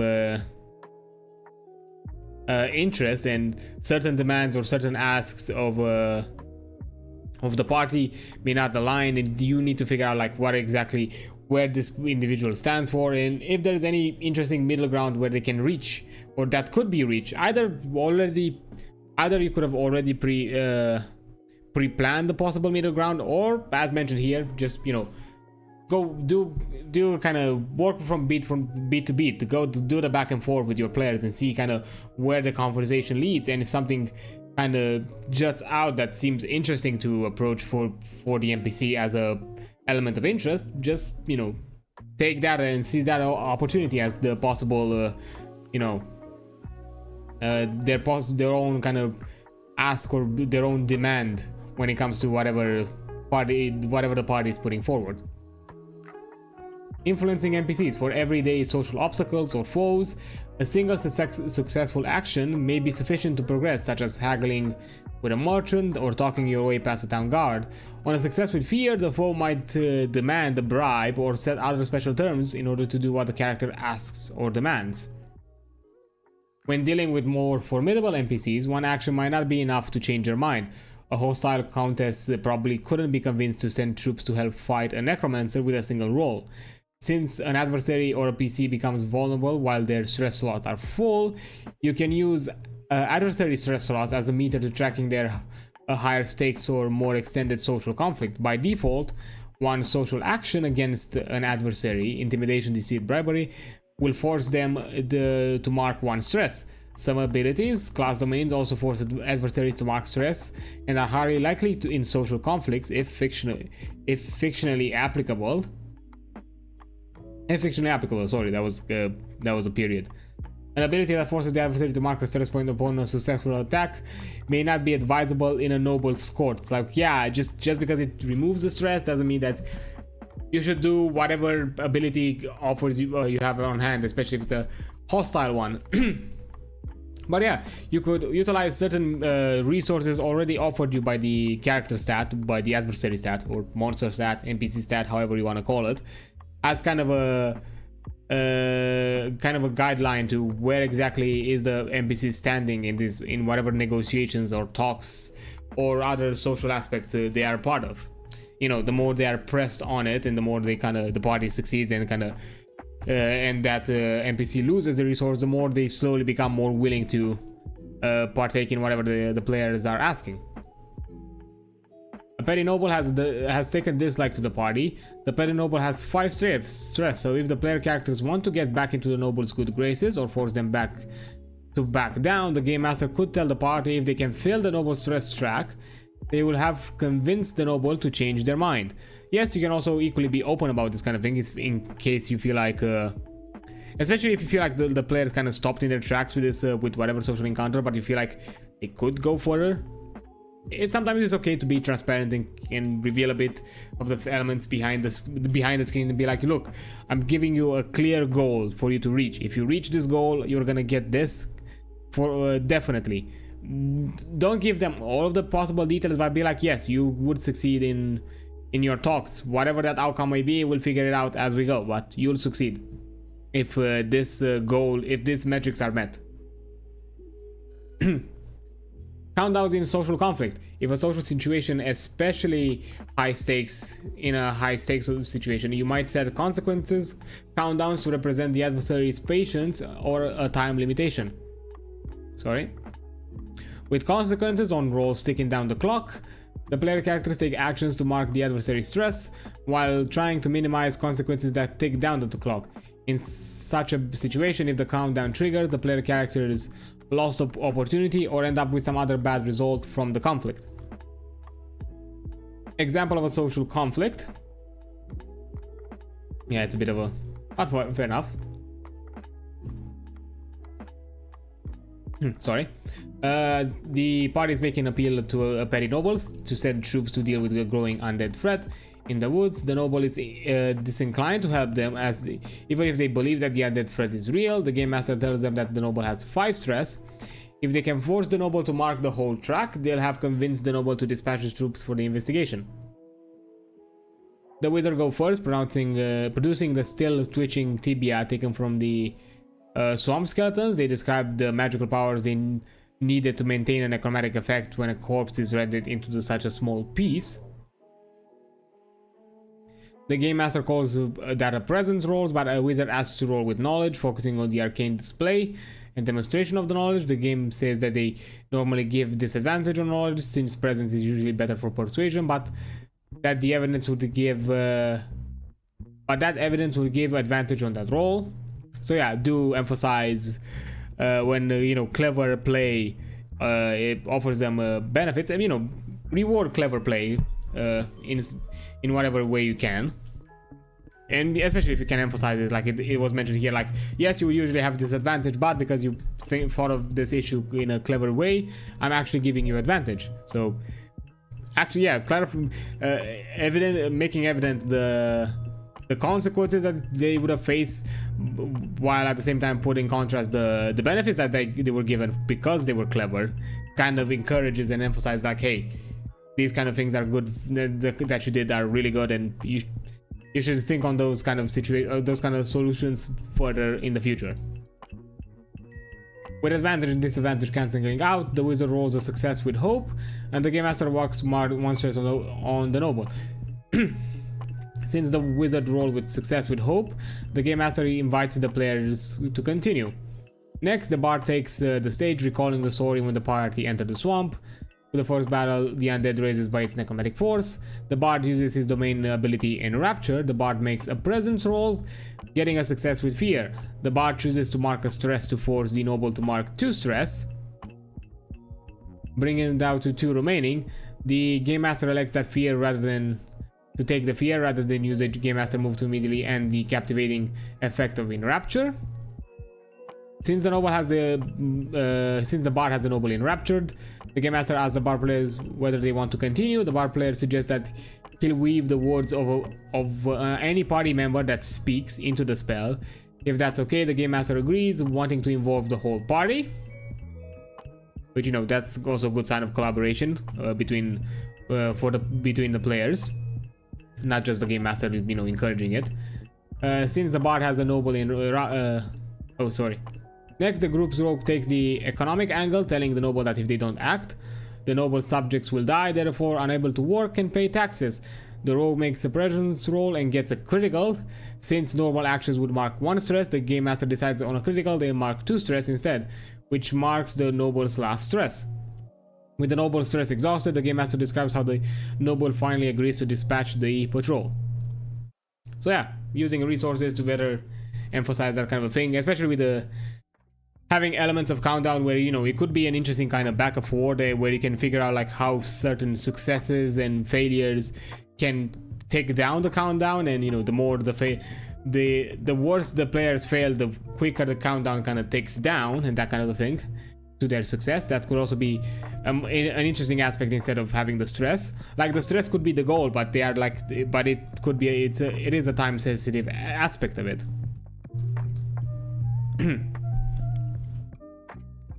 1 second, taking a sip.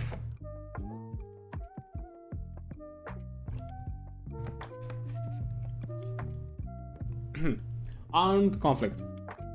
In chapter 4, presents the rule of using adversaries and environment stat blocks in combat, but as you plan for combat, remember that the most resonant battle scenes aren't about violence, they're about people and motivations. The language of violence can inspire emotion and develop NPCs and the world they inhabit. When the bandits raid the village, they're not just looking to hurt people, their motive might be greed or it might be desperation, but either way, violence is just a means to an end. The drama of a battle should focus on something beyond whether the PCs will die, since most of the time they won't, and it's likely the players assume that. The player characters are fighting for a reason, such as defending loved ones or subverting a villain's schemes. If the battle rattles to multiple goals or narrative threads, this adds uncertainty to the outcomes and increases dramatic tension. Example, after the Blood Mage Carissa kidnapped the governor's husband Austin, the player characters tracked her across the Shattered Mountains. When they confront the ruins of Nyx, she is conducting a ritual to seize Austin's latent magical powers. The player characters want to stop the ritual, save the governor's husband, and capture Carissa, but which of those goals is most important? If the player characters are winning the fight, what happens if you put Austin in danger and make the players choose between rescuing him and capturing Carissa? In the above example, the player characters could achieve a partial victory by capturing Carissa after Austin has been killed. They could rescue the governor's husband, but Carissa could get away, or they could stop Carissa in time to capture her and save Austin, accomplishing all of their goals. So yes, combat should not necessarily just be, you cutting people down, specifically player characters. There should be a higher motive at it. Even better if you can weave the players into it some way. And to somehow push you to a higher intrigue or higher interest, it kind of make the player curious about why exactly this combat is happening. It's not just pure violence for the sake of violence. Somebody maybe you realize that there is a certain like political struggle. Maybe there's maybe it's a kind of a revolt against marginalized people, or that kind of a thing. There could be many facets that could be weaved and add a deeper meaning, which then could push the player characters to a specific cause, and you know, further emboss them into doing something into following a thread forward after the fact, especially if if somehow all of these elements are interconnected to something on a grander scale. Using fear for drama. During battles, spend fear to keep characters on their toes. Duality rolls cause momentum to dramatically ebb and flow in the fights as the player characters fail their rolls or succeed with fear. While a lucky streak of hope rolls means you don't actually automatically get a GM move, you can still interrupt the player's momentum by converting 2 of their action tokens to a fear, then spending it to make a Game Master move. Since you can do this every 2 action rolls, this prevents the fight from becoming a pushover for the player characters. When spending fear, think about the motive you will have, what move will have the biggest impact on the scenes, changing the energy or nature of the fight. This might mean activating a powerful foe ability, bringing their reinforcements into the fight, changing the environment, or having the foes move boldly towards their objective. So yeah, just because you as a game master have the benefit to on the go to basically adjust the events and adjust things to better suit a more interesting narrative or a more interesting experience. Because yes, it's great to have the players you know, embrace the power fantasy and let them do it from time to time, but if that becomes a trend, it becomes mundane, it becomes stale. There's no challenge, there's no conflict in the truest sense. So whenever you can intervene, add challenge, add the complications, add elements that would make the players think twice whenever they're about to act. And you know, the fear is it's a great tool that this system offers you to basically tell you that, hey, okay, you've done all of this, you're still doing really well, but I'm just gonna push this and now push the story forward, because yes, you have done amazingly, but let's kind of ramp it up a bit now because of all of this. It's also a way to say, you know, you balance it to a more even playing field in a way or another, especially if you focus on certain dramas and aspects of other characters as kind of the main focus, and not just simply retaliate back with just some big damage numbers. You can also do that, especially if it puts one of the players in kind of a dangerous situation, but there are other aspects you can think. You can bring a powerful foe, the foe that they were already facing, that would reveal something a bit more intriguing than what they were dealing with before, and so on and so forth. Maybe add something that now adds tension or some kind of a time limit or time struggle now. Although maybe the reinforcements are about to come and you need to kind of prepare yourself, or you're about to face even a bigger threat than before. And those kind of things keep things interesting, especially if they weave better into the whole narrative and expand on the narrative experience. Phase battles. Battles become more memorable when the nature of the foes or the contours of the space shift mid-combat. Consider the following ways to introduce phase by creating a natural evolution and escalation of the scene. 1. Change the terms of engagement or the nature of the scene. Turn the fight into a chase. Reveal information that turns the group allies against them, or give the party a reason to temporarily ally with one factions they're battling. Example: during a pitched battle with an infamous thief, you might use a GM move for them to steal an important artifact from the player characters, then attempt to flee. This would likely result in a chase, keeping the story dynamic and forcing the players to adapt. So yeah, just if you feel like things become stale also because it's still the same back and forth, even if you've added some other elements, maybe yeah, the change of scenery, the change of the encounter type, of how exactly you're engaging the the problem can spice things up and then can evolve the narrative further. Change the battlefield itself. During a battle, environment might shift either because of natural phenomenon or an incoming blizzard, or because of an adversary action. Some battlefield changes repeat themselves. For example, an earth dragon might occasionally crash into the walls of their lairs, dropping huge rocks and changing the contour of the battlefield. In a case like this, you can set the move on a countdown loop. Other changes may only happen once, in which case you might create an environment move that is triggered by a specific narrative or mechanical event. For example, even when fighting in a divine realm, the gods' champions mark their last points of stress and smash the floor, dropping everyone atop the pane of otherworldly stained glass, surrounded by the rich colors of the cosmos. If you plan this type of move ahead of time, you might prepare two maps, one of the start of the fight and another one when the space is fundamentally changed. So yeah, equally as how, you know, the enemies and players evolve, change, you know, how they act within a battlefield, the battlefield itself should also alter in meaningful ways, and especially if there are also elements that the players can interact with, even more interact with, like as it was mentioned before. The battlefield should feel dynamic. The battlefield should feel like, you know, you can interact with it and it can offer you an edge in whatever encounter you're in. If you are adding this element of changing battlefield, where the changes can also be used in the players' or enemies' benefit, or maybe both, depending, it adds even more interest and more things for the players to kind of prioritize, because you can then create certain situations where the players have to decide. Am I gonna focus on this environmental effect that has happened that is gonna be equally beneficial for us but detrimental if the adversaries take it, or should I focus on the adversary that is right next to me, that is about to make a move that I do not want them to make? So yeah, they can also create these kind of dramatic moments where they have to make like big decisions. Change the phones. Video games often use the approach of changing adversaries at certain points in the battle, such as when their HP is half or they're seemingly defeated. Taking a cue from these kinds of battles, you can also change their adversary behavior, form, or both. A heavily armored enemy throws off their armor and begins to move with blistering speed. A defeated foe courses with eldritch power, transforming their appearance and granting them new abilities.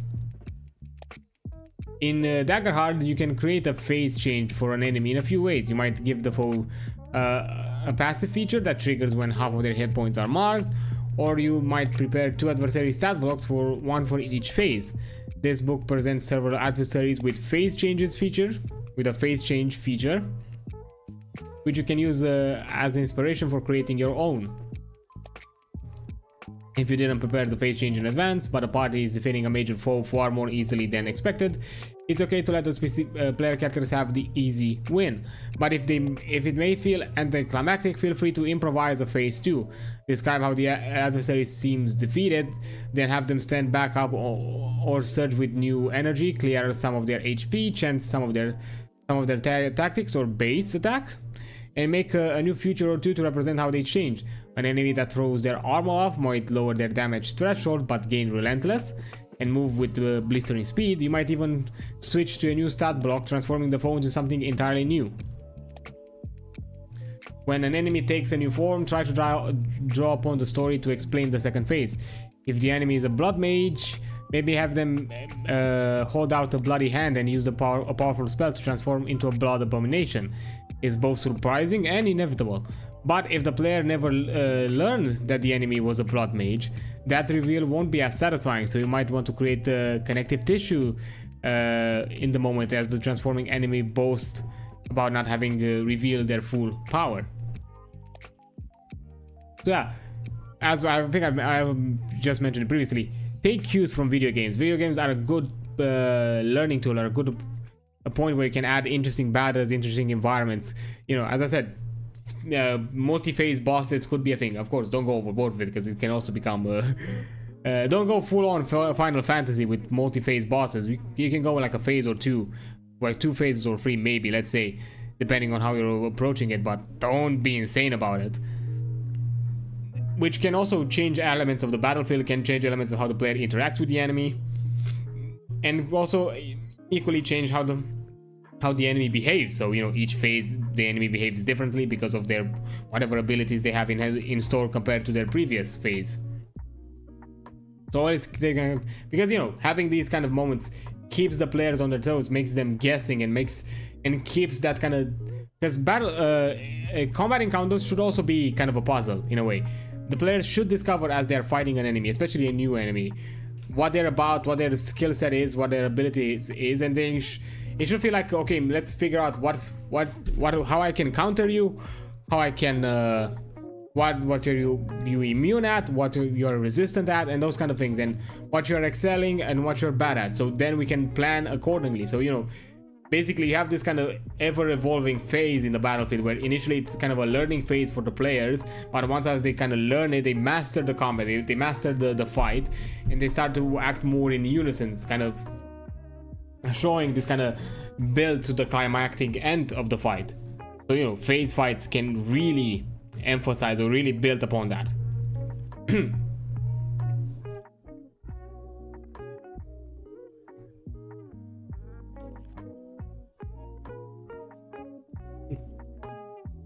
Impromptu NPCs. There is no way to prepare for every eventuality or possibility in a tabletop role-playing game, so it's inevitable that you'll have moments where you need to create an NPC on the fly, depending on the situation and the character. You might need is a name, a basic description, and the character's motive, which is used to inform how they act, respond to the players and the events of the story.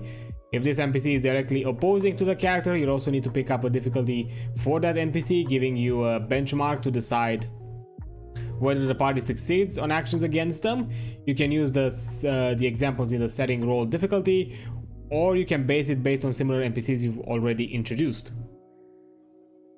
If you're improvising a creature who isn't interacting with the party socially, it is still important to think about motive, but you'll want to focus more on the information needed to play them in battle. You can grab the write-up of a similar creature or make some changes, or if you prefer, improvise with your own using the guidance in the improvised adversaries section, then decide their features when you have the chance to make a game master move that allows you to decide something that will have the most interesting impact on the scene at the moment. Yeah, unfortunately, impromptu NPCs it's gonna be a thing you'll always have to deal with as a game master. Sometimes you might do it out of your own motive. As I mentioned, Ghost Child was a spur of the moment thing that our storyteller did, apparently, as she told us, and it spiced up the whole scene. It made it a bit more interesting. We had this kind of weird character that we kind of had an interesting conflict with. So yeah, that was neat about it. But at the same time, the players might interact with some NPC that you would have not expected them to interact or weren't necessarily thinking of in the moment, and you'll need to at the very least have a bare minimum planned out, especially if you maybe a bit more if they're about to if the encounter kind of evolves a bit more aggressively. To some extent, you can prepare, I guess, if you have some base stat blocks that you can already look into it, as have them as kind of a way to represent the enemy or take elements from that enemy, because you can look at certain aspects as the location theme, the tone of it, what kind of social aspects, political, whatever other aspects that you think are influential to that NPC, to then look into existing stat blocks, existing adversaries, and take cues from them and add them to this NPC. Or maybe you can use an entire stat block as representing that NPC. It's fine if you, and of course at the same time it's fine to basically tell the players like, okay, can you give me like a quick break? I need to figure this thing out really quick. Once I'm back, we can continue from where we left off, because it's fine to be honest and be like, hey, you caught me off guard. I'm not sure how to deal with this right in the moment. Give me a few minutes to plan it out a bit, and then we can continue. That's totally fine and understandable, and nobody should fault you for it. Using downtime. Downtime lets players recover resources during short and long rests, but it can also provide an opportunity to zoom in on the relationship between characters and how they process the intense emotions of their adventures. You can use downtime scenes as a pressure release valve to vary the intensity of the story and give the player characters room to breathe. Empower your players to frame their own downtime scenes, especially for their prepare moves, which offer more of a strong opportunity for characterization. Ask the player what it looks like as they tend to their wounds or recover stress together, encouraging them to take the reins of the story for that scene and work together with other players whose characters are involved. Yes, downtimes are a great moment for the game master to kind of take a seat back and let the players take the scene and run with it however they prefer, especially if also the game in some mechanical way offers you opportunities to interact with other characters, so at that, which gives you the possibility and it gives you the opportunity to interact, socialize, and kind of more emphasize whatever relationship you have with a certain character. We've had our moments here and there. Unfortunately, currently is how we are planning our sessions. Not necessarily unfortunate, because it's totally fine how it works it right now. Most of our downtime happens off screen. We have like maybe small moments here and there within the session of downtime where we have our characterization, but certain aspects happen off screen. But that doesn't mean that we don't push elements of characterization in the moment. Like if we find like moments like certain points where there's can be like a short breather, we jump onto it. As I mentioned, the whole situation with the Nosferatu was could have been considered as a point where we kind of jumped in our downtime, because Ambrose called for the medic to assist the hurted members of our party, while Damien then jumped privately with him into a conversation that got quickly heated and a bit too personal, maybe to some extent. So yeah, that was something interesting that kind of added a bit more characterization, added a bit more depth into their relationship, which, even though at that point it felt like Damien maybe to some way felt like on board with what Ambrose was doing, but as things evolved it kind of showed like, oh no, there are some aspects of Ambrose that Damien is not really cool with, or at the very least not in the way he's currently handling them, and he's seen people that he kind of has a certain perspectives about getting hurt badly, and he doesn't really want that, because even though I haven't mentioned, Damien has a certain connection. He hasn't yet been open about it in any way, but he sees Iris in a certain way. Samson equally, although in that situation was more about the idea that someone close to Samson was clearly affected, and he didn't necessarily want them to be involved, and he would clearly been hurt even more because of this issue that was not addressed. So yeah, downtime is a great opportunity for you as a player to make interesting moments, create drama, create characterization, create interesting relationships, because those are like the moments that we all love. Like even quick one-off things. Like I think again another example that in those sessions, Ambrose be the question like, hey Iris, in which car you jump in? And Iris being like full on, oh yeah, I go with Ambrose. And basically clearly from, even though it kind of was from session 1, emphasizing even further that kind of the tight connection that Iris and Ambrose have, and kind of how they are all, both of them are kind of ride and die type characters with each other. So yeah, that's really cool.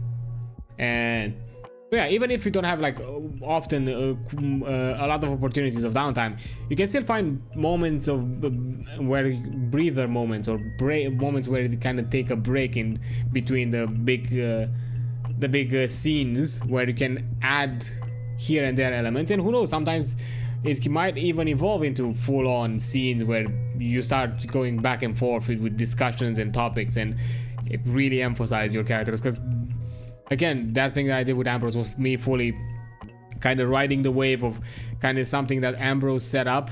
I was like, okay, this could be interesting. Let's see where I'm gonna poke at it. Let's see where it goes. And it went off in a pretty big moment that didn't last like just a minute. It lasted quite a few minutes. So yeah, that was really fun. Projects during downtime. The work on a project a move requires more game master input. Then the other downtime moves. If a player character wants to do something that's likely to take a long time rather than doing it during another scene, this is a good candidate for the work on a project downtime move. These projects are typically tracked using a progress countdown. Go back to countdowns when it comes to that. When deciding the size of the countdown, consider the complexity of the project, the availability of relevant tools, and the impact of the project on the story. If completing the project will give the group essential information they need to move on, you may want to set the countdown at a low number to ensure that the group doesn't have to spend much time waiting for the next clue beat in the story. If the project isn't tightly linked to other parts of the story and it simply requires time, you might set the countdown number higher. Simple projects might take down the countdown each time the player uses the work a project move. However, if the project is skill dependent, you can ask how they make progress and call for a roll using the trait that matches their approach. Whenever rolls to progress their project, it doesn't feel great if the roll simply ends in failure. If you use the standard dynamic countdown advancements, consider letting a failure give the player character special insight into their project, which grants them advantage on their next roll for that project. Alternatively, instead of using the table as advancement criteria, you can use the following criteria as some progress, so even on a failure. Yeah, the work on projects that the game offers is kind of a good. It's a really good guideline in how to approach things that you as a character want to look into, build up into, and kind of, especially for things that are later down the line, progress in your story. But at the same time, it's you should take into account how long how this information or item or tool or whatever the project is about is affecting the in-moment character. If it's something somewhat essential and that they need as quick as possible, yes, maybe set it down. If it's something essential but that would shift the game majorly, maybe add something a bit higher to kind of emphasize, like, yes, this is a tool that will help you immensely. It's not necessarily a must-have tool, but it would be a helpful tool. I'm gonna give it to you, but you're gonna have to work a lot harder on it until you get it. And of course, for things that are not necessarily fully relevant, you can just set a bit of a longer downtime to kind of emphasize that, hey, you're working on it. It's a project, especially again, still take into account complexity, because if it's still a simple thing, even if it's not related to whatever whatever you're currently dealing with in the story, just don't make it long for the sake of being long. Just, and of course, if there is a lot more complexity to the project, start considering roles and how that progresses into their how that kind of advances the progress for the project becoming finished. Yeah, the dynamic countdown is a good option, but let's see what they are mentioning with here. So on a critical success you do 4 ticks, on a success with hope you do 3 ticks, on a success with fear you do 2 ticks, on a failure you do 1 tick, which basically removes the idea that of using the dynamic countdown with the possibility that you don't progress at all, but with the benefit of getting an advantage later down the line. It's more of a you progress but slightly. But yeah, this could be, especially with the dynamic countdown, this could be something that you could offer for something that takes a lot longer. As you know, this kind of progress, especially even in a success with hope, could move the project maybe way too fast than you're initially planning. Countdowns during downtime. When a player uses downtime to rest and refresh, use this opportunity to progress a countdown happening in the background. See long-term countdowns. For a short rest, take down by 1. For a long rest, take down by 2. This helps to make the world feel alive. It reminds the players that the more resting they do, the more the world moves along with them, so they might want to be careful in how much they rest. So yeah, the world should feel living, breathing, and countdowns are a good way to emphasize, like, hey, nothing is staying still, things are gonna progress. If you're stagnant about it, or like you don't put urgency to it, you're gonna see the consequences of it. Of course, I'm not gonna go too much into detail because the the countdown section that I think I've discussed, I'm not sure if last session or last stream or 2 streams ago, something like that, has covered it. So, you know, if you want to do that, check the VODs where that kind of thing was covered more than anything. Extended downtime. If you're fast forwarding the story across multiple days or longer, you probably don't need a separate scene for each long rest during that time. During these long rest stretches, consider talking to your players about their characters, what their characters want to accomplish, then using montages to illustrate the passage of time. Some player character goals might require a single roll or none at all. Others might require a series of progress countdown rolls to advance a project across several long rests. It's trivial for a bard to gather rumors during a week-long stay in the city, but you might ask them to make a presence roll to see what they learned. If they learn some especially important information in the process. Similarly, you might ask a warrior to make a finesse roll if they're trying to enhance their armor with rare materials obtained in their last adventure. So yeah, extended downtime, which basically would be something across longer times, and especially like in between arcs, because that's usually when it happens. There are good ways for the players to gather information, do bigger progressions in whatever their personal goals are, in their own moments, separately maybe to the rest of the party, or maybe even in groups or as an entire troop. And you know, they can offer it's a good way of basically showing, you know, a passive of time, and how, you know, how the time has passed and how the player characters have learned across their journeys, and are now preparing better and better each time, you know, they adventure. And finally, because I think like this is the last chapter. Oh no, there's one more after this. Yeah, we have character death, and I think then we have leveling up, and that's it. Yeah. As I mentioned as previously, I'm pushing to finish these kind of things, and then even if I go a bit over what I'm planning. To be fair, the ttrpgs have always been set with the idea of 4 hours minimum, depending on how long the subject takes. I'm willing to extend it to a reasonable amount. As I mentioned, that's why I've split this entire chapter into a 2-parter, because if I were to do it last week, I would have been, what, up to this point, 13 hours in? Yeah, I would have been probably 13 hours in. So yeah, that would not have been a good thing. Character death. Adjudicating and overseeing the death of a player character may be among the most difficult tasks for a game master in a game focused on character relationships, personal story arcs, and heroic adventures. The death of a player should not be done casually. As the game master, you are charged with honestly portraying the world, and death is a greater threat in Daggerheart than in some other games working in the same genre. As advice, adversaries follow different rules for death than player characters. See defeated adversaries in chapter 4. So yeah, in Daggerheart, death is a big thing.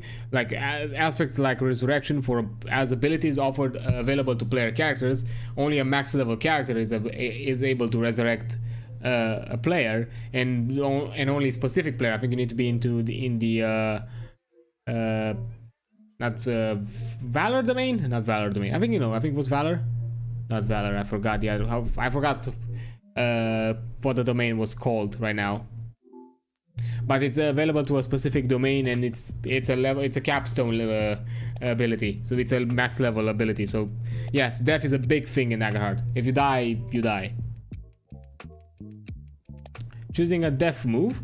When a player character marks their last hit point, they must make a death move. Two of the 3 moves give the player full control whether their character lives or die. With Blaze of Glory, the player is accepting death for the character, and with Avoid Death, the player is defying death. Risk It All comes down all to the dice roll, giving the character a nearly even chance of living or dying. When a player is considering which death move to choose, make space for them to think and talk through their decisions. You might give them a moment to think by shifting focus to another character, or keep focus on the character on the brink of death to let the player take the reins of the story. Character death is not always satisfying in the moment, especially if the character's cause of death isn't directly tied to their personal story. But in a heroic fantasy adventure, death is always a possibility for characters to try to change the world. The death move gives the fatally injured character a chance for a memorable moment, whether it's going to be going out in a blaze of glory or risking it all on a dice roll. So yeah, a good thing that I've mentioned before, the game offers you a selection of tools on how you want to approach death and how you want to deal with it. Blaze of Glory is a great way of basically, if you really want to send off your character and you feel like this is the right moment, Blaze of Glory is the best option you have. Risk it all if you just simply are okay with either outcome and you just want to see the chaoticness of rolling the dice. And avoid death if you feel like, you know, your character should still be around and in some way and you still want to explore certain facets of them. If a player is certain that they aren't ready to say goodbye to their character, this option ensures the character's survival, though they have a chance of taking a scar and losing one of their hope slots. If the character only has one hope slot remaining when they make this move, there is a chance the player will have to retire the player character. Even so, that ending may be preferable for some players if they rather see their character give up the adventuring life and die.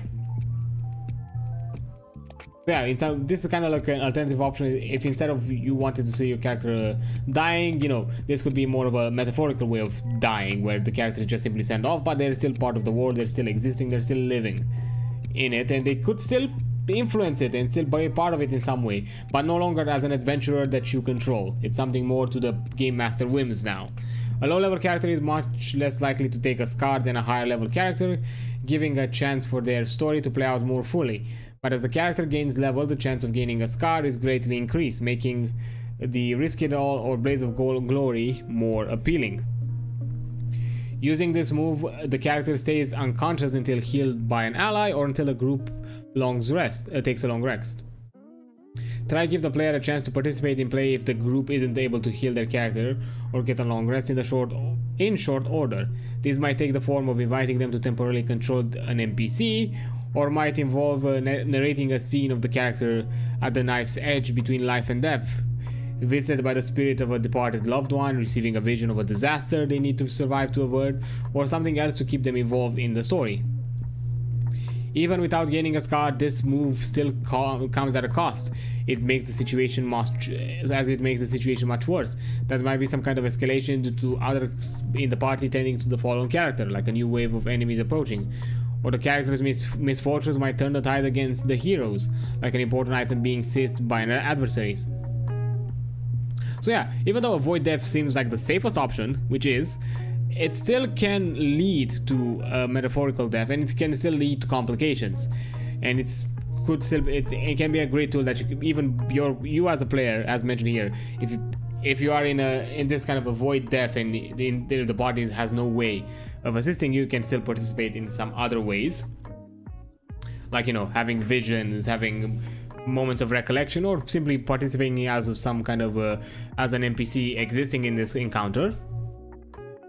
But equally, the more you utilize this tool, the more it pushes on to, like, okay, the more you're trying to kind of deny your death, the more you're likely to wind up retiring anyways. Especially if certain campaigns are a bit more grueling on this aspect of the game. Risk it all. This is the move that you as a game master may have the least say in. The duality dice decide the character's fate, and with the exception of a 10th level resurrection spell, which can only be used once in its go back, and it can never be used again by the player, which is also a thing I forgot to mention. That roll of the dice is final unless you provide other means of resurrection in your story. If the players rolls with hope, help them decide how to divide the value of hope die between hit points and stress to clear. You might remind the player that if they choose to clear only a small number of hit points, they may be forced to make another death move after just another blow. Though it is important to reward your player if they roll with hope by giving them their moment to return in the spotlight. It is just as important to reward your player if they roll with fear and their character meets their end. Let them have some final words with a friend or a memory that plays as they fade from consciousness. This gives them a moment to say goodbye to their characters in a way that feels important and satisfying. So yeah, even if things didn't go their way, still give them a short moment in the spotlight before before saying bye-bye and bringing somebody new the next session. Because still, especially if it is the character's final moments. Also, hi there, Troy. How's it going? Having a nice Friday? Enjoying yourself? Oops, I hope so.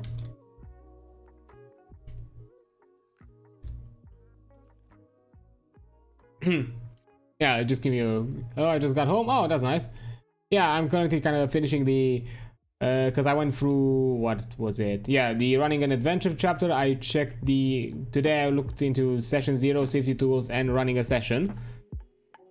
Of course, no problem. I love to shout out friends. So yeah, basically, and you know, reading kind of what the chapters offer you as kind of guidelines for as a game master when it comes to running a sessions.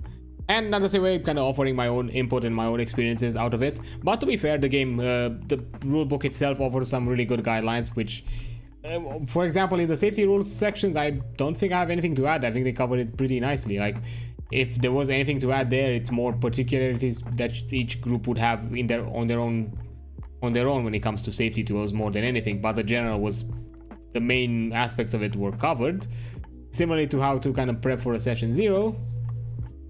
And you know, the aspects of running the session, this is more particular to some of the game systems.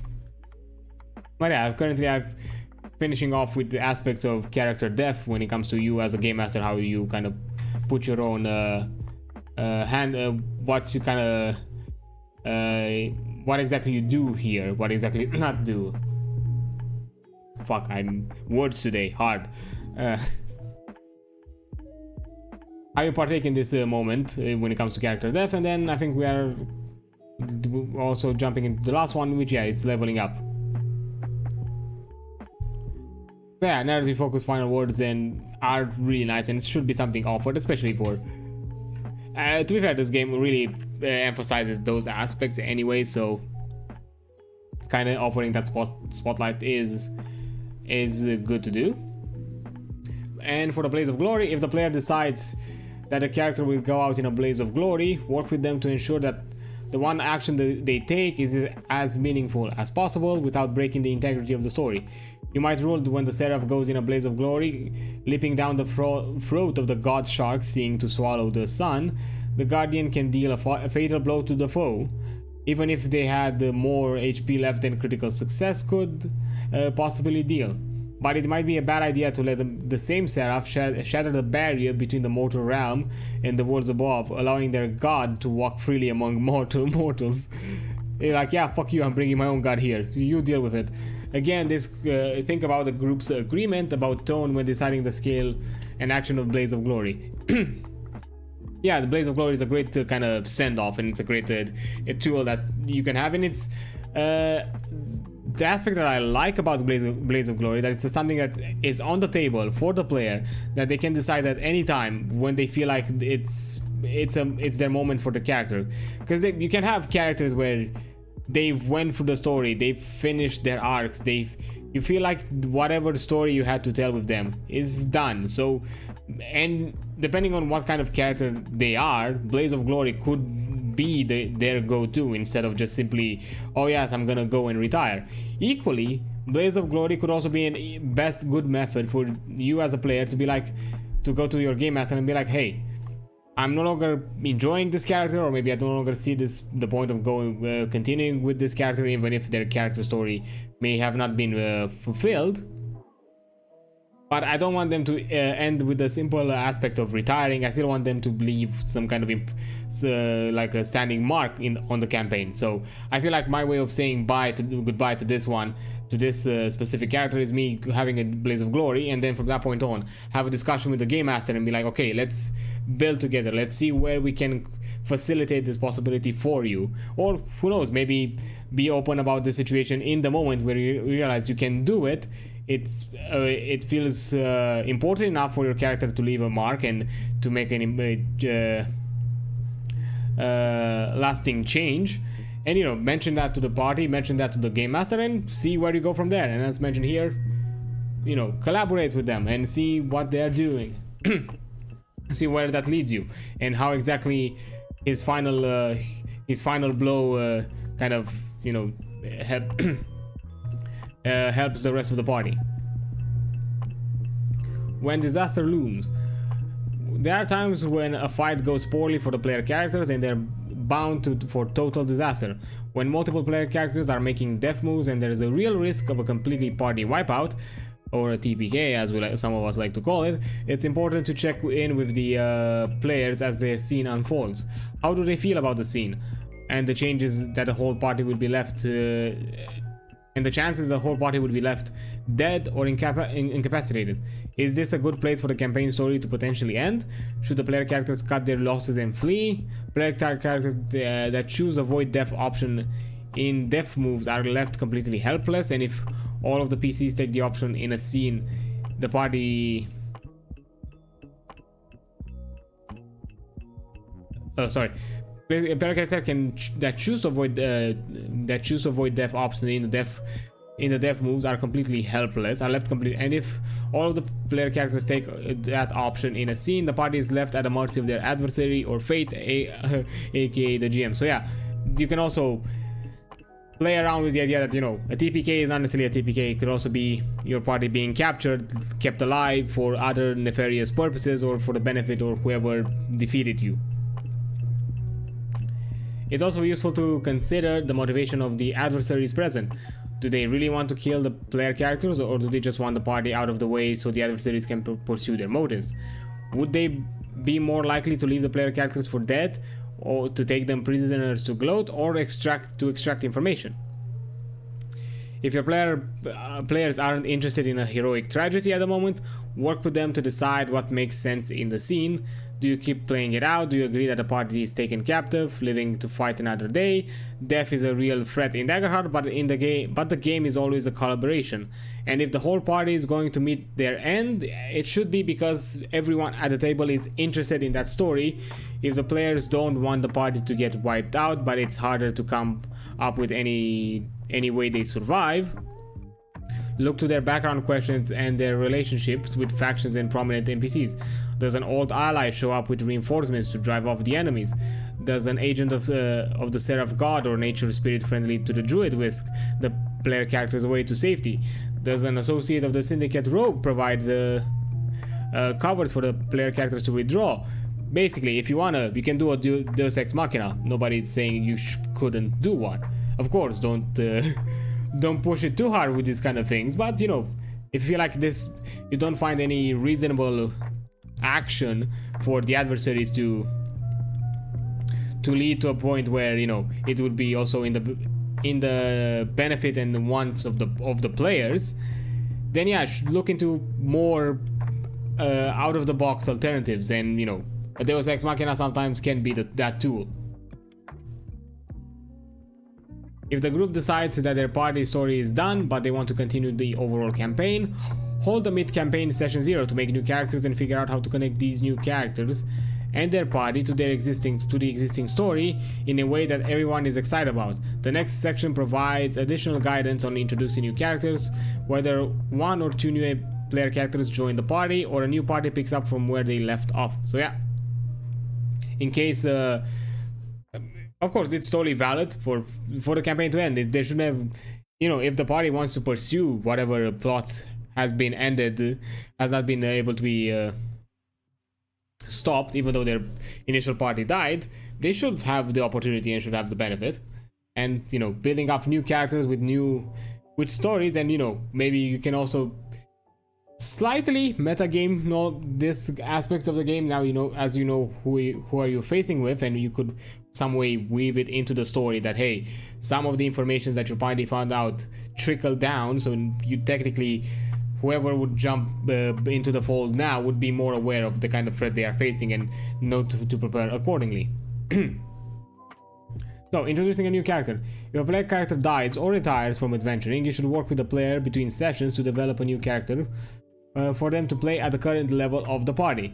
If your player and group want to, they can answer the usual connection questions, giving them existing connection to everyone in the party. However, it can be more dramatic to skip the normal connection and instead ask one of the following connections that advances the party's story. You have vital information the party needs to continue forward on their journey. What is it and how did you obtain it? You are in desperate need of help and that the only party can provide. What has you in such danger and what do you have for them in exchange? You know somebody in the party very well and have searched them out. What connection questions should you ask them before the next session?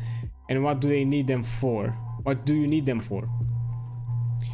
You lost your last adventuring party to something or someone terrible. What caused their downfall and how is the new party connected to them in some way? You are part of a faction that has opposed the party, but now you need their help. What problem does your faction face and how are you going to prove to the party that you can be trusted? You have been charged to deliver a lost item to a member of the party. What is it? What personal quest is it tied to that requires working with the party? I can't be trusted, JK. Yeah, to be fair, these are like great like added questions instead of going with the normal like the questions that the character creation offered you to add in some elements, add drama as mentioned here, you know, with the with the opposing faction, or you know, have more interesting connections or maybe even more looming threats or connecting threats that could add to the plot and add more information for the party, like you know,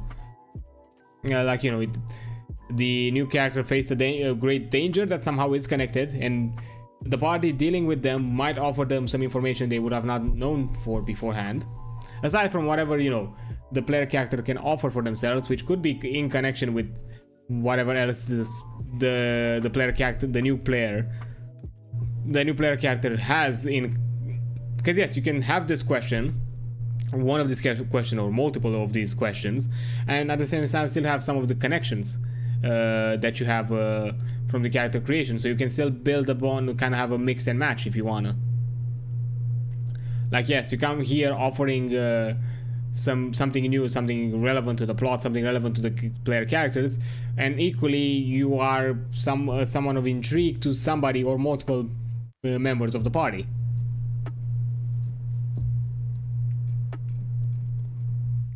But that's kind of a good way, like when somebody new comes into the fold, they should in some way either be connected with the party, either be connected with somehow with the story, with the upcoming story or the unfolding story, or a little bit of both in some way or another. Just simply throwing them out there, oh yes, I'm an adventurer that, you know, just pick things up from where the last one left off and just continue my merry way with no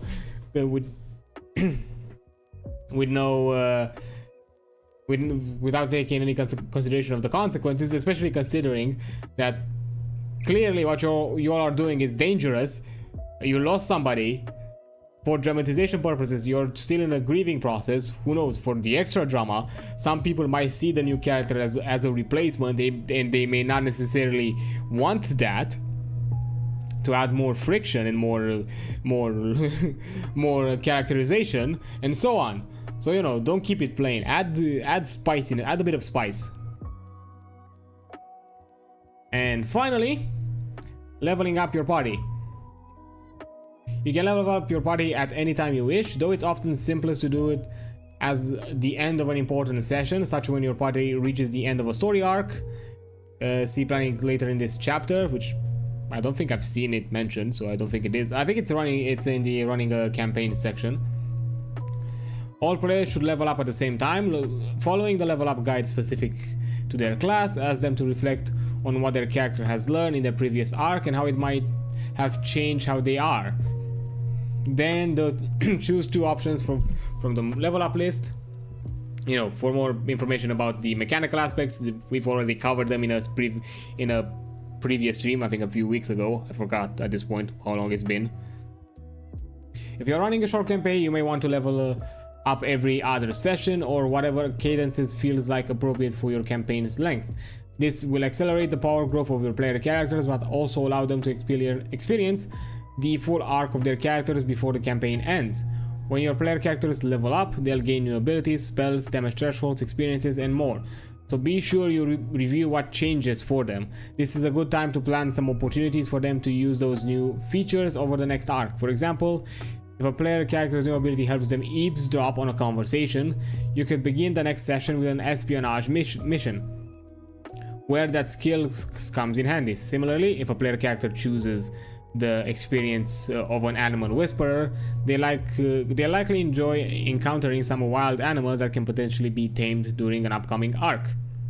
So yeah, especially once the characters level up, kind of reward and offer them the opportunity to kind of showcase their new powers, especially because especially have a group where these kind of things maybe don't go in full discussion like during the level up, and you let them more as a mystery that unfolds. Because I've seen groups like that, like, you know, like full-on groups that, you know, we create a party, we in some way we plan out our synergy of the party, but keep most of the details vague.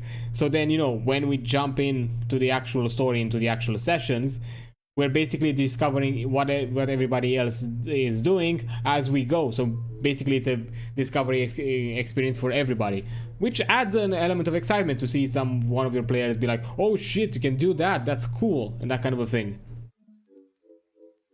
Which, by the way, hint hint, I've done something similar with Damien for the for the hunter sessions, because I've talked with Ghost, because I feel like there were some elements in my character creation that don't feel like they fit anymore. So yeah, he might do something different aside from his usual stuff for next session. Who knows? Maybe you'll see it. Maybe you'll see it. I've never mentioned it to anybody. I'm not sure if Ghost mentioned it to anybody else, but I didn't. I'm gonna if they're gonna see it in session, in play. Yeah, this is a great way to overall, you know. And yes, I also like the aspect of, you know, when a character level up, have this kind of offer them this kind of moment to kind of have this kind of retrospect, to reflect upon themselves, to kind of have this kind of inner monologue of, hey, you've progressed, you've come so far. How do you feel about this? What's next for you in this journey? Is there anything you've learned? Is there anything that now intrigues you more than you did before? Is there a change in your perspective? All that kind of thing. Have those kind of small characterization moments to yourself, and basically you as a game master offer those spotlights, especially in the level up. Maybe you can offer them as kind of an ending point for the session, or as a starting point for the next one to kind of see where everybody's going. But maybe in some cases it would be better as an ending point, because then it can help you, give you some guidelines in how to prepare as you go, how to prepare next time. Maybe you already want to build in some of that intrigue or some of those elements that the characters have mentioned after their level up. So yeah, add a bit of story to every facet of the game, add a bit of characterization, add a bit of or showcase your character a bit more in every facet of the game whenever possible. And you as a game master, you know, create those moments, or allow those moments to happen. It doesn't have to be just during combats, during social encounters, during downtime. It could also be in the little things. Let them have a quick moment where they react in a certain way compared to something else that's happening that is bigger than them.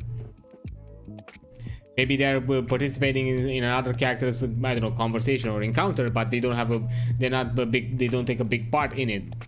Occasionally take a pause and be like, hey, what exactly is happening to you here right now? What's your perspective so far? Yes, you cannot necessarily offer your own input into this simply because either you as the player or you as the character don't feel it fit. So, but at the same time, you internally, what do you think of all that's happening right now?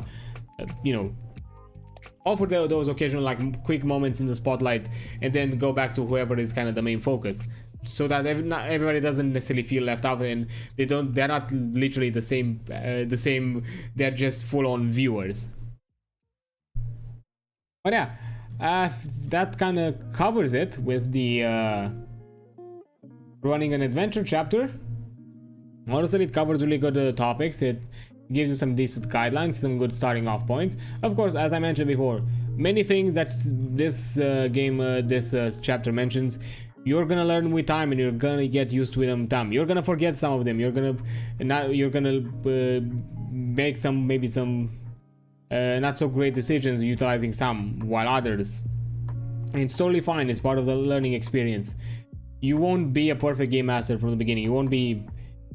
But as long as you're improving, as long as you're taking notes, and you're taking notes in the sense that, hey, I did something this session, but there was one aspect that I didn't really like. Maybe next time I'll think on this one thing differently, or maybe I'll do this instead and see how that's gonna go. And the kind of thing, improve. And because every game master has their own style, has their own way of doing things. Nobody is the same.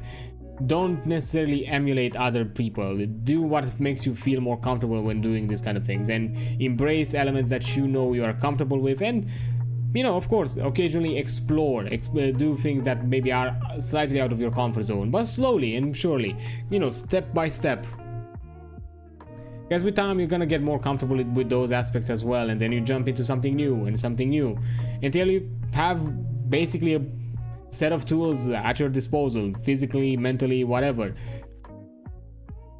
and that will help you from now on create a better overall experience, not only for you but also for the people around you. Because again, this is collaborative in some ways, and most important of all, it shouldn't necessarily feel like you should be the only one that's dealing with this. If you feel like your players could collaborate, could offer their own input, and could offer their own suggestion, open kind of the let that kind of as a possibility for them. Be like, hey, look, I'm doing this thing. Do you think there is anything you can contribute? Do you feel like you want to add something more that is connected to either your character or some ideas that you had about this campaign? All that kind of thing. Like, offer an open channel for these kind of suggestions, because you never know. The players you're running with can offer some great ideas, and that you can run off with later down the line. But yeah, I think, as I mentioned, this overall covers it. And I think from this point on, as mentioned before, let me just jump into the just chatting one. There we go. Okay, so let's see. Is there anybody No, is there like a friendo we haven't jumped into in a while that we could do it? Go to? Let me see.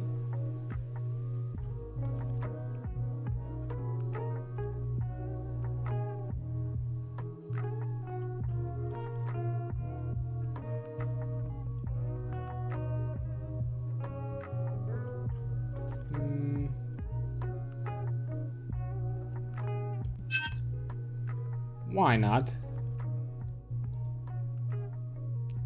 I think we're gonna, yeah, let's do this.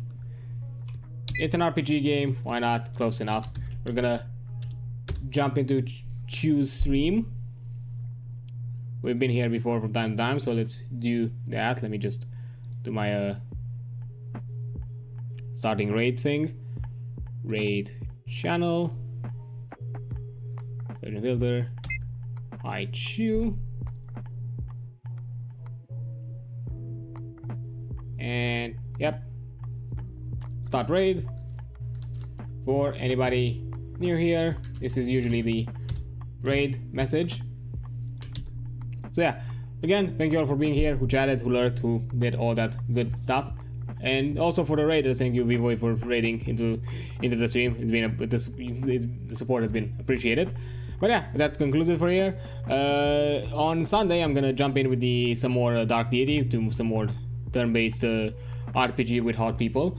That's gonna be neat. And then from next week, I'm gonna jump with my new schedule, with something a bit more consistent, and hopefully will help me with my retention, because I'm struggling with that. Yeah, boy, having to deal with analytic stuff, which isn't fun. I don't like it. I just want to goof off and stream.